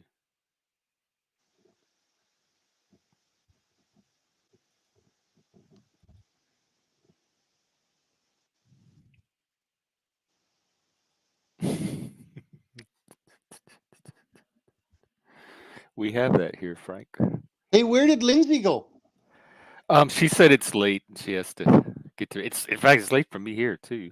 It is. I mean, I'm fine energy wise, but I just got to make sure I'm available to do the day one tomorrow. What? Hank left too? Yeah, Hank does the autistic goodbye. Oh well, maybe I should do that as well. We can wrap up if y'all want. But where I did want to hear like at least some kind of closure resolution to this topic because I was interested in this last line of discussion. Well, I'm not using my own arguments. So if you look up an economist called Thomas Sowell. Mm-hmm. Yeah, I like Sowell. Sowell talks about 3 arguments for the left. And Denizen is on the left, whether he says he is or not. Well, Denizen can represent his position. Yeah, I can't though. He knows it better than I do. Okay, go ahead. So, but either we let Denizen talk and filibuster, or I don't speak. That's the pattern we've learned. So go ahead, Denizen. I was done already. That one little sentence without your big drama queen bullshit fucking reaction, it was over. You could have just kept going. I don't think I'm the queen between the two of us. But anyway, I understand that. You're not a very observant person, especially when it comes to your own. Well, let's see if DaFreak can add anything to help stabilize this conversation and bring harmony and equilibrium. Denizen, that he froze on were the 3 questions. I was starting with the 3 questions. I only got the first one out that Thomas Sowell asks for anyone on the left. The first question, compared to what? If you're saying that this system doesn't work, what would you put in place? Who said this system doesn't work? Well, it sounded to me like that's you're making shit up. I said it was a planned economy, and you guys lost your shit. Denizen, you said yesterday we were all slaves. Come on now. It's a very effective. I wish I was. It's very effective plantation. It works like a motherfucker. I love this. Look at what we get to do on this plantation. How cool is this? Those are part of the benefits. Advanced tech plantation in existence. Boom! There you go. No, not. QED, ladies and gentlemen. You guys live, in my opinion, the greatest country in the world, and you have people that run it down. How the fuck would you know that? Have you ever lived in another country? I've been all over the world, Denizen. You've lived in another country. Which one? Denizen, I have traveled the entire. Oh, he's traveled. He is right, though. Regardless, he is correct. Denizen, I'm yes, sure of course. How many countries have you lived in, Joe? One. I've never left this country. It's still the greatest country. I rest my case right there. You made my argument for me, both of them. Denizen, you're smarter than us because you've lived all over the world, right? How many countries have you lived in, Denizen? What? I've only lived in America. Okay, so then how are you criticizing us for only having lived in one Because country? I'm not stupid enough to believe that America is the greatest country of the world without having any fucking that's subjective anyway. Like, other people are free to think some other country. It's just that simple. I don't know. America could be the greatest country in the world. I don't know because I haven't lived in other ones. Well, then maybe you should pack up and try somewhere else. Why? Okay, because I said America's a planned economy. Do a house swap. I'm telling you, dude, you're now, a fucking idiot. It's the oil supply. Sit this one out. These guys are crazy. They're insane. They don't know what the heck they're talking about. They're trying to impress We you. have Listen, I'm telling I you have right the now, best it's words. oil You were supposed supply. to We're bring keeping the harmony. oil. I have You know, they fight nobody over has better nutrients and words than dirt me. and sand, but I'm telling you, it's right now it's the oil supply. Okay, it's just the oil. That's what causes everything to go up, up, up, up, up. Drill, baby, drill. I'm telling you right now. You think Donald Trump Oil, doesn't love yeah. money? We left, right? What are these guys talking about? I love There's money. a good I'm Donald point. Trump. Oil is a much I'm so in love larger with money contributing that I factor didn't even drink a beer my whole life. to prices Isn't and that weird? inflation than I'm social telling you right programs. now, it's oil supply. I will accept every criticism of me that's been leveled in the chat, except for the lisp. I don't That's accept true. that. Even I can even testify to that. That I do or don't have. We have to You clear up on said the list. lisp with a But lisp. the Canadian accent I do hear. But do you hear a lisp though? Yeah, you do have a lisp, and you're kind of feminine. What? Compared Wheel. to you, Moose? Oh, I see. Yeah, that is me. Yeah. I You just have find your it funny. morning radio voice on.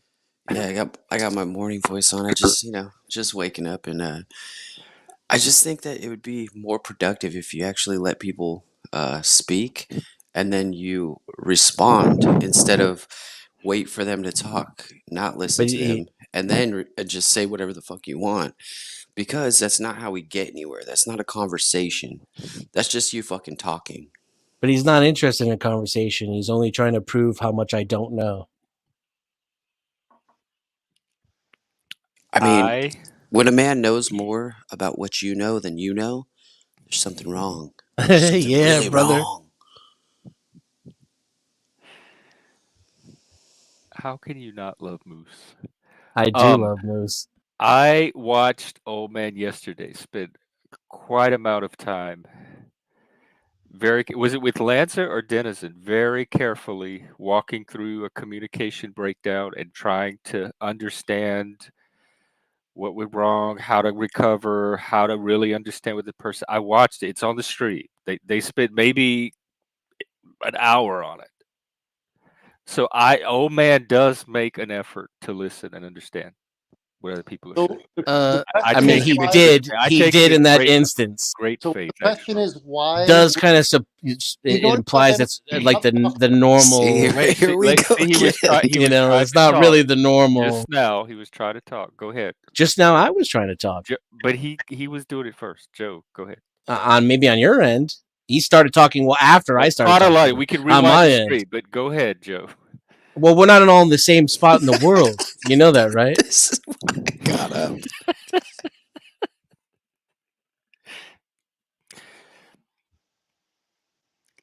Joe, you have the floor. Thank you very much, sir. Denizen, before I continue, is there anything that you'd like to say? Nope. I say everything I like to say. Okay. You're a sweet old man. Anything else, Moose? Nope, I If got my I last needed your words in. permission to say shit I wanted to, we'd be really fucked. I'd never be able to say anything. And Moose? Oh, you don't have to ask for my permission when my silence is This there. is That's when this you is talk. yeah. This is drama queen bullshit. You're a disingenuous person, and you project it onto me, which I find hilarious. I'm asking legitimately if you have anything you'd like to say. I don't believe you. What the fuck? I said I was quiet. Go ahead, Joe. Yeah, I mean seriously, bro. Well, but you also said you didn't have anything to say. So does that mean Joe can continue with? He can. That's the point. Okay. This whole exercise is a fucking jerk off. No, it's not. I'll speak when you guys are No, done. no, it really is a jerk off because we both said here we yield, and then you didn't want to speak. You just want to ask us stupid questions. Yeah, but Yep. yeah, but you're And both. this is how you are with everything too. It's not just right You now. notice how you won't let me get a word out no matter how long I wait? What those words? And here's another few words for That you. actually wasn't words. That was some Hang on. transcripts. Before this like spirals further, every one of us is capable of better than this. I've seen it happen. Let's just get it back on track. I have no problem with what I'm saying and doing right now. I do not feel embarrassed or ashamed or like I'm doing anything wrong. Nor do I want you this to. is you, Denizen. That's fine. I don't have. I don't know what you mean by better, though. You know, I like just this is good. means What we're better. doing right not now, good. this is good. We're log jammed right here. I just want old man to. But be no, able to- but we should confront this. This is the Sure. real issue. Yeah, we're you're a trying troll. to, but Not whether or not inflation is caused by, whatever the fuck. This is not the issue. producing anything. I agree. Okay, I disagree, but I yield to you. Okay. Jeff, I'm gonna have to jump in here because I disagree too. I think that the problem here is not about inflation. The problem is about what old man is he's having troubles. He's having issues. His comprehension level is very low. When we give him the floor to speak, he complains about something that's totally irrelevant. So it's like you have the floor now. Speak about what you're speaking about. Don't go backwards. Don't go into some victim cycle. And move on. Sure. I'll do it now. You guys are both trolls. There. Is that clear enough? Moose is your daddy. I just told you what to do and you did it. So, tell Okay, me I'm not about- a troll. Next. I'm gonna step in and say, on behalf of old man, that is not my experience of it. I have very much enjoyed our conversations and take him in good faith, and they've been very productive and stimulating. Well, he treats you differently than he treats me for sure. I've witnessed it Do you repeatedly. think Well, he that's not does? right. Oh, I know he does. I watch it. Nope. I observe things. Could some of that be like just projection or imagination? Everything is somewhat projection. Like and kind of like imagination. your past patterns being played out on him. Yes, everything is. Okay. No, but Dennis, I mean, tell me about your days. Tell me I about did your shut up though, and hold on one sec, old man. I'll give you the floor again. I'm just saying, I did shut up, and Denizen did shut up, and Yeah. but we totally lost track of everything we were talking about, and that's why I came up because that's where we were getting. I couldn't understand who was talking at once. I heard like 3 people talking. I haven't had coffee yet. I'm tired as shit. I'm fucking getting out of bed. Getting the stream going, just so I could tell you guys, just to give each other a breath. And old man Greg was the one who was doing it. Denizen was being all right. I think you came here to cause trouble because you got nothing better to do with your life. Y'all irritated daddy.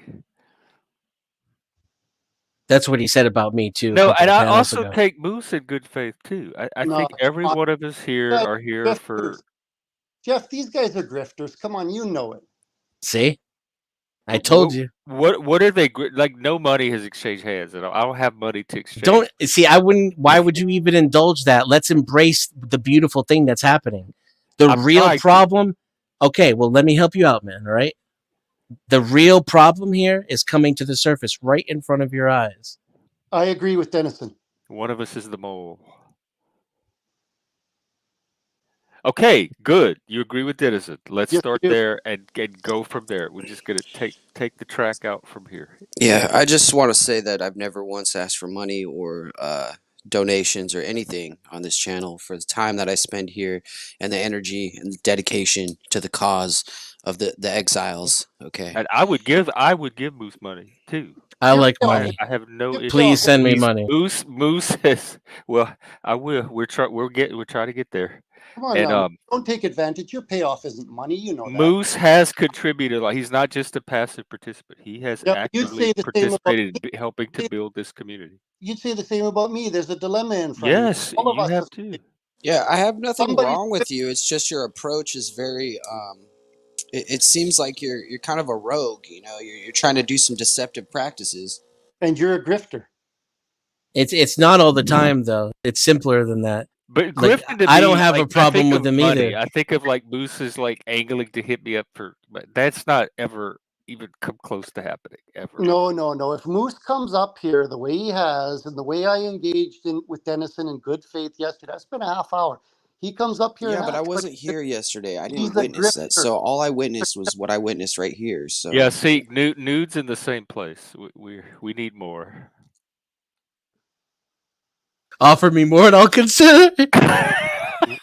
I fucking love nudie. I put my effort in yesterday. I was authentic, and I'm I authentic. agree. no, I told you. if I you said believe I that. wanted to come here for a good time, I would agree to that. But you're Canadian, saying y'all I'm don't a know. grifter. Canadians are authentic. They're not sophisticated enough to have these No, complex. Jeff, don't let these guys off the hook. They're grifters. I've been authentic. You've watched it time and again with Denizen on panel where he I says- believe you're What do authentic. what do You don't mean know. by grifter? Because Denizen's just a viewer. Can I please? Can I have a? Is it okay if I? Yes, Yeah. go ahead. Yes. All right, So- I yield. He's not being inauthentic. I don't think he's aware of the fact that most of how he comes at issues that have nothing to do with me when we're having a conversation on the panel is because he doesn't like me. Because he's got all these preconceived notions packed in there, like that I'm a We have grifter. it right here. We could ask him. So if we're talking about a complex conversation, right? Something like inflation, and his premise is Denizen is a troll and a grifter. How the fuck is that conversation going to go? Exactly like how it goes every single time. And because he doesn't think that way about you, Jeff, you have an entirely different experience with the guy. No, Denizen, that's wrong. Let me give you an example. Sure. Before you say it's wrong, I want to agree with that because it's the same way I don't want to that hear Jack what you have to Talcott say has the because same I'm thing. talking to Denizen, not you, Grifter. People treat. Well, he's here on the panel too, bro. Man. Yeah, but the thing is, I've sat and listened to people speak, and now it's my opportunity to speak to you. It's Sure, not go ahead. you, Denizen. It's that Go ahead. I think he's done. He's muted. I have witnessed you get into confrontations with virtually everybody. Hey, give me 1 second though. I just need the floor for like 30 seconds. Go ahead. Oh, it was a moment of silence for my dignity and yours. Okay. Sorry. Go ahead. It's common. You're not the only one. It doesn't mean what I said isn't true. You were talking about you observed Denizen have like a pattern of conflict. I trigger the fuck out of a lot of small-minded assholes who want to make accusations about strangers on the internet, grifter this and disingenuous, and he's projecting the whole time too. This is because he's the one who's disingenuous. He's the one who comes up with he believes a stranger is this, and this, and then pretends to have a good faith conversation. It's a joke. Get out of here. You don't trust him. You're a grifter, Denizen. I don't trust him. I mean, y'all just don't trust. You don't trust each other. It's so obvious to me. It's like I don't even. It's no, like I trust him. And a Bidner, right? I know exactly who this guy is. He's not pulling. Like, I don't like this guy. No, I don't like this guy. No, I don't like this guy. All right, well, let's cut him off. Let's cut him off. That wasn't my experience, Moose. My experience was. About you. Okay, so I trust this guy. I know exactly what he's up to. Like he's not pulling any wool over my eyes. I'm not worried about any. Well, he's saying the same thing about you, though. So it's like the Spider-Man. But he isn't. He isn't projection. He isn't because I don't think he's aware of how disingenuous he is. This is like two mirrors facing each other. No, Jeff. That's not true. But like nobody's making a claim that he's a grifter. He's just being an old troll. I don't think any of you three are anything negative. I think there's some shadow like being projected. I don't know about like negative. Jeff, these guys are grifters. How many conversations have you seen me have on your panel with people I disagree with that came to a good conclusion? Denizen argues with everybody he talks to on here. But how does that not everybody? I argue with like 90% of the people that come Jeff, out here at some point. Chris and I have argued. This is your charitable nature coming out. He got a guy yelling at him the other day the minute he came on the panel. Mm-hmm. Yeah, I'm just saying, even if that's true, even if he's, how does that make him a grifter? He's not. What is a grifter? Trying to monetize off of that. Hey, can you define grifter if you're intelligent enough? Can you just read the definition? You don't even have to like bring it up out of your own memory. Just read it off of dictionary.com or something. No, I don't. I'm not the one that uses ChatGPT in conversations. But you're the one who calls people. But you probably should though. Without evidence. There's another one. You should because you're kind of shitty at this. You should start using Google more. A person who swindles you by means of deception or fraud. Denizen has never asked me for anything. Neither has Moose. Then what is he getting from being here? Well, let's ask him.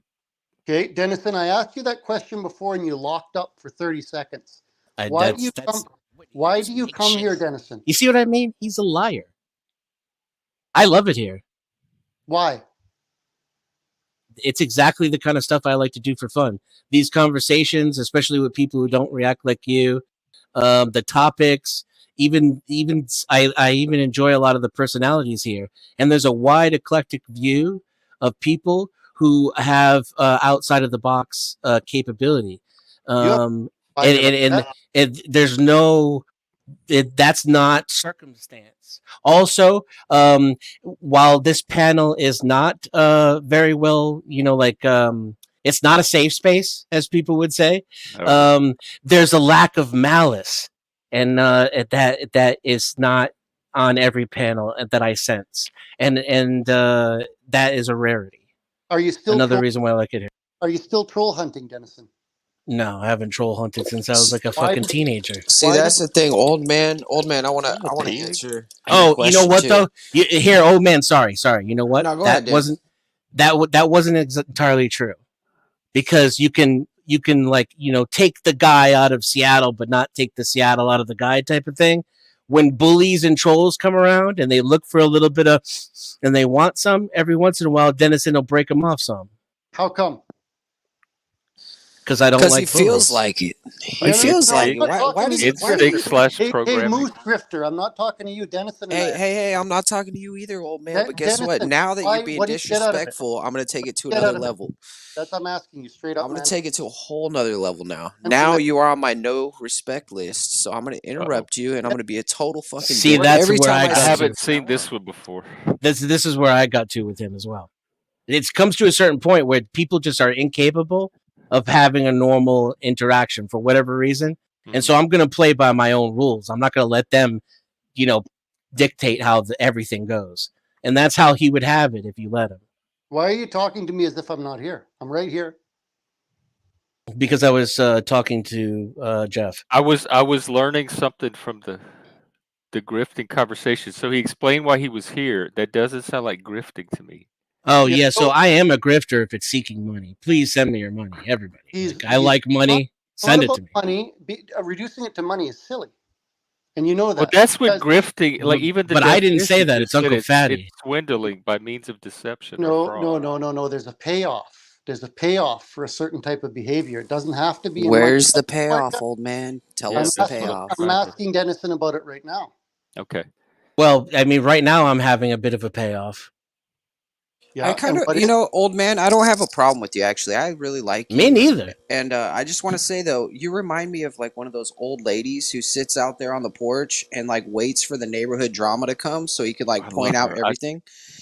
And so I think that's where I'm going to treat you. I'm going to treat you like the old lady on the corner that I Well, love. I'll be that honest. makes me I have a cookies and chair stuff. on her porch, so I'll be honest. No, that's Like, fine. this is- That's fine. Moose, I didn't hear the last part of what you said. Go ahead. Finished it because I got Oh, you're like that sweet old lady that makes me cookies and makes sure that, you know, if I bring my friends over for a party or something, you go and tell my mom, oh, there was a party going on at the house. You know, stuff like that. Sweet old lady. Always in everybody's business, wants to know everything about everybody, wants to tell everybody how everything goes. But hey, you know what? You're a sweet old lady, and I'm going to love you for that. I'm going to love you for who and what you are, and I'm just going to go from there. Moose, what time is it where you are? Time to drink this coffee, baby. Yeah, what time is it? About 3, 4, 5 in the morning? Yeah, it's almost 6. Where's your wife, Moose, or your girlfriend? Okay, come on. Like what?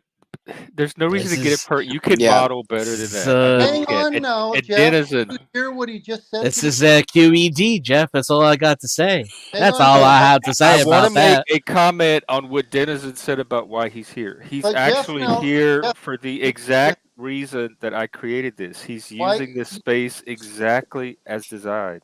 Okay, So that Jeff, there's nothing grifty about that. you expressed my modeling. Explain what you mean. Well, talk like bring Wait, in let's- Moose's wife. Like I Can- know can we get you back are to my wife real capable quick? of like operating from a higher place than that. Let's get back to Maybe, my but wife is real he quick. capable She's, of Like operating- she's in bed right now. What's happening now? It's going to take 1 or 2 adults to try to get the conversation back, and you seem don't to worry, be I'm and comfortable reliably with have this. been one of those people. Okay, I'm but comfortable with this. Yes, You I- asked a question, old man. Like My- like my you're- wife's if sitting he in is a bed. troll, you are letting why him didn't you win. jump in He is and say successfully that trolling same you. thing, Jeff? Why Hold on, didn't I'm you going to jump answer in the and say question, that Jeff. same thing to I'm him? going to be genuine. I'm Call going to me an answer old the lady, question. Old man, you want to hear the question? No, I don't. Where's I want to talk- Moose's wife right now? She's I want in to talk- bed reading a book to my daughter. Yeah. She's just waking up. I made her a latte, so she's sitting there drinking her latte, and she's really annoyed with me because I said a few curse words because you got me all high strung in the morning, old man. Got me all high strung. Got me all hocked up on ribeye. Can I ask So, you a question? so she's sitting there and she's doing her thing. I'm doing my thing. I came up to talk to the boys. I enjoy being part of the community. I enjoy being part of these conversations, especially the ones we don't have with the people in our normal lives, like the Hey, economy and inflation and stuff can like I that. ask you a question? But Then Wait, hold on, let I'm it let him talking let right him now. finish. I'm almost No, done. no, I'm he's almost Let him done finish. here, He old said he's man. almost done. The truth hurts. It burns his skin. Hang on, Denizen, you And too. Let him finish. and I really enjoy Jeff. I enjoy Jeff. When I first met Jeff, me and him were really. I was a total dick to him on purpose because he was a Satanist, and I Yeah. was I like, So don't he's remember that. filibustering now. hold You were on, like No, the old man. Can you nicest guy. shut You up were like for one a of the second? nicest people to ever show up on the panel. yeah, I I was kind was, of a and dick. I did I that was up. like, I was But making a I bunch won't be of on that. comments to him over in Talcott's because he was in Talcott's, I But think, Jeff, and you it was. Hold filibuster on, going. old man. If you can fucking learn how to listen, then we'll move on. I've never had to So, backstage people, but should I do that? Yeah. so, No, Hey, no, no. hey, Don't hey, backstage him. He's Moose. not that All right. bad. so here we Moose, are. do you We're at enjoy this. Wait, grifting more oh, than you Joe, enjoy reading Okay, a please. book okay. to your Now he's daughter? kind of. I, He's kind I of. Why are want you to not hear with what your Moose wife is and daughter saying. reading a book instead of It's grifting about somebody me. you He's don't talking even I know? about take me. I back want what to I hear it. said. All Sorry, right, Moose. all right. Did you hear So, my question, Moose? No. anyways, It, I No, he Moose met was Jeff. talking that whole time. I You, I met Jeff over at I think it was Talcott's, right? And I sat there and I found out he was a Satanist and he had the Baphomet statue there, and so I said, "Oh," I said, "What's going on with that statue there?" And I started talking shit and I started talking shit about Satanists and stuff like that. And you know what Jeff did? He just starts laughing. He just starts laughing. Then I start asking him questions and he starts answering the questions. And I'm like, "Oh, he's actually a genuine person. He actually wants to have a conversation with people." And so what did I do? I came over to his channel and I said, "Hey, I want to have some conversations with you guys." But as you can see, the bags under my eyes are getting heavy. So I'm going to let you have the floor now, old man. So now that you know that we have no beef, my wife's all right, everything's okay, my daughter's in check, and my computer's on, work's about to get done. We're doing all right here, okay? So now that you know my life is in check and my shit's together, now, my question to you, old man, is where's your wife and children? Where's your job? What are you doing today? Why are you up all night? And why are you wasting my time with all these dumb questions? Go. Sure. Excellent questions. I'll answer yours when you answer mine. Why are you sitting here grifting some old man instead of in bed with your wife reading a book to your daughter? No, wait, hang on. Okay, you going low again, but we cleared up Denizen as the grifter. What is how is Moose the grifter? Let's wait, we cleared up how I'm a grifter? know how you're not a grifter. So No, we didn't clear it up. They're both grifters. No, yeah, he's convinced I'm a grifter. He Wha- was days ago before he ever came up on the panel. If He my listened to daughter, me you talk to described other why you're people. here, He listened to and me we talk to agreed that other it didn't people. sound like grifting. Jeff, he does not agree to that. He No, I don't. listened to me talk to other people before he came up and decided I was a grifter and came up with the agenda to expose me to the fucking Oh, so YouTube this streets. is not the first time he's tried to do that. I don't know about any of that. I'm just saying the preconceived notions are exactly why the conversations go the way they go. Yeah, but It's I It's think my simple. the money and I preconceived need it notions come I'm now. from our interested past in Moose. I'm experiences interested with in different Moose's people. answer. Why is he grifting an old man rather than reading with his daughter? If my daughter was awake right now, I'd be in reading. I wouldn't be on panel with you guys. Yeah, I think that grifting is being used in a way that I'm not understanding. That's This is Because a you causing only some common of this thing understand, you amongst only confusion. see old it as a people, Jeff. financial payoff. Old people often use words in the wrong way because they don't know how to read a dictionary. Technically, I'm older than he is, so I'm just Well, but Question I can't stands. read a Why are dictionary. you some spending old people are time with wise old me, men, Moose? Jeff. Moose, why are you here with Why me? am I here? Your daughter's right I there, was the born into book. this world, right? Out of 450 billion little sperms, I happen to be the legend. Do He you That's why I'm have? explained why here. he's on the he explained why he's on the panel right now too earlier. You probably weren't listening. Do He you also have? explained why he likes to come here in general, which you didn't listen to either, I suppose. No, I'm asking right now. He can either be grifting somebody he doesn't even But he know, or already with his told daughter. you the Wait, fact that you're wait, asking. he's He already told you the fact that you're asking proves that you don't fucking listen. I don't know That's what the why non-financial you would connotation of prefer being grifting is. with He me. hasn't asked for any kind of financial anything. Neither one of them have. I think You I don't. asked for a wrench though, so maybe I grifted I a did. wrench. Did I give you one? Yeah, Oh, so I he think is I a grifter. grifted it. I am a grifter. He I is. He got a did grift a wrench. wrench out. You were right. He grifted a wrench from me. But it wasn't actually a grift. It was a trust building thing, and it was successful. So I got trust as a payout. It was an equal exchange. That's great, Jeff. Oh, so see, I'm not a grifter. I'm an You're equal a grifter. exchange person, old man. You're a grifter, and so is your buddy Denizen. You're Okay, both you can have that opinion. We understand it. And where do we go from here? You think they're grifters? They don't It's think Where they we fine. are. go, I don't think they are. I don't It's I Do we it's get will- back to resolved. inflation or something? I will tell you exactly where I think you should Okay, go. I'm confused, old man. So if you can explain to me and just like Well, I I'm would if open. you I'm gonna wouldn't listen to interrupt me you. every I'm time I gonna speak. listen. I'm gonna listen to your How every about you close word, your and I'm gonna mouth try to comprehend it. and I'll And talk. as long as you explain it to me like I'm 5. Okay, I want you to explain it to me like I'm a child. I don't think you're a child. I think you're a very smart man who's a grifter. No, I You didn't can't, say to think that I'm you a can't child. be a I said grifter. explain it to me like I'm a child, but you can't even listen for fucking Okay, 5 let's seconds. assume they're both grifters. Can grifters still have a conversation about inflation? They're still allowed on this panel to come and talk about inflation. Here's the answer to that question, Jeff. And here's the reason I have saved the demeanor. Here's the reason I've saved the demeanor I'm displaying until now. If I were intending to stay on the panel, you'd never hear me talk like this. Okay? Oh, that's But why, I've said, because do you he's gonna see take how they off. He's just Wait, being a cannot, jerk for the you day. see how they let him cannot finish. let Yeah, me, you're all doing it to each other. So no, let no, no, Jeff. No, we're not all doing it to I'm each other. deliberately doing it because you were yeah, doing it if to you me. rewatch the stream, every one of you have cut Jeff, in on each other. Jeff, no, no. I've waited for my opportunity to speak, and every Okay, time I open my mouth, these guys cut in. go ahead. Now, I didn't say I shit. know. I'm a victim too. Go Denizen, can ahead. you stop cutting me off, Denny? My bad, bro. the only way I'm going to get my thoughts out is if you mute these guys. And Moose let is me on do mute. it. He's on mute. Go ahead. Okay. All right. So you can believe this or not, Jeff. Now, you're not going to have to contend with me, but you are going to have to contend with these two grifters here. And you want to build your channel. And when I say grifting, I mean they're getting a payoff out of behaving the way they do. You have some people in here that come in and contribute authentically and that help build the community that you're trying to build.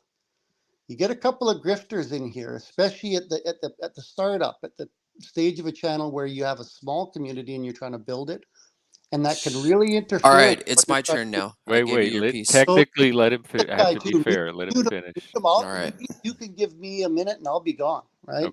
Okay. No, Okay. I don't want you to leave. That's why I wanted to jump in Okay. before you leave. So the thing I've noticed, Jeff, is I've noticed you demonstrate kindness, and I'm going to say something you're not going to like, but it's true. And other people have said it in the chat.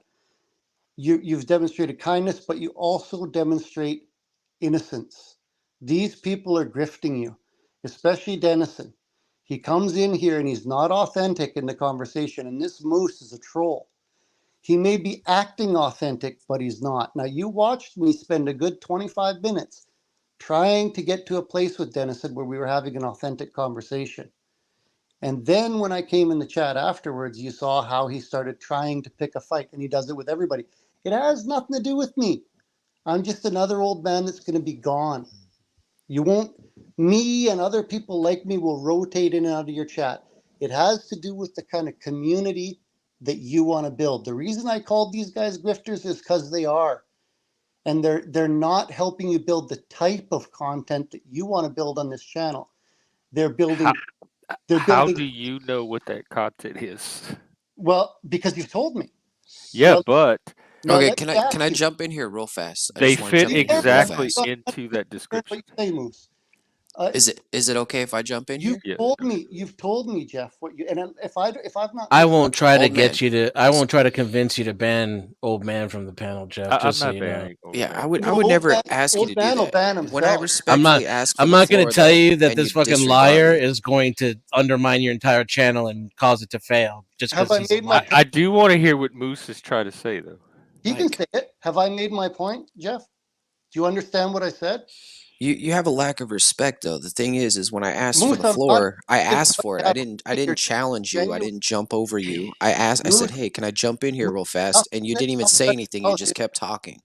I So have it's, respect for Jeff, and I'm trying to speak to him you because have no respect for other people, and that's the for Jeff problem. I do So not. so You can you just mute him for just a second? Let before me I say can what I'm gonna say, because I before I can actually leave. shut up and let him talk. I'm Okay, not Jeff. asking you to leave. I'm asking you to listen. No, And no, the no. problem Jeff, is thank you're you very like much. Jack Talcott. You won't I've listen. made my point. You won't even give me I 30 hope seconds of your time to I listen. take it to heart, because Jeff. you don't Okay? respect people. Thanks You're for sitting having here telling him how Some he's he not does. building a community that he wants Jeff, to you build have- because he has people around him that are grifters, right? That are destroying it, right? Jeff, What I'm are you asking doing right you now? if you have something. You're walking into a room and you're imploding the room on purpose, and then you're gonna walk out and not come back. And you Yeah. think that's being noble? You think it's Yeah. being honorable? You think it's being like, being a man? That's Oh, not that being a shut him man. up. That's being a little bitch. Well, I didn't even know. That's being a subversive little troll who's Yep. trying to do the same thing that you're saying that we're doing. When I'm sitting here, I help this Moose, man. tell me about Jeff. Projection. Tell me about Jeff's strengths. It's all projection. Tell me about what do you admire about Jeff, Moose? Jung Why- is getting an erection He right now, already- even he though already he's said dead. all that. Dude, I was trying to tell you the story about how we met and how Yeah, I he's- got here, and you didn't listen. You Yeah, but you overtalked were me doing like 4 or 5 the times. filibustering. Tell me authentically. No, you're disingenuous, and that when was I But, like- actually man, hit the floor, here's where I start to have an issue. That was Because 50 I'm really seconds. big on self-determination. That's like my primary value. When do I get to determine all this for myself, and instead of having to take it from you and take your account of it? Right now is when. Do you not trust me, and do I not have the capacity to discern who I want in my community and curate and filter as I see fit? I believe that's entirely your choice. and then also, old What man, you one keep, what question you for don't have is the ability to discern what a grifter is, though. Clearly, you're naive and I have a innocent. question for him though. No, An I can give my I have a somebody- question for you. I have a question for you. I have a question for you. Do you know that Jeff has my private information and can contact me at any time and tell me, "Hey, Moose, don't do this, or do this, or don't do this." At any time, he can say that. Anytime he can contact me and say whatever he wants. So I think that's about as genuine as it gets. He can or I can. He can. So if he had a problem, he can tell me at any time. At a moment's notice, he can say, "Stop doing what you're doing, Moose." Right, Or yeah. "Don't be here." Or Because- maybe, "Hey, I have a special guest today. Why don't come around?" He You're can do anything he wants. private information that would prevent you from coming on and No, Hey, I'm saying you're sitting here calling me a grifter and you're- saying how I'm deceptive and disingenuous and stuff, but you Which is can't what you prove are. it. You have absolutely zero evidence. I have plenty of evidence to prove the opposite. You don't listen, and then you want to just implode the room and leave, and you want to act like a victim. You're not a victim. You're a Yeah. perpetrator. Yeah. No, See, this no, is the Cartman drama triangle I keep talking No, about. the no, hang victim, on. I've had perpetrator multiple- rescuer triangle, and how it switches off between the parties. It's Jeff, not a I've had stable dynamic. multiple productive conversations in your panel. You've woken the archangel Michael, and I'm here to slay the demon. Okay, well, Like- this is the real Moose right here. Yeah, I destroy people who are like what you. I see. Or I you destroy people who are disingenuous. I destroy people who try to hurt others, who try to destroy communities, and Or that's you- what you're doing. And that's why I got up, because you're trying to you're a destroy parasite. a part of the community that I really, genuinely adore. You could be the savior you're describing, or you could be a parasite. Time will tell. Yes, it will. That's exactly right. And I think that Jeff is. I respect his courage, as I've said before. I think that sometimes. Yeah, see, the thing is me and Jeff, we have a good relationship, and I don't have to suck Would- his dick for it. I don't No, have to give but him a you- bunch of compliments and like try to be disingenuous about it. Like I can have a conversation because he's sitting right here and say, "What's up, Jeff?" Yeah, like I don't have I'll to ask talk you a like he's not here. I'll ask you a question. Why I get talked about like I'm not here? I'll ask you a question about Jeff Moose, and it's in Jeff's presence. Do you think he's innocent? Do you think he's an innocent guy? No. Do I think he's innocent? No, I don't think any You of us are think- innocent. I think all of us are capable of good and evil. I think all of us have done good and bad things, and I think all of us are capable of being better than we are right at this moment. I have heard people and seen people write in the comments that sometimes people will come on panel and take advantage of Jeff's innocence. Do you think that's I've accurate? never seen that. what? No, I've never There's once. a difference between naivety and innocence, and No, I'm not naivety calling it is a term that shows up often in the autism and neurodivergence community. That kind I'm of not social saying naive naivety. at all. I'm not saying naive at all. I'm saying innocent. I'm asking Moose what he thinks of that. It wasn't me that put it there. But I'm saying what you're saying, innocent, because I definitely don't think of myself as innocent. I would substitute naive for, specifically because it's a trait that applies a lot to autism and neurodivergence, and some of what you're describing as innocent and I'm saying is naive, I believe is part of the autism. That shows up as part of autism. I'm not saying you're naive. Would you classify yourself as naive, Jeff? Yes, I am socially fucking retarded. Okay, so I am always the heard butt of that. jokes. I'm gullible. I'm always the one people are trying to like, because they see that I don't see certain things, and they know how to exploit, take advantage of that, and I'm not aware of it. That's why Okay, I need seeing eye humans all the having time to heard help me that, navigate. Moose, having heard that explanation from Jeff, now, do you think have you Okay, been now taught now to having do that? I've heard the explanation, doctor. I've heard the explanation. Now I heard your question, but I want you to try to compare the dots here. Tell me where I'm getting something out of this that is detracting from Jeff, detracting from you, or detracting from Denizen or the audience. I'll Thank you. answer that question directly after you answer my question. Do you see people taking advantage of Jeff's what he deems as naiveness? Have you seen it before? Oh, looks like we lost him. It drops out. And he's right. Okay. If he's not going to answer me, I'll answer his question. I believe that there's a payoff to acting a certain way. I believe people can get a certain sense of satisfaction out of making others feel stupid, silly, trolling. It happens all the time, I right? don't. Yeah, there are people like that, and I have seen trolls like that. I don't think Denizen or Moose even cut. They're not even that same quadrant of the galaxy. And I think you're missing it, Jeff. Well, then they're very good, and my hat's off to you, gentlemen. I don't even think they're good at it.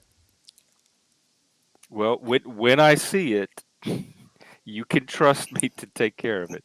Jeff, I just want to let you know when you start feeling like a victim, I'll give you my phone number. You can call me directly, and I'll be there. I'll be You'll there, come shoulder for rescue you, me. baby. You can rest that head right on my shoulder. So, Moose, I answered your question. Did you hear my answer? See, now that was grifting. That was a grift. See, I can do that. I can That be was that. shameless Doing it for the past half hour, 45. exploitation. He's been doing it for the past 45 minutes. So I answered your question, You Moose. you don't understand showmanship. You don't understand Well, anything Joe, about and you me. know, I like you. I respect you. I seriously, I do. But what you've been describing the last 45 minutes, I have just not seen. I am not seeing it, and it could be due to my own limitations. But I'm trying to give it consideration.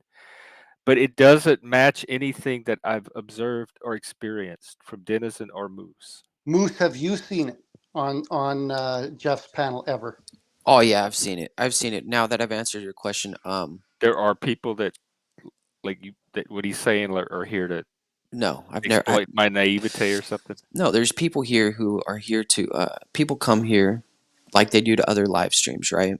To get their name out. You know, Flo Yeah, comes here. He tries to, yeah. even though the channel doesn't have 100 people watching at the moment, being on the show is good for business. Being on, going to people's shows, that's what they do.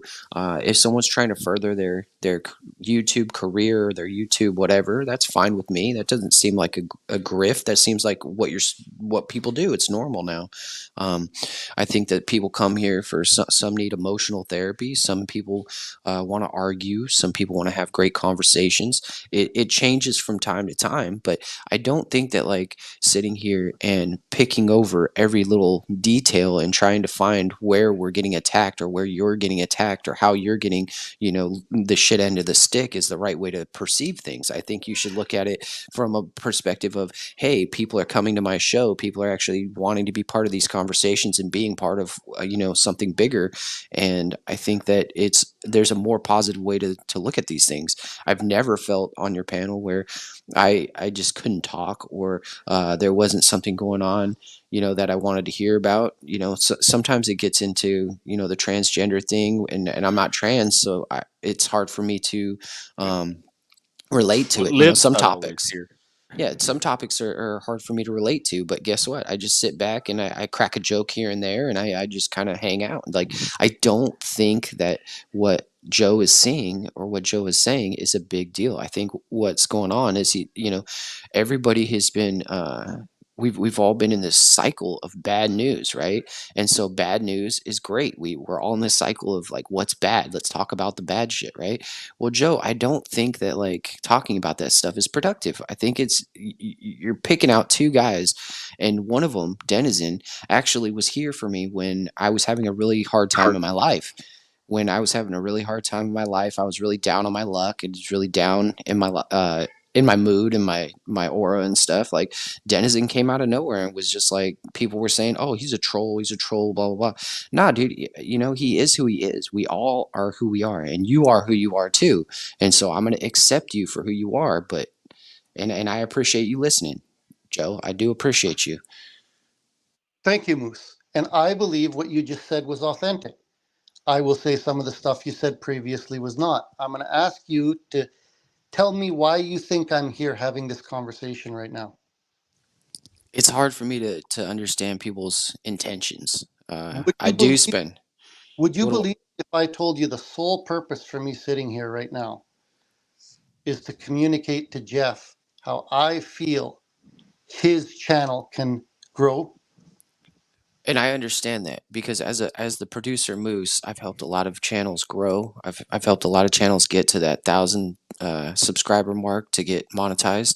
But the thing is you got to understand that as a creator, the creator himself has to make those decisions. The creator himself has to, because if it's not what Jeff wants, if Jeff starts moving in where you want him to go or where I want him to go or where Denizen wants him to go, and he starts moving off the path that Jeff wants to go, then it's not going to be a long-term thing. It's going to be a short-term thing, and the flame's going to die, and it's going to be a bad relationship.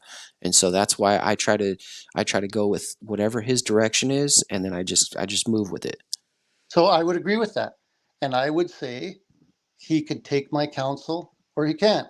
Now, let me ask you a question, and I'd like an authentic answer. When you first came up on panel, you were looking to trigger me, weren't you? Well, yeah, I mean, you had me triggered. I was in bed. I'd been listening to the show for maybe an hour and a half. I couldn't get back to sleep, and there's a few points in the show that really got me because when people don't listen to each other and they talk over each other and they have no intention of listening when someone is talking, it really bothers me. So I got up and I tried to trigger you. Of course, I try to get on your goat. That's And the first thing I do. that's what I consider inauthentic. I call that grifting.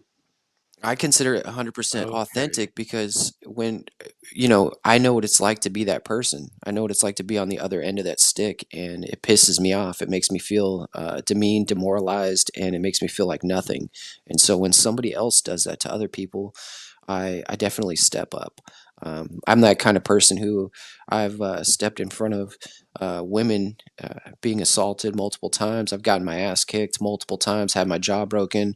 I'm just that kind of guy. I'm the guy who stands in the middle of conflict because I would much rather you come after me than try to bully someone else. Yeah, but Moose, I spent at least half an hour with Denizen the other night trying to establish communication with him. I sat and listened, and we worked. Oh, well, how wonderful. We How worked. wonderful that you took 30 minutes out of your day to talk to a grifter like me. So Denizen, To try to learn how to have a conversation with a liar and a disingenuous saboteur. would you say A Denizen, con man. with A the con man running a con game. Denizen, with the This polite thing, fucking guy. would the polite thing to do right now would be allow me to finish my conversation with Moose? Oh, this was just a conversation with you Well, and Moose? it's a I didn't know. panel though. Like everyone's invited to.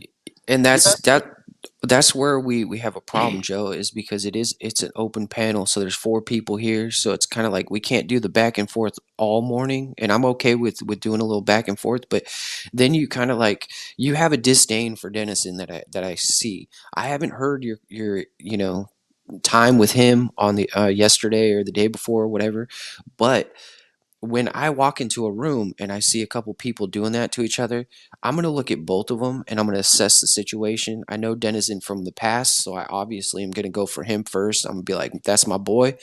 But Joe, like, you got to have if you're going to hold the standard, you got to have that standard all the time for yourself. You can't So- just have that standard for yourself like for today. He doesn't understand what's happening though. If you just remove, We got there. See, we were there, and now we're over in this other That's what I galaxy. was gonna say. Like when We y'all had found the blood 30-minute clot. conversation, I saw some progress. I thought y'all had gotten to. We found the and then blood today clot. seems like a regress. yeah, but I think Homeboy I think- makes shit up about people he doesn't know, and I that think I'm seeing the progress baseless now. prejudice he has against me is why the conversations go the way they go. And How much like respect- he may not like you, like on a lizard brain level. They're just He is, something dude. about It's not you a that is lizard like- brain. He's telling you that's out fine. loud that That's I'm a fine. con man, Jeff. He's telling you to your face with his regular mammalian brain and his own words. Yeah, but Wake you up. said yourself that you believe that he just doesn't like you, and that's what drives. No. Well, no, he thinks I'm a con man. I don't know you, but I think you're a grifter. Yeah, but that's what a okay, con like, man in is. fairness to Joe, we discovered that grifting means just triggering some. It doesn't mean try to swindle someone. He didn't agree to that. He thinks I'm a 'Cause grifter. like when Moose came on the thing after coming What- out of what are bed, you not he getting said about that was this? grifting. He's So his- telling you what he thinks. Why aren't you his listening to him? definition of grifting is not what we're reacting to. His old man's definition? He didn't give you his definition. Sure. Yeah, he did. When Moose You're gave an behaving example. disingenuously for a payoff. It doesn't have to be money. And I would ask Moose how he thinks that Denizen is responding to me now. I mean, I've listened to Moose respectfully. I think he's made some excellent points. When he started to talk to me respectfully, I just shut up and listened. That was I fucking think- beautiful. I think that he came to the table with some great points, and I've listened, and I think he's a good guy. But I think Who? Me? I think Denizen, I think you can be a really good guy. Oh, and a grifter. Yes, I do. Okay. Both those points at the same time. An I authentic. mean, this is what I'm just saying. I don't know. grifter. I can only appeal to the audience. If Denizen, I you, think you have those two beliefs in your mind, then you don't, like this. It explains the chaos. That's all I can say. I don't think that it's just me, though, Denizen. I know it's not just Yeah, you, but buddy. you Trust can me. only be responsible for you. So No, you know, no, like, Trust speak me. For you. No, no, So Trust me, even you if are it's not the only just you. person who gets triggered by me questioning their religious beliefs and Or then who- makes up this fucking crazy, stupid shit because you're fucking butthurt about it and you can't even discuss it on the level that I can. So this is all a big fucking compensation for it. And a projection too, because you're describing yourself. Everything you say about me is exactly what you've admitted to doing yourself. So let me try and steal man. QE motherfucking D. Do you see how I can't get a word in, Denizen? I'll just ask you something. Yeah, we've been That was a seeing bunch that of all work. night, but Okay. that's not going to That's- get resolved. There's Is some more work. Is it your position, because I think I heard this, that you reveal truth to people in themselves that they can't see, and that triggers them? That's a No. shadow worker. That is what I am too. Do you think you are that, Denizen? No. What are you? I that- cause it a lot. When you say We're witnessing it right now. when you say people can't handle the truth, you throw the truth against the wall, which is what you said, and people can't handle it. What are you describing? What I said was I criticized your religious beliefs. Not me. You used the term people. But what I said, I criticized your religious beliefs. That's not what I'm That's asking. why you're acting like this right now. That's not what I'm asking you about. It's why I'm a grifter. It's why all the conversations go the way that they In do. our conversation yesterday, you meant that you expose the truth to people. I don't know what you're talking about, buddy. I can't remember yesterday. I Hey. smoked too much weed today. You didn't say that. Okay. I don't know. I said that I questioned the foundation of your beliefs, and it triggered you, and you came up because you were going to show the world how wrong I am, and that's how you describe my behavior is what you in your own words have admitted to on live streams. So Moose, in answer to your question about the creator creating their own content, I think you're absolutely right. And I think it's up to Jeff to create his content the way he sees fit. Jeff, I've watched Jeff's numbers fluctuate based on the nature of the conversation. The authentic conversations draw more traffic than the inauthentic ones. It also there are wavers times- too, because as someone who's very proficient in YouTube and analytics, it also has to go with the person who's on panel. People bring an entourage with them. Like if I were to stream this to my channel, I'd bring an entourage with me, and I forgot to do that when I got here. But and then there's also like, who's another guy who comes over here? Flow State. Flo brought his Flow whole State audience brought- last night. Flow State State. brought like 50 people with We them. were almost up to 70 people. Yeah, and so that's the thing is building these relationships is what's going to help build the channel and make it grow to where he needs to go. But old man, we can't, like, Denizen is a staple in the community, and now you're a staple in the community, right? So we're gonna have to work through these problems that you guys have, and you guys can't be like Biden and Trump supporters. Like, you guys can't hate each other. You guys can't always do, you guys can trigger each other, but I don't we hate can't him. spend hours and hours on this whole victim mentality and No, I don't who's think doing he's a this to grifter who, either. So, but Moose, I would say I've been very straightforward about exactly what I think is happening. Well, Denizen may be a staple in the community and remain one. I'm not going to be, and it's Okay. not because. Okay, well then that's fine. Then But- you're but being Moose- you're being a Nancy though. You're being a But Moose, Nancy you who gotta walks let me- by. You're saying, "Hey, I went to the fair. Joe went to the fair, and he rode the Ferris wheel or whatever, and you rode the rides, and you said, "Hey, I don't like this ride. I think you should make these changes to this ride," and then you never go back again to go Well, see if the ride's better. But in that last 30 seconds, see, Moose, you went back to grifting instead of having an authentic conversation. How is I that bel- I grifting? believe That's my not father- grifting. That's I my think opinion. I That's my don't accept perspective. the grifting term. I for know you myself. don't. I think Jeff. we could dismiss with No, that. because I it's know- wrong. Jeff- It's not the dictionary Jeff, I definition. know It's you not don't, the which is definition of why the I'm word. So having this stop using it like that. It's wrong. What I'm saying is that the strongest content on Jeff's panels are when he brings an authentic take from his unique perspective. Do you That- know how authentic Flow State is? This Flow is State is the kind of authenticity right person that here. if you pay him $20, he'll say whatever you want.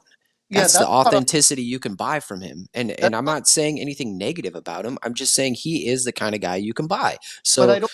that's Jeff not authenticity that But I we're don't- talking. It's I don't- showmanship. It's I don't think Jeff showmanship. It's a bigger YouTuber who came over here to help out, and that's what happens when a bigger YouTuber comes to your channel. It goes up. It doesn't mean that every other day that he is failing, that Jeff's not doing the right job or Jeff's not on the that's right what I'm topics. saying, Moose. Moose, I haven't been able to speak for more than All right, 20 go ahead. Sorry, Jeff- sorry. I'm Jeff- getting all hyped up on this coffee. Jeff, is that what you want? Is that how you want to grow your channel? This what- this channel, and I've said this many times on stream, is part of a larger community building project, which is collaborative.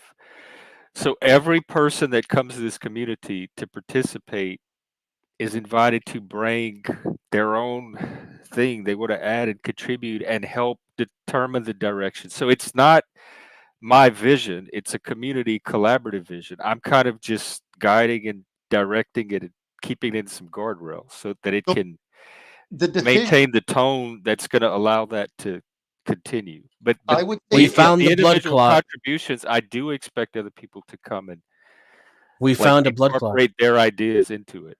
but would it be important that their participation for you, for your personality, was authentic? Yes, and I feel that I get that from Denizen and Moose and you. Okay, that's good enough for me then. I don't think you did at the beginning, and I think that it happens quite often that you don't. I don't. I normally don't keep people around that I don't feel like are being authentic. So they really would like last at this panel, much less be regulars.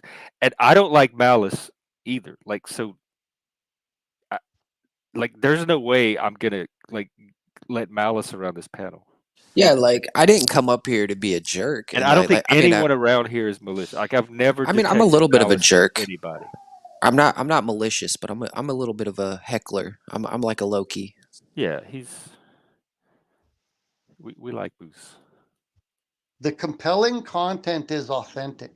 People can sense inauthenticity right away. Even babies can. But that's also subjective, compelling, and like people are gonna see they're gonna be compelled by different things, and they're gonna see as authentic different things. I'm not so much concerned about that. I kinda think wanted to we have a provide poll. enough authenticity for people to get something out. One in the chat if Denizen is genuine.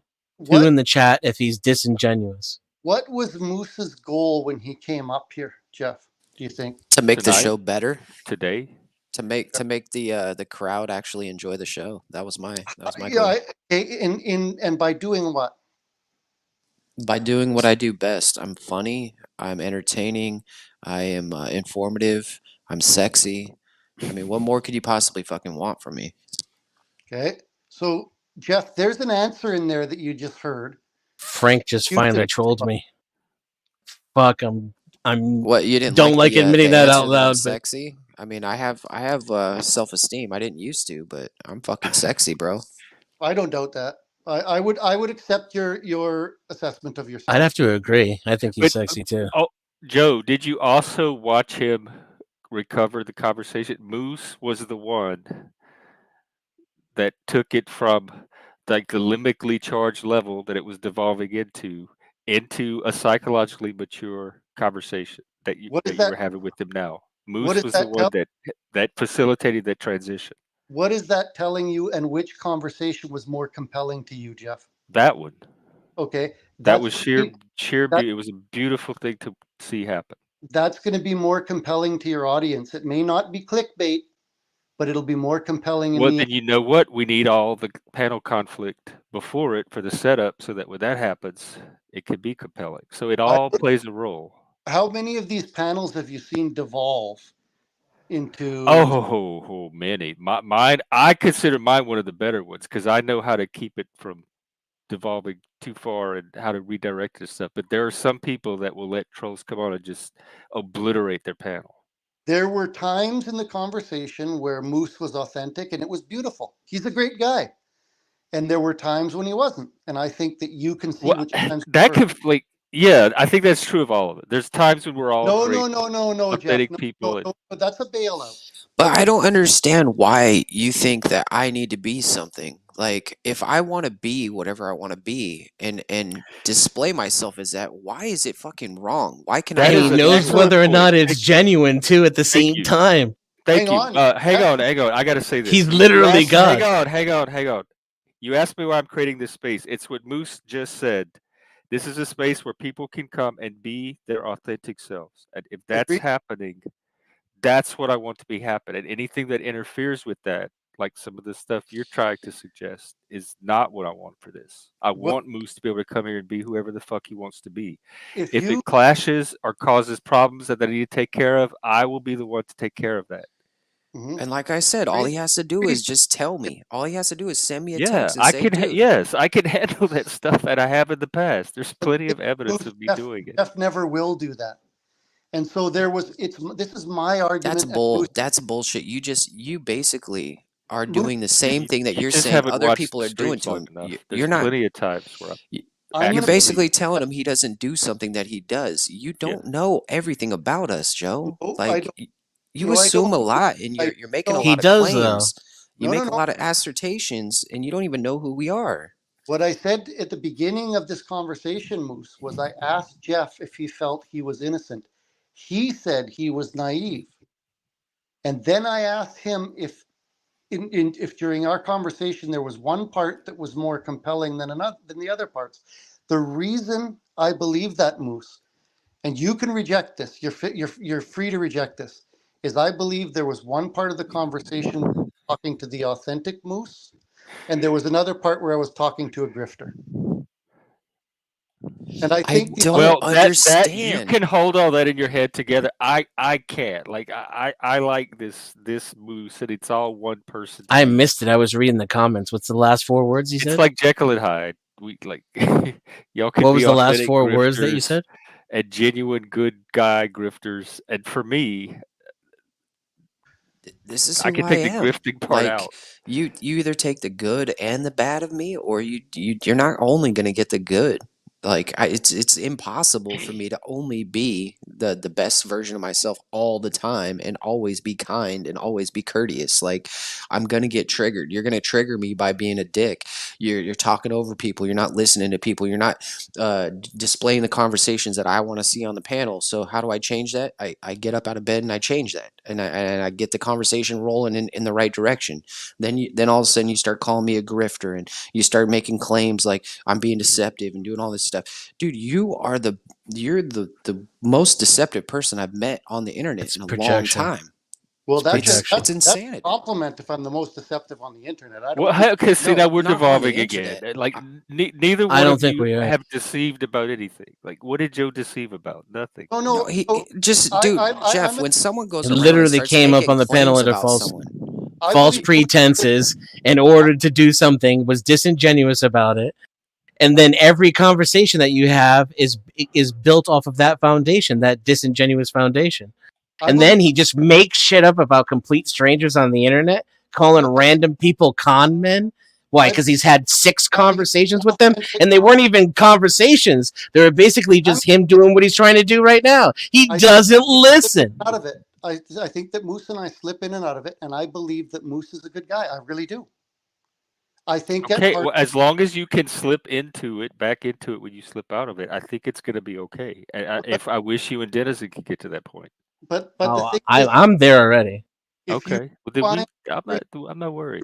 It does, like, his opinion of me does not bother If me. you rewind the stream and watch when Moose first came up, his language was something that would trigger anybody because that was his purpose when he showed up. Yeah, but he 'cause admitted you that. pissed Yo, me yo off had enough to that get out of bed. conversation. That's He was great. It's transparent. 5 o'clock in the morning. You pissed me off enough to get out of bed. I mean, that's some serious shit right there. Unless I'm going to work, I don't want to get out of bed at 5 o'clock in the morning.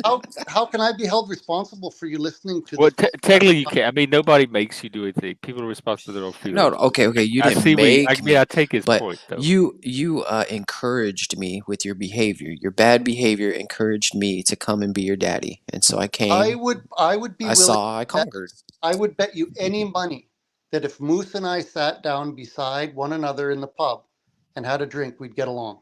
I'll bet you any money that. Of course, I have no question in my mind that we'd be best friends. But I wouldn't be talking at the pub to Moose the grifter like I was when you first showed up on the panel. That's right. And I also now wouldn't that let you you victimize people around me in the pub because that makes you look weak. And I don't want anybody making us look weak because when we're out on the town, we're the shit. We're not weak.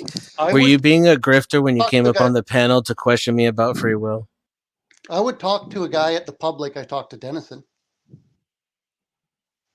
There's nothing I've said. I talk to people the same way I talk to them here, and that's why I get my ass kicked. But you know what? I'm okay with that.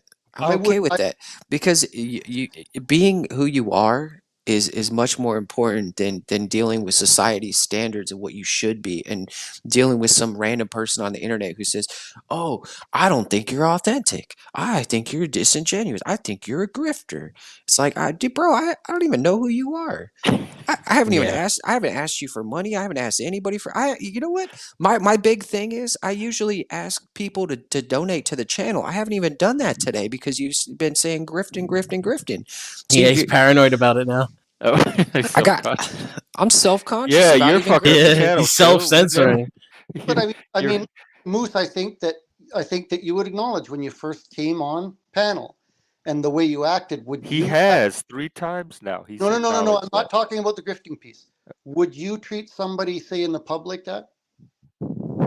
Fucking A right, I have. Yeah, if you were doing that, like in front of everybody, like every single time. Is that what would get you into a confrontation in the pub?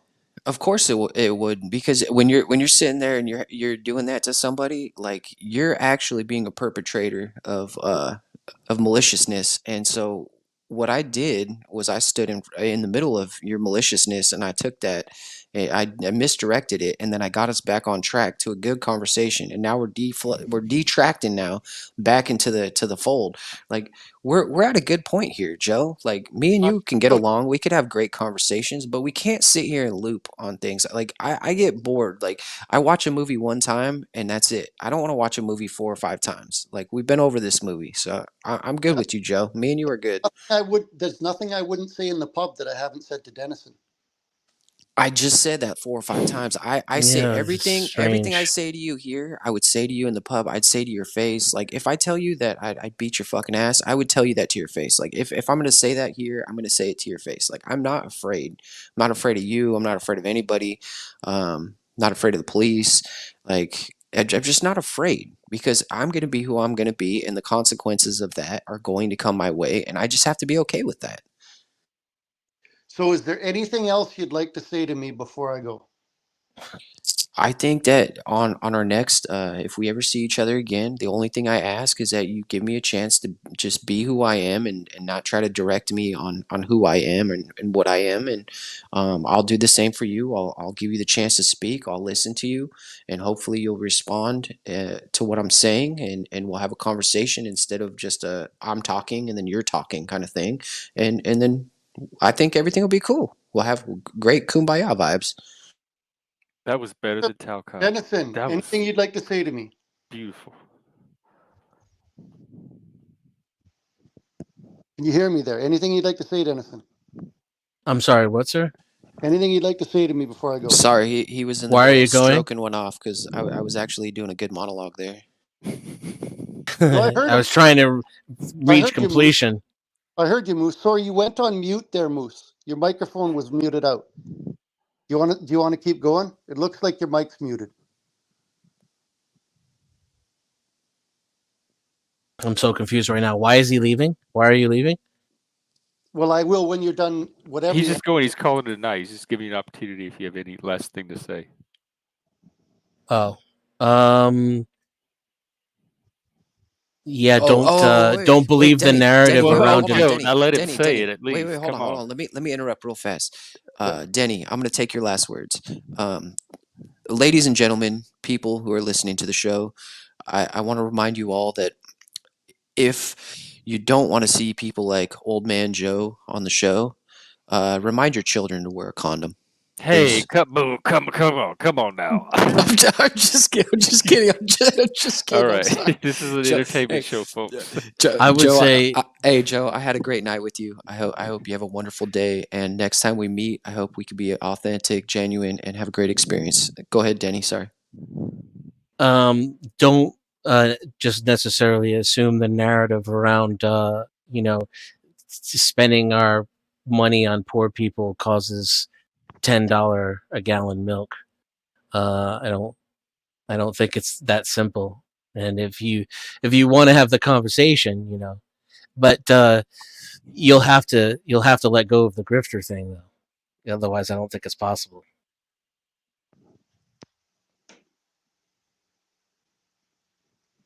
Okay. And hey, DaFreak, my head's up, buddy. My head's up high. Anything else, Denizen or Jeff? No, He thank you. didn't want to hear from me again, but I just want to say thank you, Joe. Sorry. Yeah, same I thing. can hear Thank from you you for again. hanging out Hey, tonight. We went over 5.5 hours, and I think you were here for most of it. So thank you. Moose, I'm here to listen to anything you have to say, buddy. Oh no, the only thing I have to say is I think it's going to be a good day. I think you started me out with the put my feet to the fire, you got me on the coals. Adrenaline. The adrenaline's pumping. I got the coffee going. If you need to take a nap and get back to it at on the next stream, then go ahead. If you're gonna get some coffee, go get your coffee. Come back. Whereabouts are you? Like just in general, you don't have to tell me the exact city, but Oh, I'll it's tell you exactly where I'm at. I don't mind doxing myself. I'm in well, I'll tell you right next to me, Trenton, Maine. Trenton, Maine, Acadia National Park, Bar Harbor. Really? Seriously? Oh my God! so I'm Moose. Cajun. I'm a Acadian. I've always wanted to go see that place. Moose, Oh, Jeff, you're gonna come And Nova visit. Scotia too. What is it? Port Royal. yeah. Moose, tell me something now. I've heard that the fall colors there are spectacular. Is that exaggerated, or are they actually that good? The Okay, leaves. so the fall colors, it's much like everything else in life. If you overhype it, it's gonna be like you're gonna get here and you're gonna be like, oh fuck, there's nothing good to see. Some years, it's not that great. Like last year wasn't very good. The year before that, I mean, dude, it's so beautiful that it would take me off this phone. It's so beautiful that like my camera, sometimes I have my camera in my hand and I'm just walking down like the hiking trail, and I don't even take a picture. It's just so gorgeous that I'm just in awe at the beauty. And that's genuine. Like I love bird watching out here. I love the nature, and fall colors are absolutely amazing when they come in right. They're amazing. It's worth coming up here to see. And Acadia National Park is one of the most beautiful parks. If you have a dog, you can bring your dog. You can take them on almost all the trails, and you can come visit moose if you want. So I've heard, and I'm not familiar with the geography, but I've heard Vermont has a nice fall colors as well. Is that close to you? Like a couple hours? Massachusetts. Yeah, the whole New England area, really, I think. Yeah, Massachusetts known for its is seasons. close, and New Hampshire is close. I've never been to Vermont. I'm not from the East Coast. I bought a hotel out here 5 years ago with my wife, and we moved 3,100 miles from home, and so I haven't really done too much traveling on the East Coast yet because we owned a hotel. But now that I don't own a hotel, I'm gonna try to get up to Canada, try to do some more traveling and stuff. Travel from Rhode Island to Massachusetts during the fall if you want to see the fairness. If you want to smoke some of that good dank with Denizen. What time of year would you say is the best time? Like, would it be the end of October or right around there? Or? It depends. I mean, John or Joe, like it depends on what you like. Like I'm not like I like people, right? But I like them at a distance. So I like May, June, and September, October. May and June is very, very slim on the, tourists. The birds are starting to hatch.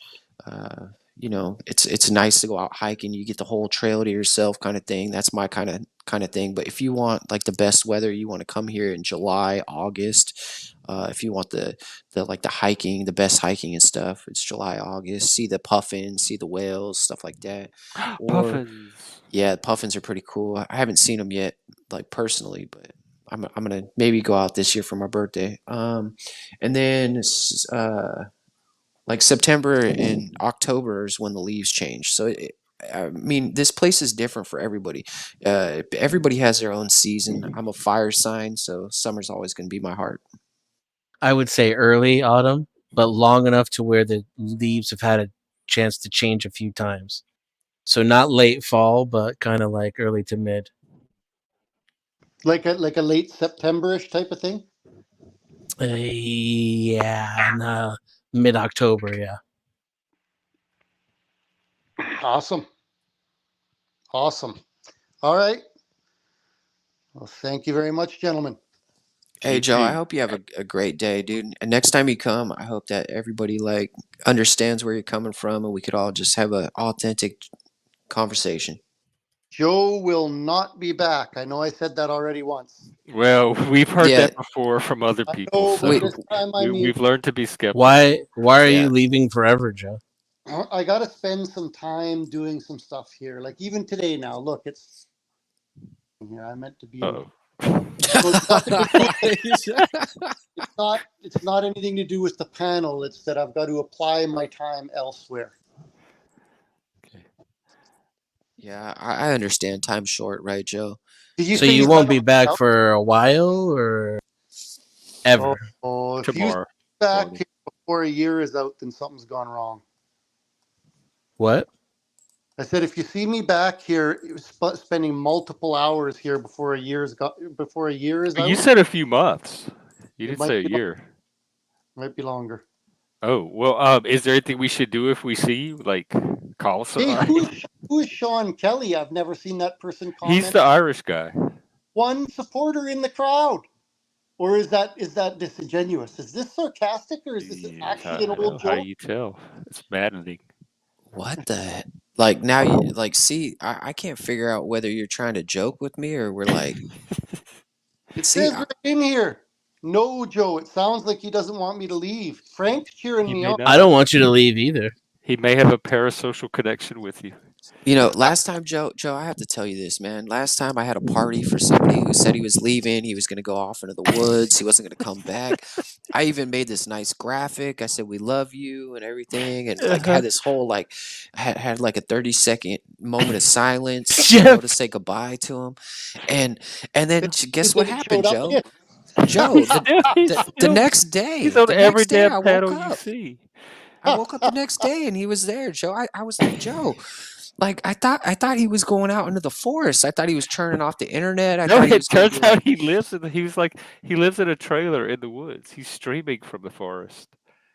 He was yeah, already in the forest. yeah. He I have tricked no us idea though. what you guys are talking We're about, talking but about I-Fi.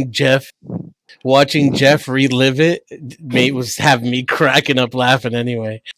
I mean, It's he on the went stream around somewhere. and he told everybody. He told everybody, "I'm not coming back. You guys suck. I hate you guys. You guys are Damn. dumb." And then he's like, "I'm so much better than you guys," and he's super conservative, and I I love told it him about him. then. I said, "Okay, we'll see you tomorrow." And sure enough, he showed up. Sure enough, he came back. So, Joe, if we see you tomorrow, I'll just take it that you have dementia and your medication hasn't been taken for the day. So I'll just treat you like I've never seen you before.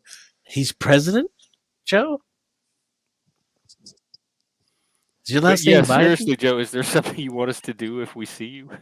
Oh no, you Like, don't tell need you to. to You do go not back need to to. work.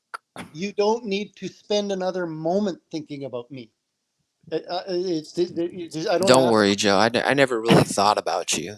I didn't think about you. I just thought about what you did. That was all I was thinking about. See, That's you could cast that out of your mind now. It'll And be like you were never here. but the perfect. thing is I want to be an example to everybody. And see, to be an example, you have to do what you want other people to do. And see, I saw evil, and I said, you know what? Fucking superhero, grab the cape. I grabbed the cape, got up, I defeated evil, and now Joe is never coming back because Daddy Moose has destroyed old man Joe. He won't come back KO. to this The show hero's ever journey. again. Knocked out. Yeah. Now you can go back to taking reservations at the hotel, eh? Yeah, except I sold the hotel because I'm a boss. What are you doing now? What am I doing now? I'm just being a fucking daddy. I'm just a Mac daddy, Joe. Chill. So I'm tell me something in the hotel business. Do you have to get up to a certain size? Like, do you have to run the hotel yourself, or can you get Joe, taken Joe, anywhere? I was running the hotel myself. I was doing everything, Joe. But you don't have to get up to a certain size. It's not like trying to find a dick. We're not going to the gay bar and trying to find our next boyfriend, Joe. Like we're just running a business, homie. You know what I'm saying? So I had 8 motel rooms and I had 6 cabins. You know what I'm Did you saying? have little girls on tricycles riding around in them? No, I wanted to buy them, just to freak people out on Halloween, but I thought it would be kind of weird if you put a Craigslist ad up for 2 little girls to ride a bike in your hotel. So did you ever have to deal with troublesome people in the rooms that you had to kind of get rid of, or? Oh, of course. Dude, I've done it all. You know what? That's why I'm not afraid, Joe. I've dealt with gangsters. I've dealt with all kinds of people. I've dealt with people that like were on their deathbed, fucking bleeding all over the rooms. I've dealt with people, banging so hard that you can hear screaming out the door and down the hall and stuff. I've dealt with it all, man. I almost tag teamed. I knocked on the door. I said, "Hey, can I jump in for a second?" And that kind of shut them up. So what's the practice when you got somebody that you want to get out of? Have to call the cops, or like you can't get physical with them, right? Physical? Oh man, I got physical with all kinds of them. Bitches love me. You gotta understand that about me, Joe. Physical. No, I never once called the police on anybody. Why would I do that? Calling the police is like the last thing you want to do. Like you Yeah, call the they police make after the every bodies are situation dropped. worse. Just would grab the axe. Yeah, like when the bodies are on the floor and need to be cleaned up, that's when you call the police. You don't Yeah, you don't they call do the the police until paperwork. then. Sounds I cool. wanna get physical. There's have a nothing little- cool I was about thinking it, that Joe. today. Oh my god. Nothing cool about it. The police are not your friends. I've had multiple instances of where people were in danger, people were getting hurt. I tried to do what was considered the right thing. Never ended up well. Never ended up well. It's better just to handle shit yourself. When good men do nothing, that's when evil prevails. And I don't think the cops are good men. So did you have a little bit of a restaurant there too, or like a bed and breakfast type of thing? A restaurant? No, I'm not feeding your ass. I'm just giving you a place to stay. No, No no, and that's a good continental question too. breakfast. I mean, I might have a bed and breakfast if I had to, but there's food around, so it was much easier just to focus on what we're good at, and that was being a hotelier. Yeah, I guess the food piece would bring a lot of extra hassle, eh? You'd have to worry about. Yeah, and it's hard to get employees during the whole Yeah, there's not a lot of shutdown and Mexicans stuff. in Maine, I don't think. No, there's not. But we do get in Maine. There's actually a big shipment of they're like J1s, so they're from like Lithuania, Jamaica, Czechoslovakia, all kinds of places. They come out here, like 20,000 people every year come out here to work because we don't have enough workers. And this is all legal. It's through a process. Yeah, it's all legal. You have to have housing for them and stuff, and you have to pay. You actually Well, have why to can't pay. if they can do it in Maine? Why can't they do that everywhere else? It seems easy enough. They do it in a lot of places. They did it at the hotel when I was at the casino. They did it for the casinos. All their like housekeeping staff and all the back of house staff. A lot of it was people from out of the country. But It sounds yeah, like I a don't know good why that. program. It is a good program because people that don't want to do those jobs, a lot of Americans don't want to do those certain jobs, and so it frees those other people up to to do what they want. And so that's why I'm all for immigration, because people that are against immigration often overlook the fact that there's a lot of jobs out there that we don't want to do, and Hmm. somebody's got to do those jobs, and if they're willing to do them and they're happy with it, then there's nothing demeaning or demoralizing about it. They're happy with the job, right? Everybody's happy. I think it's a better way to have open travel, open commerce, and if we could eliminate all the bullshit with our I think it's the economy, I'd be illegal, happy. the illegal, and what's going on at the southern border. It's the process is not running as smoothly there as it is in Maine. It's also they don't want to do the job for the money and the benefits that they can give to somebody who's much worse off than the type of lifestyle Americans arguably built for themselves by being the Or most like their productive standard of country living on the is lower, planet. so they'll accept less. Yeah. And so, like, Yeah. we as American workers, we built the richest country in the world. We became the most productive employees on the face of the planet, and then we shipped everything all around the world. But like the people who like are at the top of those financial organizations sold all our wealth out, and then they import workers to undermine our wages. Like we built all this stuff and we sold it, but then we gave the money away. It's even worse than that. We're actually selling our country to other countries. In Chicago, they the what are they called? Parking meters. The parking meters in Chicago, Illinois, are actually not owned by Chicago; they're owned by Canada. So anytime that the city of Chicago has to do any maintenance on a road, say they shut down an entire street, well, they have to pay Canada for every parking meter that is down, and they have to pay for the entirety of the whole thing because Canada has subsidized Chicago. Um, and this is happening on beaches and happening all over America right now. A lot of people don't realize what's going on, but our country is a corporation, and the corporation is basically selling parts of the corporation to other corporations. Word.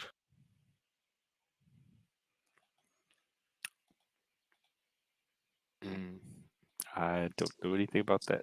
Isn't that fucking insane? To like you're gonna park your car downtown, but the money goes to an entirely different country, and you got to pay them like $10. But is that if it's legal?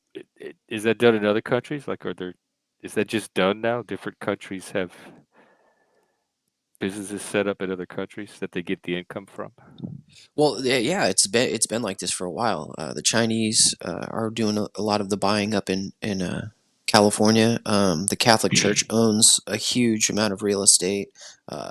BlackRock and Vanguard own a bunch. it's happening in all different like areas of real estate.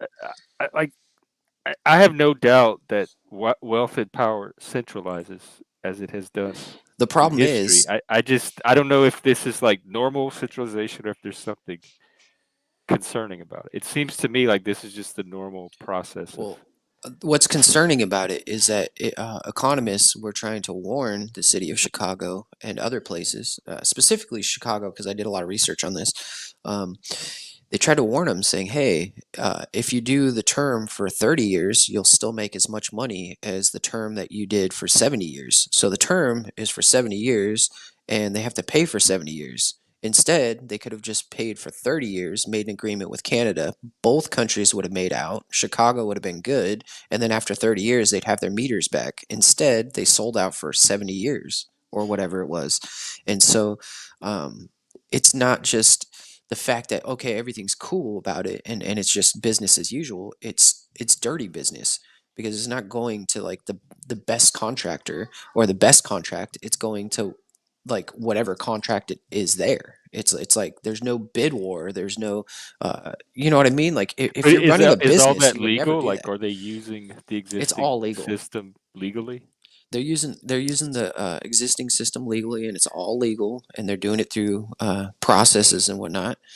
But it's bad. It's bad for all of us because all of that, like the more they sell our streets and the more they sell our beaches and stuff, and the more they sell our bridges and shit, the more that we're going to be paying money to other countries. So the immigration thing, the only bad thing I see with immigration is people come here and they send the money back to their country, right? So when you come here, you extract resources from this country and then you send it back to the other country. Of course, it's giving them better life and stuff. It's great. I'm not really mad about it, but I see how it's going to affect everybody here. All this stuff just keeps affecting everybody here, and most people keep their head in the sand. Most people don't even know. Like, you What does didn't it do know. to us here? What does it do to us? It increases the cost of living for all of us, and it gives us less autonomy over our areas. Like, if somebody owns your park in Chicago, how hard is it going to be? How much harder is it going to be to put a park like a playground there, or make changes to the park when you don't own that park? It's your park. It's your city's park, but you don't own that park anymore. You know what I mean? Yeah, I can see where that would be a problem. Like, I think cities should have autonomy over their parks or decision-making power over their parks. And if you can't balance a budget and then you're just like selling your whole town to another country, like it just trips me out. There's all kinds of just weird shit with inflation, but all this stuff adds to the inflation. And they And is dictate all the of this prices. normal, like it's been going on for decades, or is this something unusual about this moment in the process? I think it's just ramping up because cities are going bankrupt. Nobody's Oh, balancing yeah. their Oh, budget now. Like people used to balance a budget like 50 years ago. I remember that happened to New York in the late 70s, early 80s. The whole city, Gerald Ford, like didn't give them the aid they were hoping for. The whole city collapsed and just went bankrupt.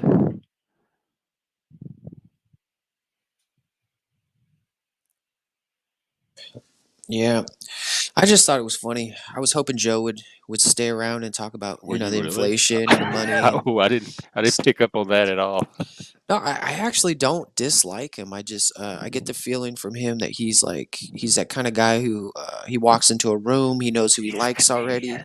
He's Canadian. Yeah, Canadians are very inauthentic, Jeff. And the reason why I know this is because I live with Canadians in Mexico. They're the most like uh, they're faker than Californians.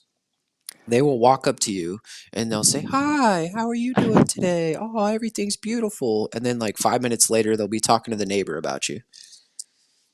Oh, that's how they are in the South too. But I love that. I'm one of those people.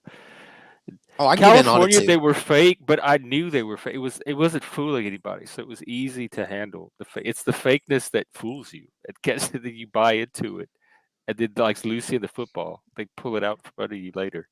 Yeah, well, that's how I feel Canadians are, you know? Yeah. Like sometimes if you like now that I've had experience over time and I'm like, okay, they're just like everybody else. They're not really inherently nice. They're just polite. Once I got that through my brain, I was like, okay, we're getting somewhere.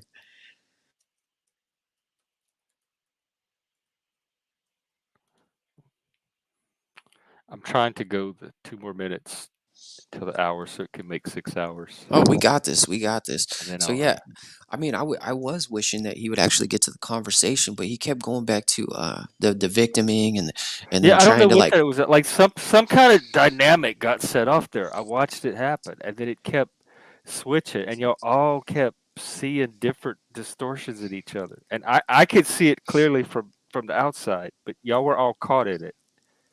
well, I purposely knew what I was doing, so and I was clear about that. Like I knew exactly how the dynamic was going to Yeah, go, and well, every you were the time the one that dynamics switched, I had to got him out of it. I kept switching it back up. So like he wanted to go down the rabbit hole. I said, all right, let's go down the rabbit hole again for a second. And then we pull it back out. Then we go back down the rabbit hole. It's like Jack Talcott, you know, like it's hard for me to deal with people like that because I respect him. He's an elder. He's got wisdom. He's got stuff to share. But at the same time, it's like you're pigeonholing people. You're like you're trying to make claims on people, but we're not getting to the conversation. I was like, man, I wanted to get to some good juicy information. I want to know why you think inflation's going through the roof. Yeah, we were having a good conversation before me with Dennis. Yeah, I remember that. And Denizen's I think Denizen is right. It's not just because they're printing money. It's everything, man. It's because fractional reserve banking, every time you go and you take out a mortgage, they make money out of thin air.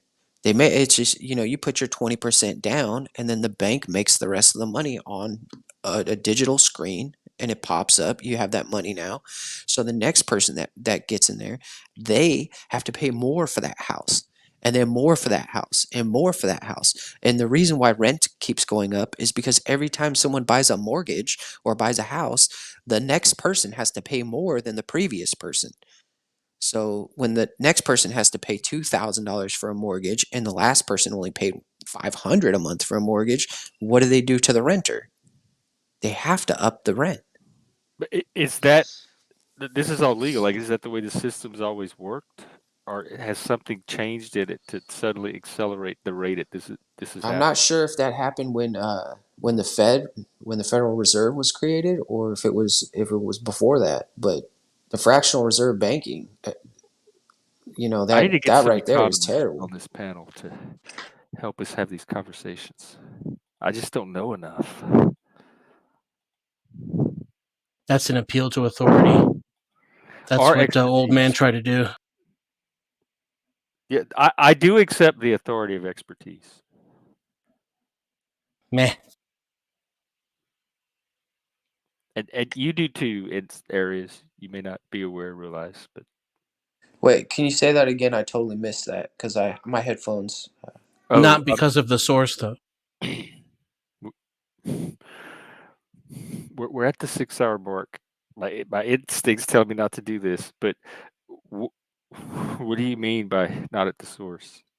Not because of the source. Yeah, what does that mean? Like, not because of the source. I don't give any weight to information based upon Just the source. because it's a source, a specific source. No, you shouldn't. That's a logical fallacy, actually. I don't presume Milton Friedman knows anything more about economics than I do. Well, maybe more details, but fundamentally, I think he was wrong and his view was flawed. So, there's that. Yeah, you can think that. Not everyone agrees with Milton Friedman, but economists can like make specific arguments of why they don't agree and what they don't agree, etc. And I don't have that language and background to understand or be able to do that. I mean, I barely understand money. I have no idea how money works. It's always been this mysterious thing to me. If you ever figure out how money works, you'll probably never really, truly be yourself again, Jeff. Just stay Jeff. That's what happened to me. Are you serious? That's what I worry told you that. about. And I have friends that like I watch them get really good jobs and get wealthy, and I watched You said, changes happen. was there It's a like a moment? drug. Like if you take the drug, is it going to change you? Yeah, it's the red pill. What happened with There's you? no going back. You asked me, you said, is there like a moment when you kind of realized these things? And I was like, yeah, It was when you had money. I was like 6 or 7 years old, and I got an allowance for the first time, and I just started examining the dollar bill that I had, and it sparked a curiosity. So, excuse me, I rode my bike down to the public library and looked up what the Federal Reserve was and how it started, and my life was never the same after that. Wow. At 7 years old, don't be bullshitting. No, I believe it, especially like if the dollar was the catalyst for all, because that's something that would appeal to a kid. Did you? I'm sure you found a little spider. I was in the only saying dollar. so you could confirm. No, just it said Federal Reserve note. That didn't make any sense to me. Then it said, "In God We Trust," and I knew that. Like, I remember hearing how there was a separation between church and state. Like the note itself seemed to have so many contradictions that went against what I was being told by society and what I was learning in school. And when I looked up the history, I found out it was complete and utter bullshit. What were they tell? Because I don't remember them really teaching us anything about money in school. So what were you told about money? I wasn't told anything by anybody. You're not told that it's a quasi-private bank that makes America's monetary I barely decisions. understand that as an adult. I know I would not have understood that as a kid. Well, I don't know to what extent I understood it, but what I definitely recognized right away was that I was being lied to. But what did you think? What was the original lie? Like, what did you think money was that you found out was not true? What was your original narrative about money? That it's representative of an actual value somewhere. Like gold? For example, gold. Okay. Yeah, I did grow up like somewhere in the back of my mind knowing that, like something like that. But it didn't Not mean that anything they to me as a print them. kid. I mean, I didn't Not that they understand it. print them at will. That they have the only So value when they you have, found out and about fiat and currency, that it's not even the government that does it. okay, Like and a private organization has control over our nation's money supply. and when you found that out, that it wasn't backed by gold and it was this other system, that had some kind of significance for you. That was a significant moment. Yeah, I realized that most of culture is deceit. And for me, it doesn't mean anything because I don't understand. Like I don't understand it enough to know how to even react to realizing that difference. Sure. But whatever it meant for you, it informed your view of society, Well, government, and the world since. like I said, I recognized I was being lied to. Most of the people around me didn't know how money worked. They didn't know what it was. Well, then were they the ones lying out of ignorance? No. I would say that this is kind of the thing about the system that becomes this large and self-perpetuating. Even your teacher probably believes the stupid shit she's lying to you about. So trying to trace back to the point where somebody actually knows Like better. wait, like math and or history? No, like what the dollar is, whether or not it's backed up by gold, whether or not it's created by a private organization. They didn't teach us that. I don't remember any of that.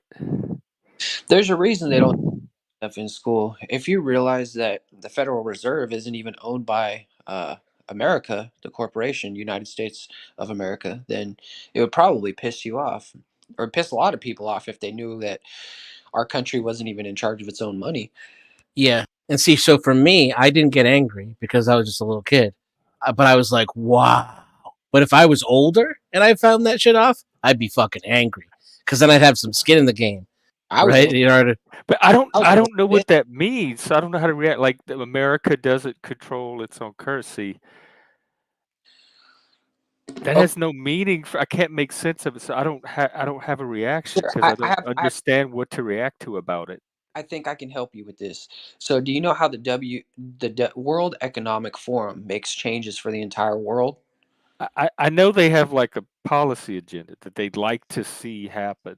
Right. They don't have the power to just fiat it top down on the whole world.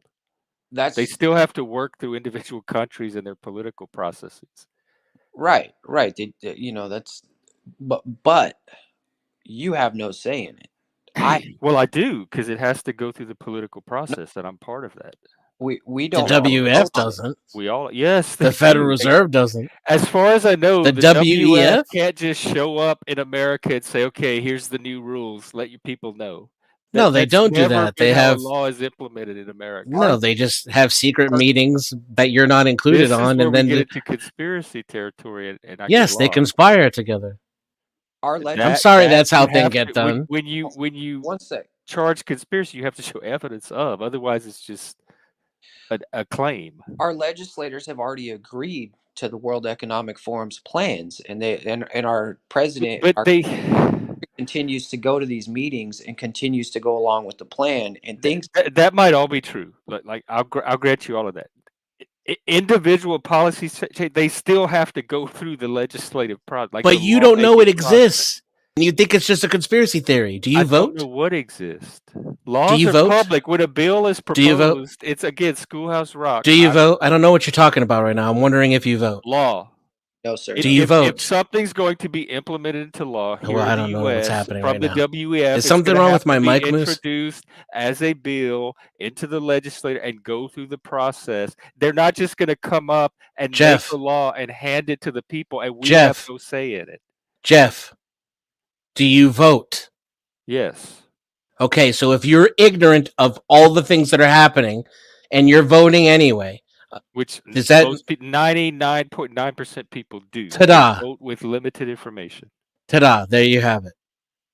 So There I you have are it. not making informed choices. You're not affecting the process. You're voting regardless of how it happens, what the outcome is. You're not even paying attention to I it. don't know what any of QED. that has to do with me QED. saying that the law they still have to make the laws using our existing legislation. Yeah, they I just don't know what my voting because in you that has to do consent with to the it without fact even that knowing whatever it's. if they want you to eat I can tell bugs you. and they I want to can tell pass you. the law I can forcing tell you you. to eat bugs, they still have to go through Congress to do it. You see, he's very defensive right now because it What am questions I his belief. defensive of? Because What am I government is defending? part of your religion. You're old manning right now. You're saying outrageous stuff that I don't even know how It's to not react. outrageous. It's just an opinion Government is about part of government. my old religion. It I don't know rages. what the It fuck that means. outrages you because you love It government. You got some confounds kind me. of. It doesn't outrage me because I don't know I what it gotta means. I here. have Let's to try know what it this. Let's try means to be this. outraged by it. Try Confounds something me. different here. Okay, so it outrages you because you have a very emotional attachment to the lies that your government tells you. You're propagandized and programmed.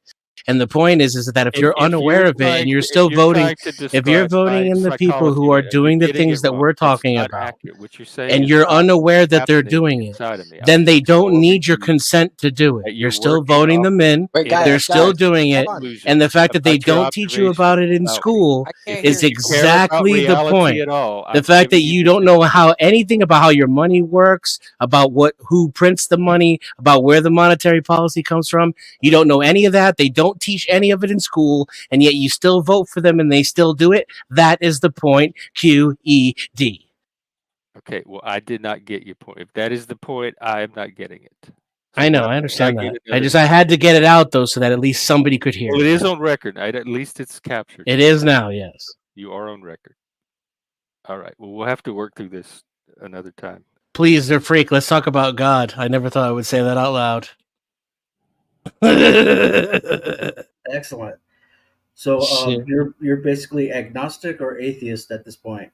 I'm strong anti-theist. Strong anti-theist. Okay. And how are you? Like, what was your family, or how were you raised, or whatever? Atheist, Catholic atheist. Catholic atheist. Interesting. Did you like attend mass and stuff regularly, or you were mostly secular Catholic affiliated? I would say both are true. I attended, I liked going to church, and I also was mostly secular and not church attending.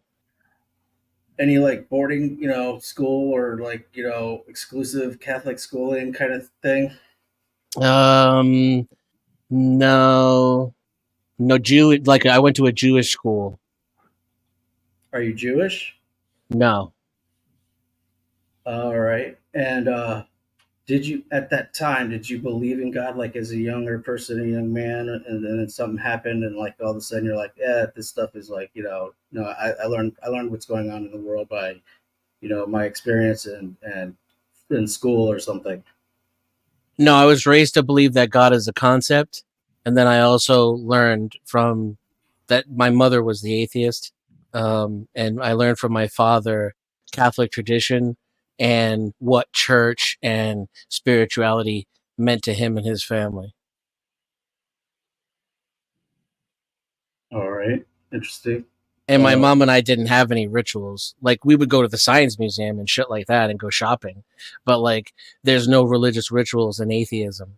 So like the only religious rituals I participated in were Catholic, and then also there was a lot of like I've been to temple. So I guess maybe just because where I grew up, there were a lot of Jewish people, maybe is why I was exposed to it. Sure. And how familiar were you with like the Bible? What's up with this questioning that everybody's doing? Like, what's up with this? Like, just get to the point. Like, ask them what the fuck you're like really want to know. This is the maybe this is what he really wants to know. So I in my experience, I know a lot more about I would say I'm not that well versed in the Bible. It's kind of a lot to take in, and there's so many different versions of it. But I tend to be more knowledgeable about what's in it and the archetypes implied than most people who call themselves Christians. And I also, did like attend Sunday school and things of this nature on my own volition, even though I remained to be atheist, simply for like in other words, it's like a historical kind of sociological education for me rather than spiritual information. I was even a member of like a Christian biker church for a little while, and I went to church. Do you think that say the Jewish religion is more authentic or less or the same as say Christian, religion? More authentic. I think inherently in the honesty and the age of it. And what do you think about Jesus Christ? I don't. So you got to be more specific. I really don't think about Jesus that much. It's one of my least favorite human archetypes. I'm not really Jesus. You don't think he was cool? I'm a Satanist, and I even think Jesus was cool. I don't like his story arc. So it's not that I don't like Jesus. Jesus was kind of, but the character himself is like to me. There's not that much objection about Jesus himself. He seems like a pretty harmless, Revelations, if not completely beneficial guy. Revelations muddies the waters for me, but prior to that, yeah, Jesus is just all right. Nice.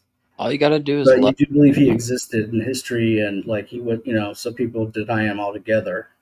I don't see any evidence that he was even a real historical figure. I used to think it would make sense that like we wrote these stories about some really charismatic mofo back in the day, but my research has led me to believe that like just like how our social studies book tells us who the good guys were in World War I, same thing with the Bible. Jesus was a grifter, lols. The Bible is the same thing, right? It's just these are our earliest attempts at like keeping an historical record and having a philosophical, what would you call it? Perpetuity, posterity, something to go into the future. So would you say like the New Testament is less authentic than the Old Testament, or you take none of it at face value at all? Yeah, like so to me it's not the unaltered like spiritually divine word of God. So like the authenticity is very subjective, and I think you know, there was that was like political progressivism, right? You know, it was the governments and the people in control of information at the time who were looking for a way to, you know, program and maintain society. They the New Testament became necessary at that time. What you're seeing as these religious texts evolve is man's own social and civil, his own social evolution, and how that like is in a feedback loop with civilization. Have you ever learned about like Buddhism or Hindu religion or like anything else like out of the mainstream? Can I just like, ask you one question, guys? Can you just give me like an overview of where we're going here, so I can kind of like figure out where my thoughts are supposed to go? Because I have no clue where this line of questioning is going. I'm just trying to get a handle on what he understands or thinks about the subject, and then I'll Okay, I'll got be better got equipped to like a try over. and convince him of something else later. Roger that. Objection, Your Honor. So that's my Say that intent. again. What was your intent? My intent is just to understand your ideology on God, so that I can kind of ponder it and figure out how I can convince you to think a different way. To answer your question, I'm least versed on these Eastern philosophies. I had to seek that information out on my own, whereas Judeo-Christianity is a core part of my culture and my identity, regardless of being atheist. You know, growing up an American male at the time I did, that's our entire, Judeo-Christianity is as integral as the idea of free will, right? Well, we'll probably have to break that down a little bit, but let me ask, how long ago was that near-death experience or that outer space floating experience?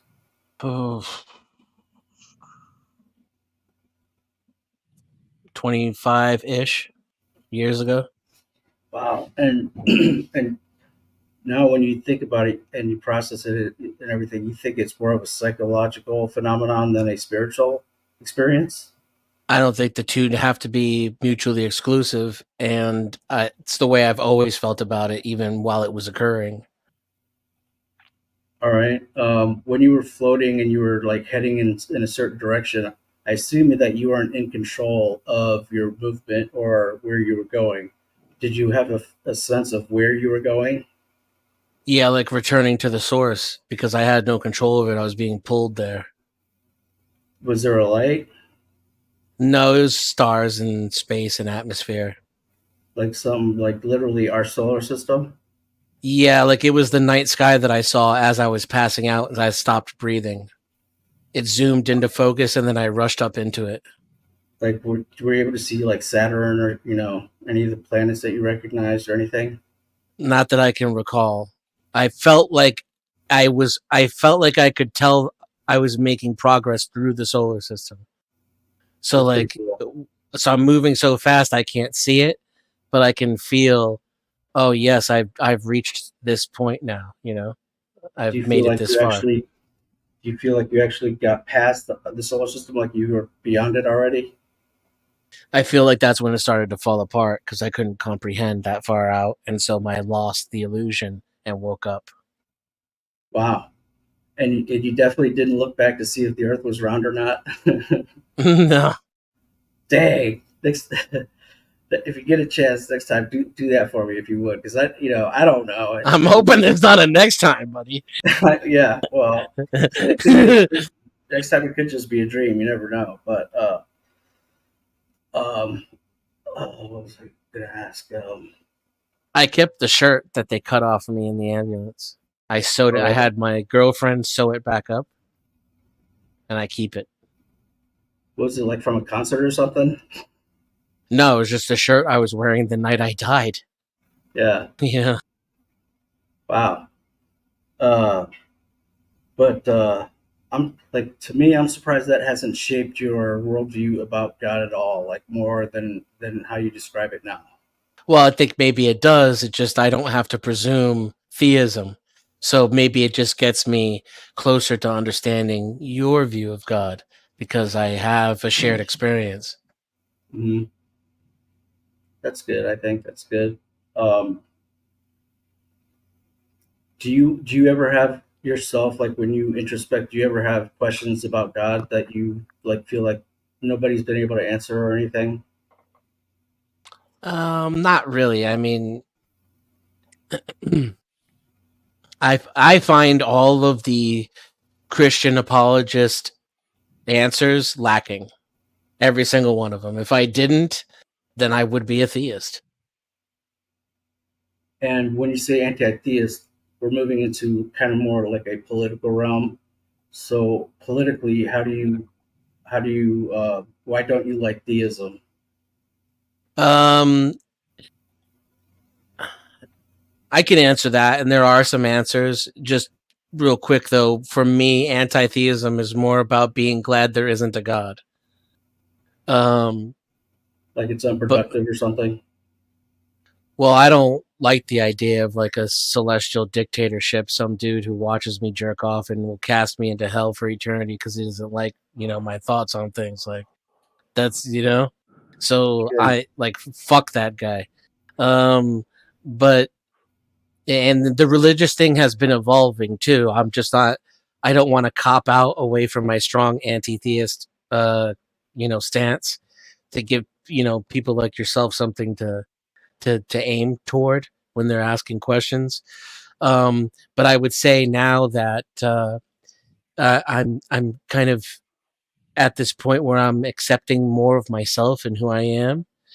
That helps me understand others, and I'm slightly. I haven't changed my opinion. I realize you guys kind of need your religion. The reason why I hold on to the anti-theist part is because technically, even if it's not possible, it would be way cooler if you didn't need your religion and we all let go of this dogmatic bullshit. Then I think that would be a good thing. Why? So I'm well, because I think like we make progress first by awareness. It's the like let's say free will exists. Let's say my position is, and it's just for this conversation, right? Because we both know I don't believe in free will. God knows I get enough shit for it, right? But let's say for this conversation, I believe free will exists, but it only exists at the moment in which you become aware. There's some kind of like Schrodinger's cat fucking quantum woo that happens as soon as you realize something. Then all of a sudden you become a super powerful divine being that has 100% free fucking will, just like God himself. But you still have to have that awareness. And so while we keep communicating with each other in these archetypes and stories and narratives, I get the value in them. I really do. It's a way to encode information over time when there's a lot of like signal degradation and everything in society. But we're at a point now where we can store things digitally. So it might be a time to like have another spiritual revolution and acknowledge some things about ourselves that we made up and are just stories. So you think social feedback is sufficient enough for mankind to develop its own morality? I think that's that's what you're living in, even though you don't know it. So if you admit it, then we're really going to be gangbusters. Well, for me, that's something that to me is obvious. I mean, in terms of the flesh itself, social feedback is probably enough to form morality.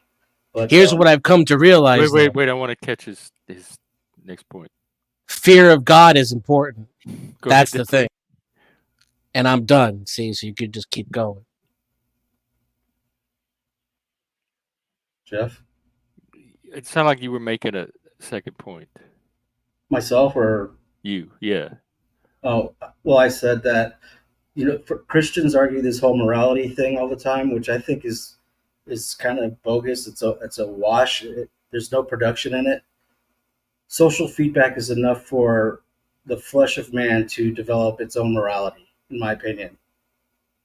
But, and then you said something like, but.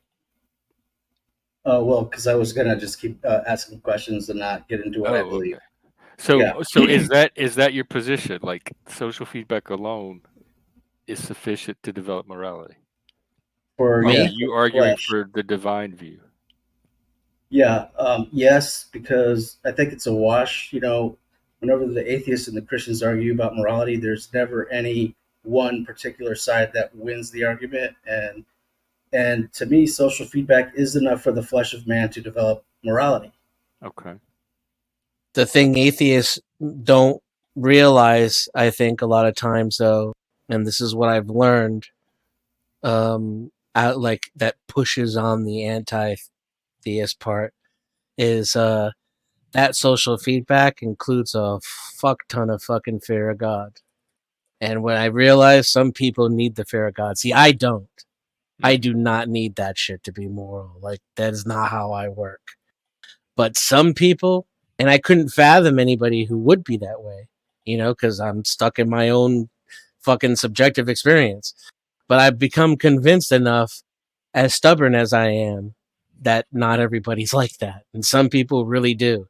If you took that away, they would, spin out and become a problem for society and themselves. They would hurt themselves as well. Okay, let's just say someone comes to the realization that gave them that free will that you were talking about hypothetically, and then you just now said that you feel like you have morality, you have morals without the fear of God. How does that God complex of full realization um, uh, relationship with morality itself? Like, can someone get that realization and not have any morality? Yeah, sure. I mean, it depends what you're talking about by morality, but someone could certainly choose to be evil. Someone could certainly choose to be indifferent. Gotcha. That makes sense. Staying kind of on the political side, what do you think about like the whole Israel Palestine thing right now?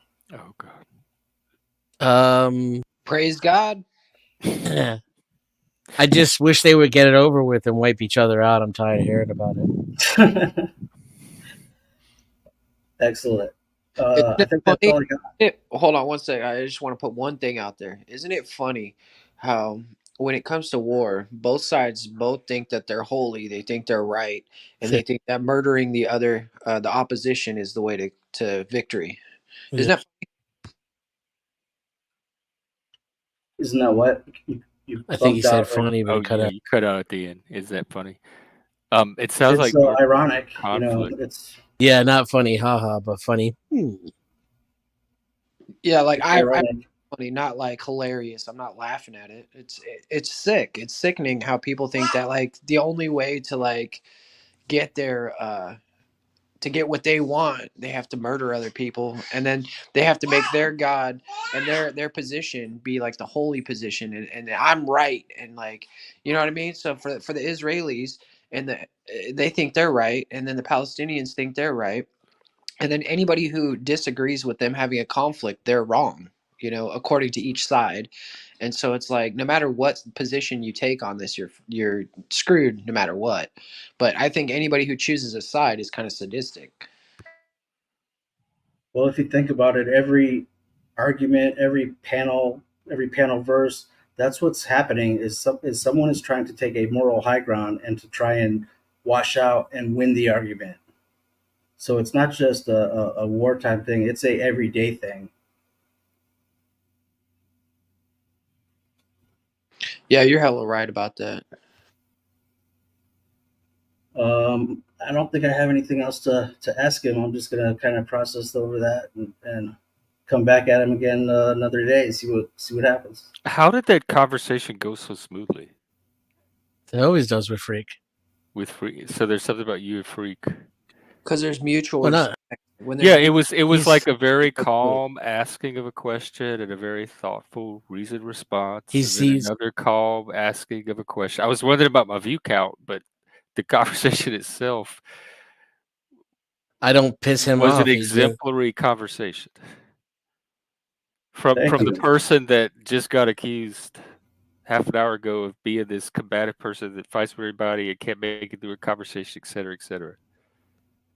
I have recently chosen. I go back and forth on this between like um, whether or not I'm going to combat with people who are combative, and the risk is that you will appear to be the one who caused it, and you're the one who's combative. But I find that doesn't last, because I'm pretty good at getting to the. It may be a weakness, but I'm quite the reductionist. So, I'm going to cook that sauce down quick enough. I can't, like, it, when whether or not people are going to see it, the dude fucking admitted that he came up here to disrupt, cause a problem, call people names. Like this, that's why the conversations go the way they do. Are you in That's the blood control club. of it? Like, because some of it seems just reactive to me because it happens so No, quickly. yeah, I mean, are you able to yeah. make the decision to not do it when you need to? Well, yeah, and whether or not I need to is subjective, right? Or want So, to, whatever, when and, you and choose. I experiment with both. But yeah, no, Using your will. I am deliberate, at least, matching Yeah, that energy when it comes this way. Same here. Usually it's deliberate, but What's like Yeah. deliberate let and myself get deliberation lost in the emotion, and I connote carry it for a will. ride. And I know the risks too. And I'll be able to like lower my voice and change the tone of the conversation way faster than the other person. Like but I in some ways I'm kind of empathic. So that's given me, first it's a weakness, but also it's given me experience, tempering that. Mhm. And I'm definitely a mirror. So thoughtful, kind people think way too much of me. Way too much of me. I'm nowhere near as good of a person as they tell me that I am, right? I have some friends who are just think I'm the sweetest man on the face of the planet. Yeah, I And do it's too. be- Isn't that Hey, strange? when I and met it's bec- when I met you, I said you were, dude. I met you at a time when I was down and out or whatever. I felt really down, and you totally brought me back to my, standing up, and so I think there's some truth to be said about you being a kind person. oh, I'm definitely kind. Definitely. I'm not very nice though. Mhm. But the point is though is that you met me with an open mind and you needed kindness. So that's what I gave to you. If you meet me with you're a grifter and a liar and you're going to destroy Jeff's channel, when we're talking about fucking inflation for fuck's sakes, then it's going to go how it went. And the reason why it won't go that way with everybody is because some people will just leave, some people will back down, some people don't know how to stand up for themselves. I'm none of those things. Sometimes a most of the time, loaded question will get a loaded answer. Click, click, boom, motherfucker. I think it all comes down to DaFreak when he's asking questions is genuine. And when I asked him the question to like kind of give me the overview of what we were talking about, because I was kind of lost, like he didn't like freak out on me. He just said, "All right, here's what's going on," and Yeah, he then was honest. I think that's a genuine interaction. Whereas Yep. Joe was falling in and out of genuine and non genuine interactions this night, and That's what he was accusing you of. yeah, And he's only genuine when he was Oh mad my enough god, to the tell the truth, projection though. That's was off that's the what charts. that's how you can get a plot where he's coming from, even though he's being deceptive. Is that when he's being honest? Is when he's pissed off and insulting everybody else on the panel. That's what Lindsay was saying earlier, how she trusts, and I tend to well, like drunk people and people when they're angry, the stuff they say in those states, she trusts that more as I representative rarely of what they actually think. say things I don't mean when I'm angry. I have maybe Yeah, I twice in don't my either. whole life. I say a lot of things If I'm because saying something, I usually mean it. I have no filter, and when I'm like when someone hurts me, uh, I've had problems with being very, very, very cold and callous. I just slit their throat and just kind of walk on, Like verbally? like metaphorically or whatever. Okay, like you don't do anything to their gas tank or anything. No, I don't do Okay. anything like that, but I just destroy them mentally and then I walk away. But like what the thing is like I really don't like when people are bullying others. I don't like when people are like destroying the show and then saying someone else is doing it. When you're like deliberately talking over people and jumping in there and jumping over them and then asking them question after question after question after question, but not letting them answer and not like listening to respond, but just reacting to them. All you're doing at that point is like he's saying, "Oh, you're being a troll, but I've got a list of questions for you that you're not going to answer, and I'm not going to listen to. Who's the troll then?"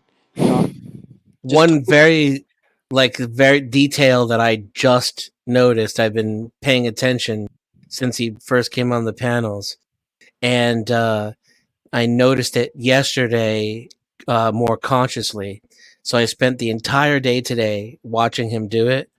Is whenever you ask him a question, he says, and we'll answer that question, and then ask you another question. And he never goes back and answers the original question.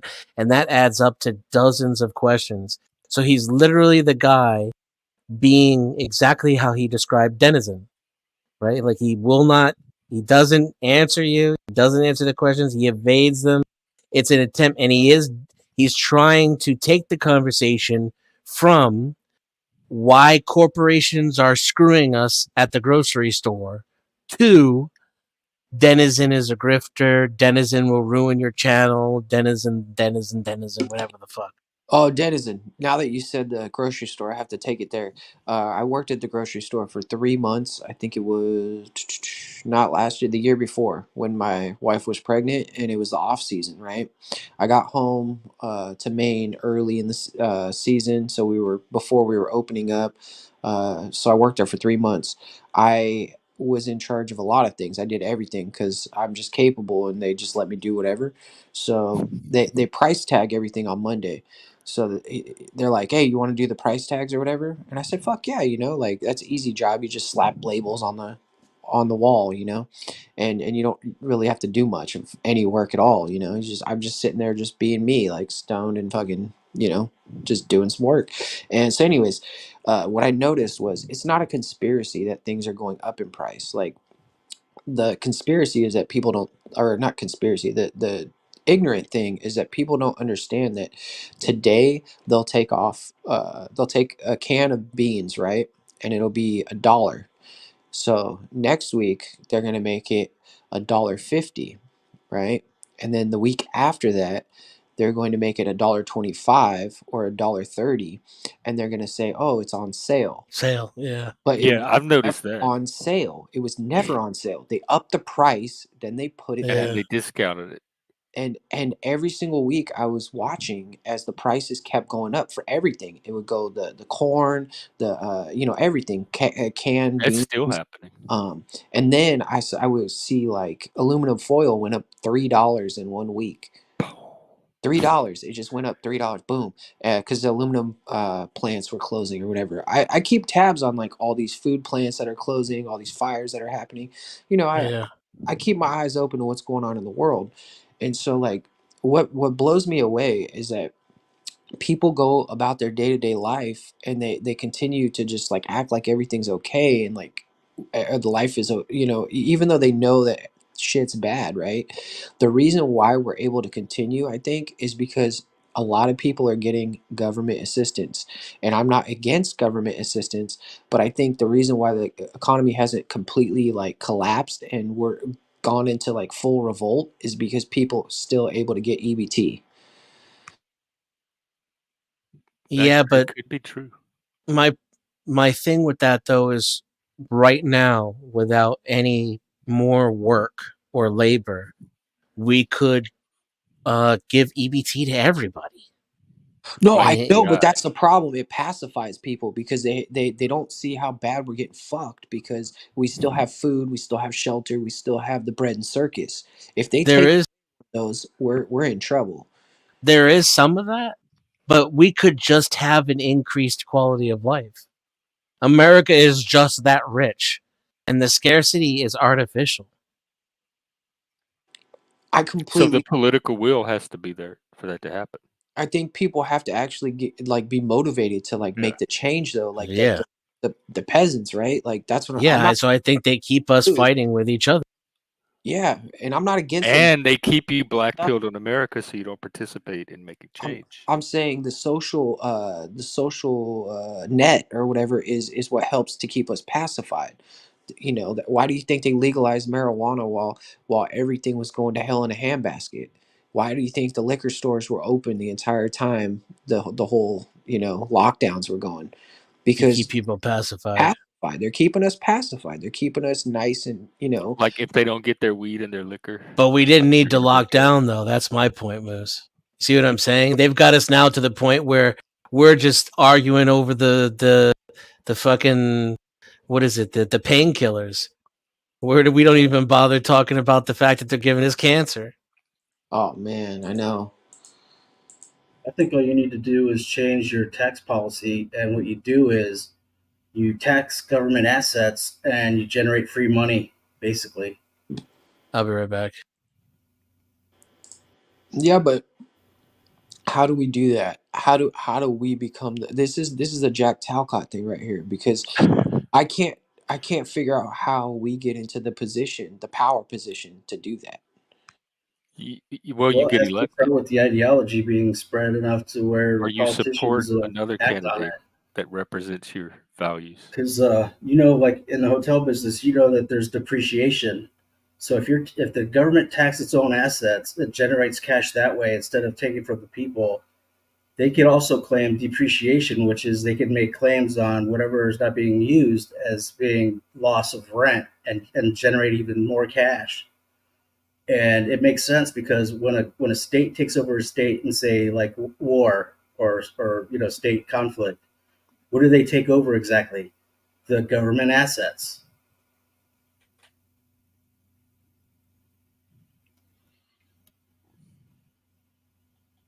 No, I'm with you. I'm following you here. I'm just not understanding how we come to that. Like we don't have the power. Yeah, we do. We are the people. Like, okay, we as in us, all of us have the power. But I, Moose, personally don't have that power. Like if I have access to that power, I need to know how to get the access to that. You may have more access to it at your local level than you realize. And it's different in each region. So at the local level, there may be more opportunities for people to actually make a difference.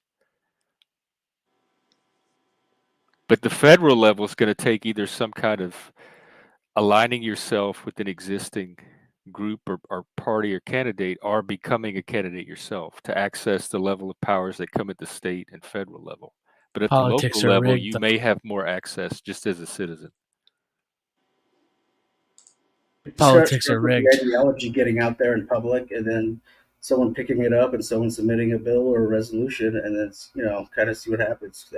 And The way now it with is social now, media, like you have reach even outside of your local level if you can yeah, figure you out how can to call leverage or that. whatever. I'm not Politics are rigged. I'm not against it at all. I want to be clear. I'm not against making the world a better place. I just I try not to get stuck in places, because I've been stuck in places where I can't do anything. I don't want to get stuck in that place. Like I'm ready to do the changes and stuff, but I need to know the path that we have to walk to get there. What changes do you have specific changes? Well, I'm saying like if we're gonna fix the tax code, if we're gonna fix if we're gonna fix homelessness, if we're gonna fix our communities, if we're gonna rebuild America and actually have like a country that's gonna be here for another couple hundred years, that's not gonna be that's sovereign and not taken over by foreign invaders. Like, how do we get there? I mean, I think for Yeah. issues like that, where I would start are existing advocacy groups and policy groups, and see where they're at with it, and look for the national groups for the larger issues, and then look for local versions and options for the different issues, and see what's They're not on currently the same being done page. where you are. They're not on the same page we are. Well, it depends on the issue in the group. They're all. I mean, there's many Sure. of them, and I they're mean, all. right now, the area that I'm in is fighting against all these solar panel companies, these huge solar panel companies who are coming in here, and they're trying to take up the land, and they're going to be selling all this basically all the solar panels are going to be powering Canada and not America. It's not going to be giving any benefit here. It's going to be just deteriorating the soil and all that stuff, because solar panels have all kinds of chemicals that wash off in the rain over time.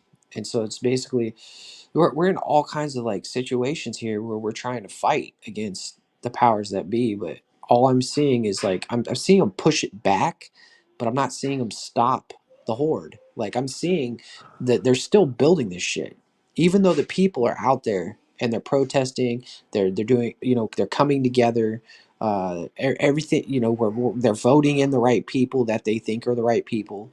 I But I still don't see the change. Like I see we're still losing the fight. Yep.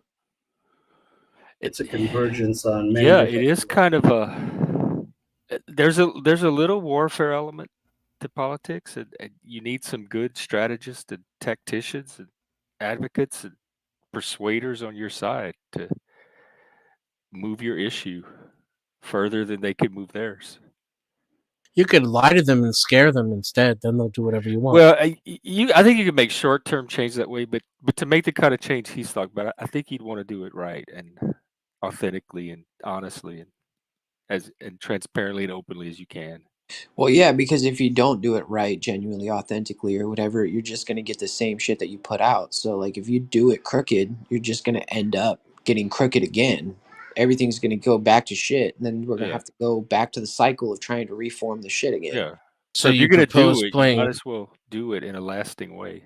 You propose playing fair in a rigged cricket Not system. necessarily. Well, fair is such a Nope, gray area. I in never said play politics. fair. I just said do it authentically. Yeah. I never said fair. I think you do it legally. You do it legally, and you do what you need to do to win. And Donald you Trump's keep goal. you keep to your moral code and your ethics too. Like don't compromise your core values over it, because that's probably one of the reasons you're supporting that issue anyway. Is there, it's an outgrowth of those values. So don't compromise it in the process.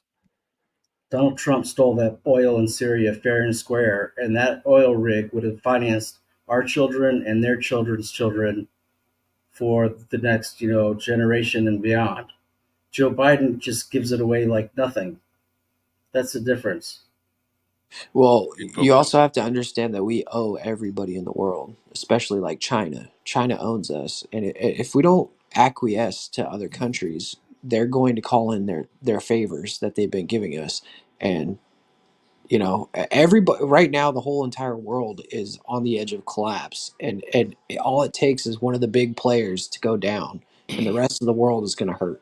So nobody wants to see that, I don't think. I don't. I think I'm as long not as we get quite Second that. Amendment, we're okay. The what? Second Amendment. Second Amendment. Because China still has to come take our shit. And as long as we got the Second Amendment, that ain't happening. And as long as we have that, we're still the world's collateral. I don't stand with that. I don't stand with the whole Second Amendment movement. I'm all about individual rights, freedom. You can have whatever you want, but I don't think that playing the soldier boy at home is going to win. I don't think sitting at home and defending your house is going to win a war. I think that if China is going to fight us, they're going to use nuclear weapons. They're going to use all kinds of tactics that will make. All they have to do is just take over the electric grid, shut down. They can certainly outproduce us. And once they shut they down, could just take over their own area that's currently being run by the American empire. You saw what happened during the lockdowns. People were fighting over toilet paper. Imagine if the grid went down, then you'd be fighting against your neighbor. Yeah. China isn't investing in Africa for nothing. That's all I'm saying. She's an old lady. I'm not worried about. I could take her. If they own all of our treasuries and they own all this farmland and they're doing all this and that and foreign investment and whatever, they're not going to nuke what they own. Believe me, Chinese man, that's like trying to. Yeah, they don't need to fire a shot at that point. Ethnicity and his money. You're describing how they've already won. How do they win? They own everything. So you don't nuke what you own, so we don't have to worry about that. You don't have to worry about being nuked. I'm just saying you've been defeated without them firing a single shot. Who needs nukes? They already got you. You're already Chinese. Embrace it. Yo, You're still in the fight. Hey, last time I looked at a U.S. Army base for a United States flag, and every single one was made in China. LOL. Yeah, that makes sense because it's cheapest to manufacture something in China than probably Yeah, anywhere else. it totally doesn't make sense to someone like me. Like, I'm not patriotic in the slightest, but if you're going to have a country and you're going to have this like powwow, like it's like a school spirit thing, right? You go to the school spirit, you're gonna have whatever your fucking school is going to be promoting, right? Well, you're not going to have that made by some other country. Like, you got to have your flag made by The your rival Yeah, you school. will if that's the cheapest rate. You're gonna have the rival school design your mascot. Yeah, if thank they're you, Danny. giving you the Thank you. best rate. Making my analogy better because I don't care where the mascot comes from. Nah, dude, you're not gonna let another country make your flag. Moose, come on, you were in business. You were at a hotel. You know how to shop around for the But the the flag's best. supposed to be special, isn't it? If the flag's Well, supposed there may be if a company wanted to like enter the market with American flags made specific in the US, guaranteed US made, that's a potential product that may have a demand for it. It's a I'm more market worried niche. about the But the flag doesn't have jetliners. to be made. Like when you see someone in a parade waving a flag, you don't know where it was. You don't know if it was made here in China. I'm more worried about the jetliners that they're about to have come on the global market. And meanwhile, Boeing can't build anything that doesn't kill everyone when it tries to land right now. Man, y'all are some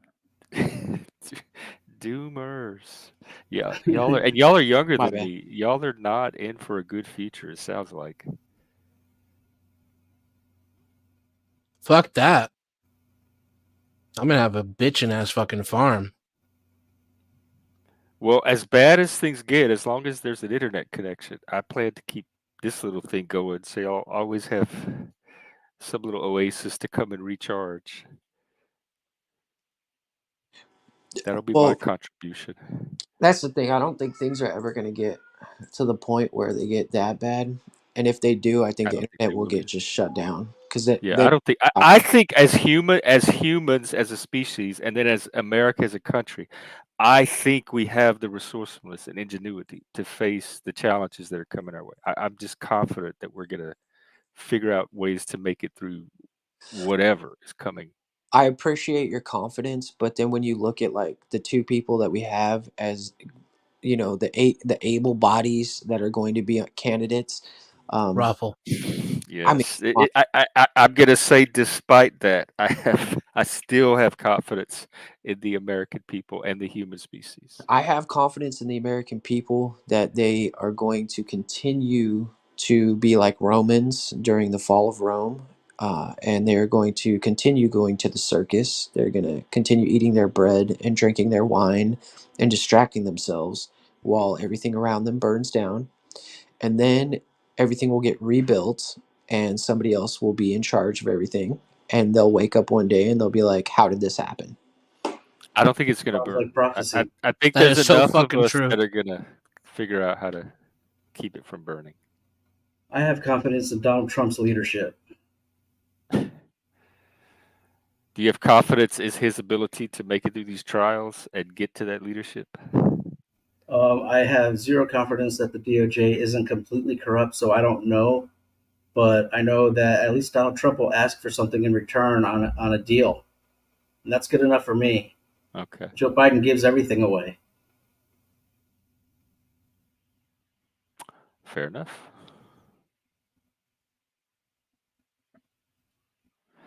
And All we're right. keeping the oil. You know what? China. Sorry, guys. China. I was gonna wrap up mostly because, oh my god, we went a whole nother hour. I'll go 4 more minutes so I can make 7. But seriously, if y'all want to stream tomorrow during the day, I'm gonna have to go get my beauty rest. I'm good. We're good. Thank you, Jeff. Any last minute thoughts or words? Yeah, I just want to say how great the discussion has been since good old Joe went to sleep. Joe, I want to see you come back, Joe. I know that you're going to be watching tomorrow. You're probably going to be listening, see what we had to say about you after you left, Joe. You hear like I-Fi every single day, almost hemorrhoids. All right. Thank you, everybody who came out to watch the show. 7 hours of power. Yeah, I don't have anything else to say. Just get ready to donate because we're going to get that fucking donate button going soon. Peace. Thanks, Moose. Freak, any last thoughts? Oh my God, there's like 4 or 5 Jeffs now. Old man is named Jeff as well. I don't know if y'all know that. No, I think I'm good. Appreciate the whole show. It was excellent, and I'll probably have queries for you one day, Jeff. So, Okay, Denizen, well, always a pleasure. So, thank you very much, and good day, good night, good morning. Peace. You too. Good to see you. Den. At Denizen -X on YouTube, at Yeah. Digital Denizen X on Twitter. And thanks, Jeff. Even the part where you yelled at me earlier. Yelled I'll at see you you. tomorrow.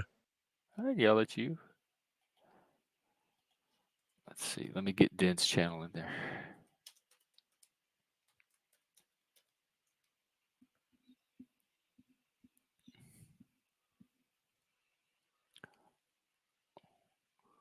Old. Oh yeah, no, he called himself Old Joe at first, and then he changed to Old Man, but his actual name is Jeff.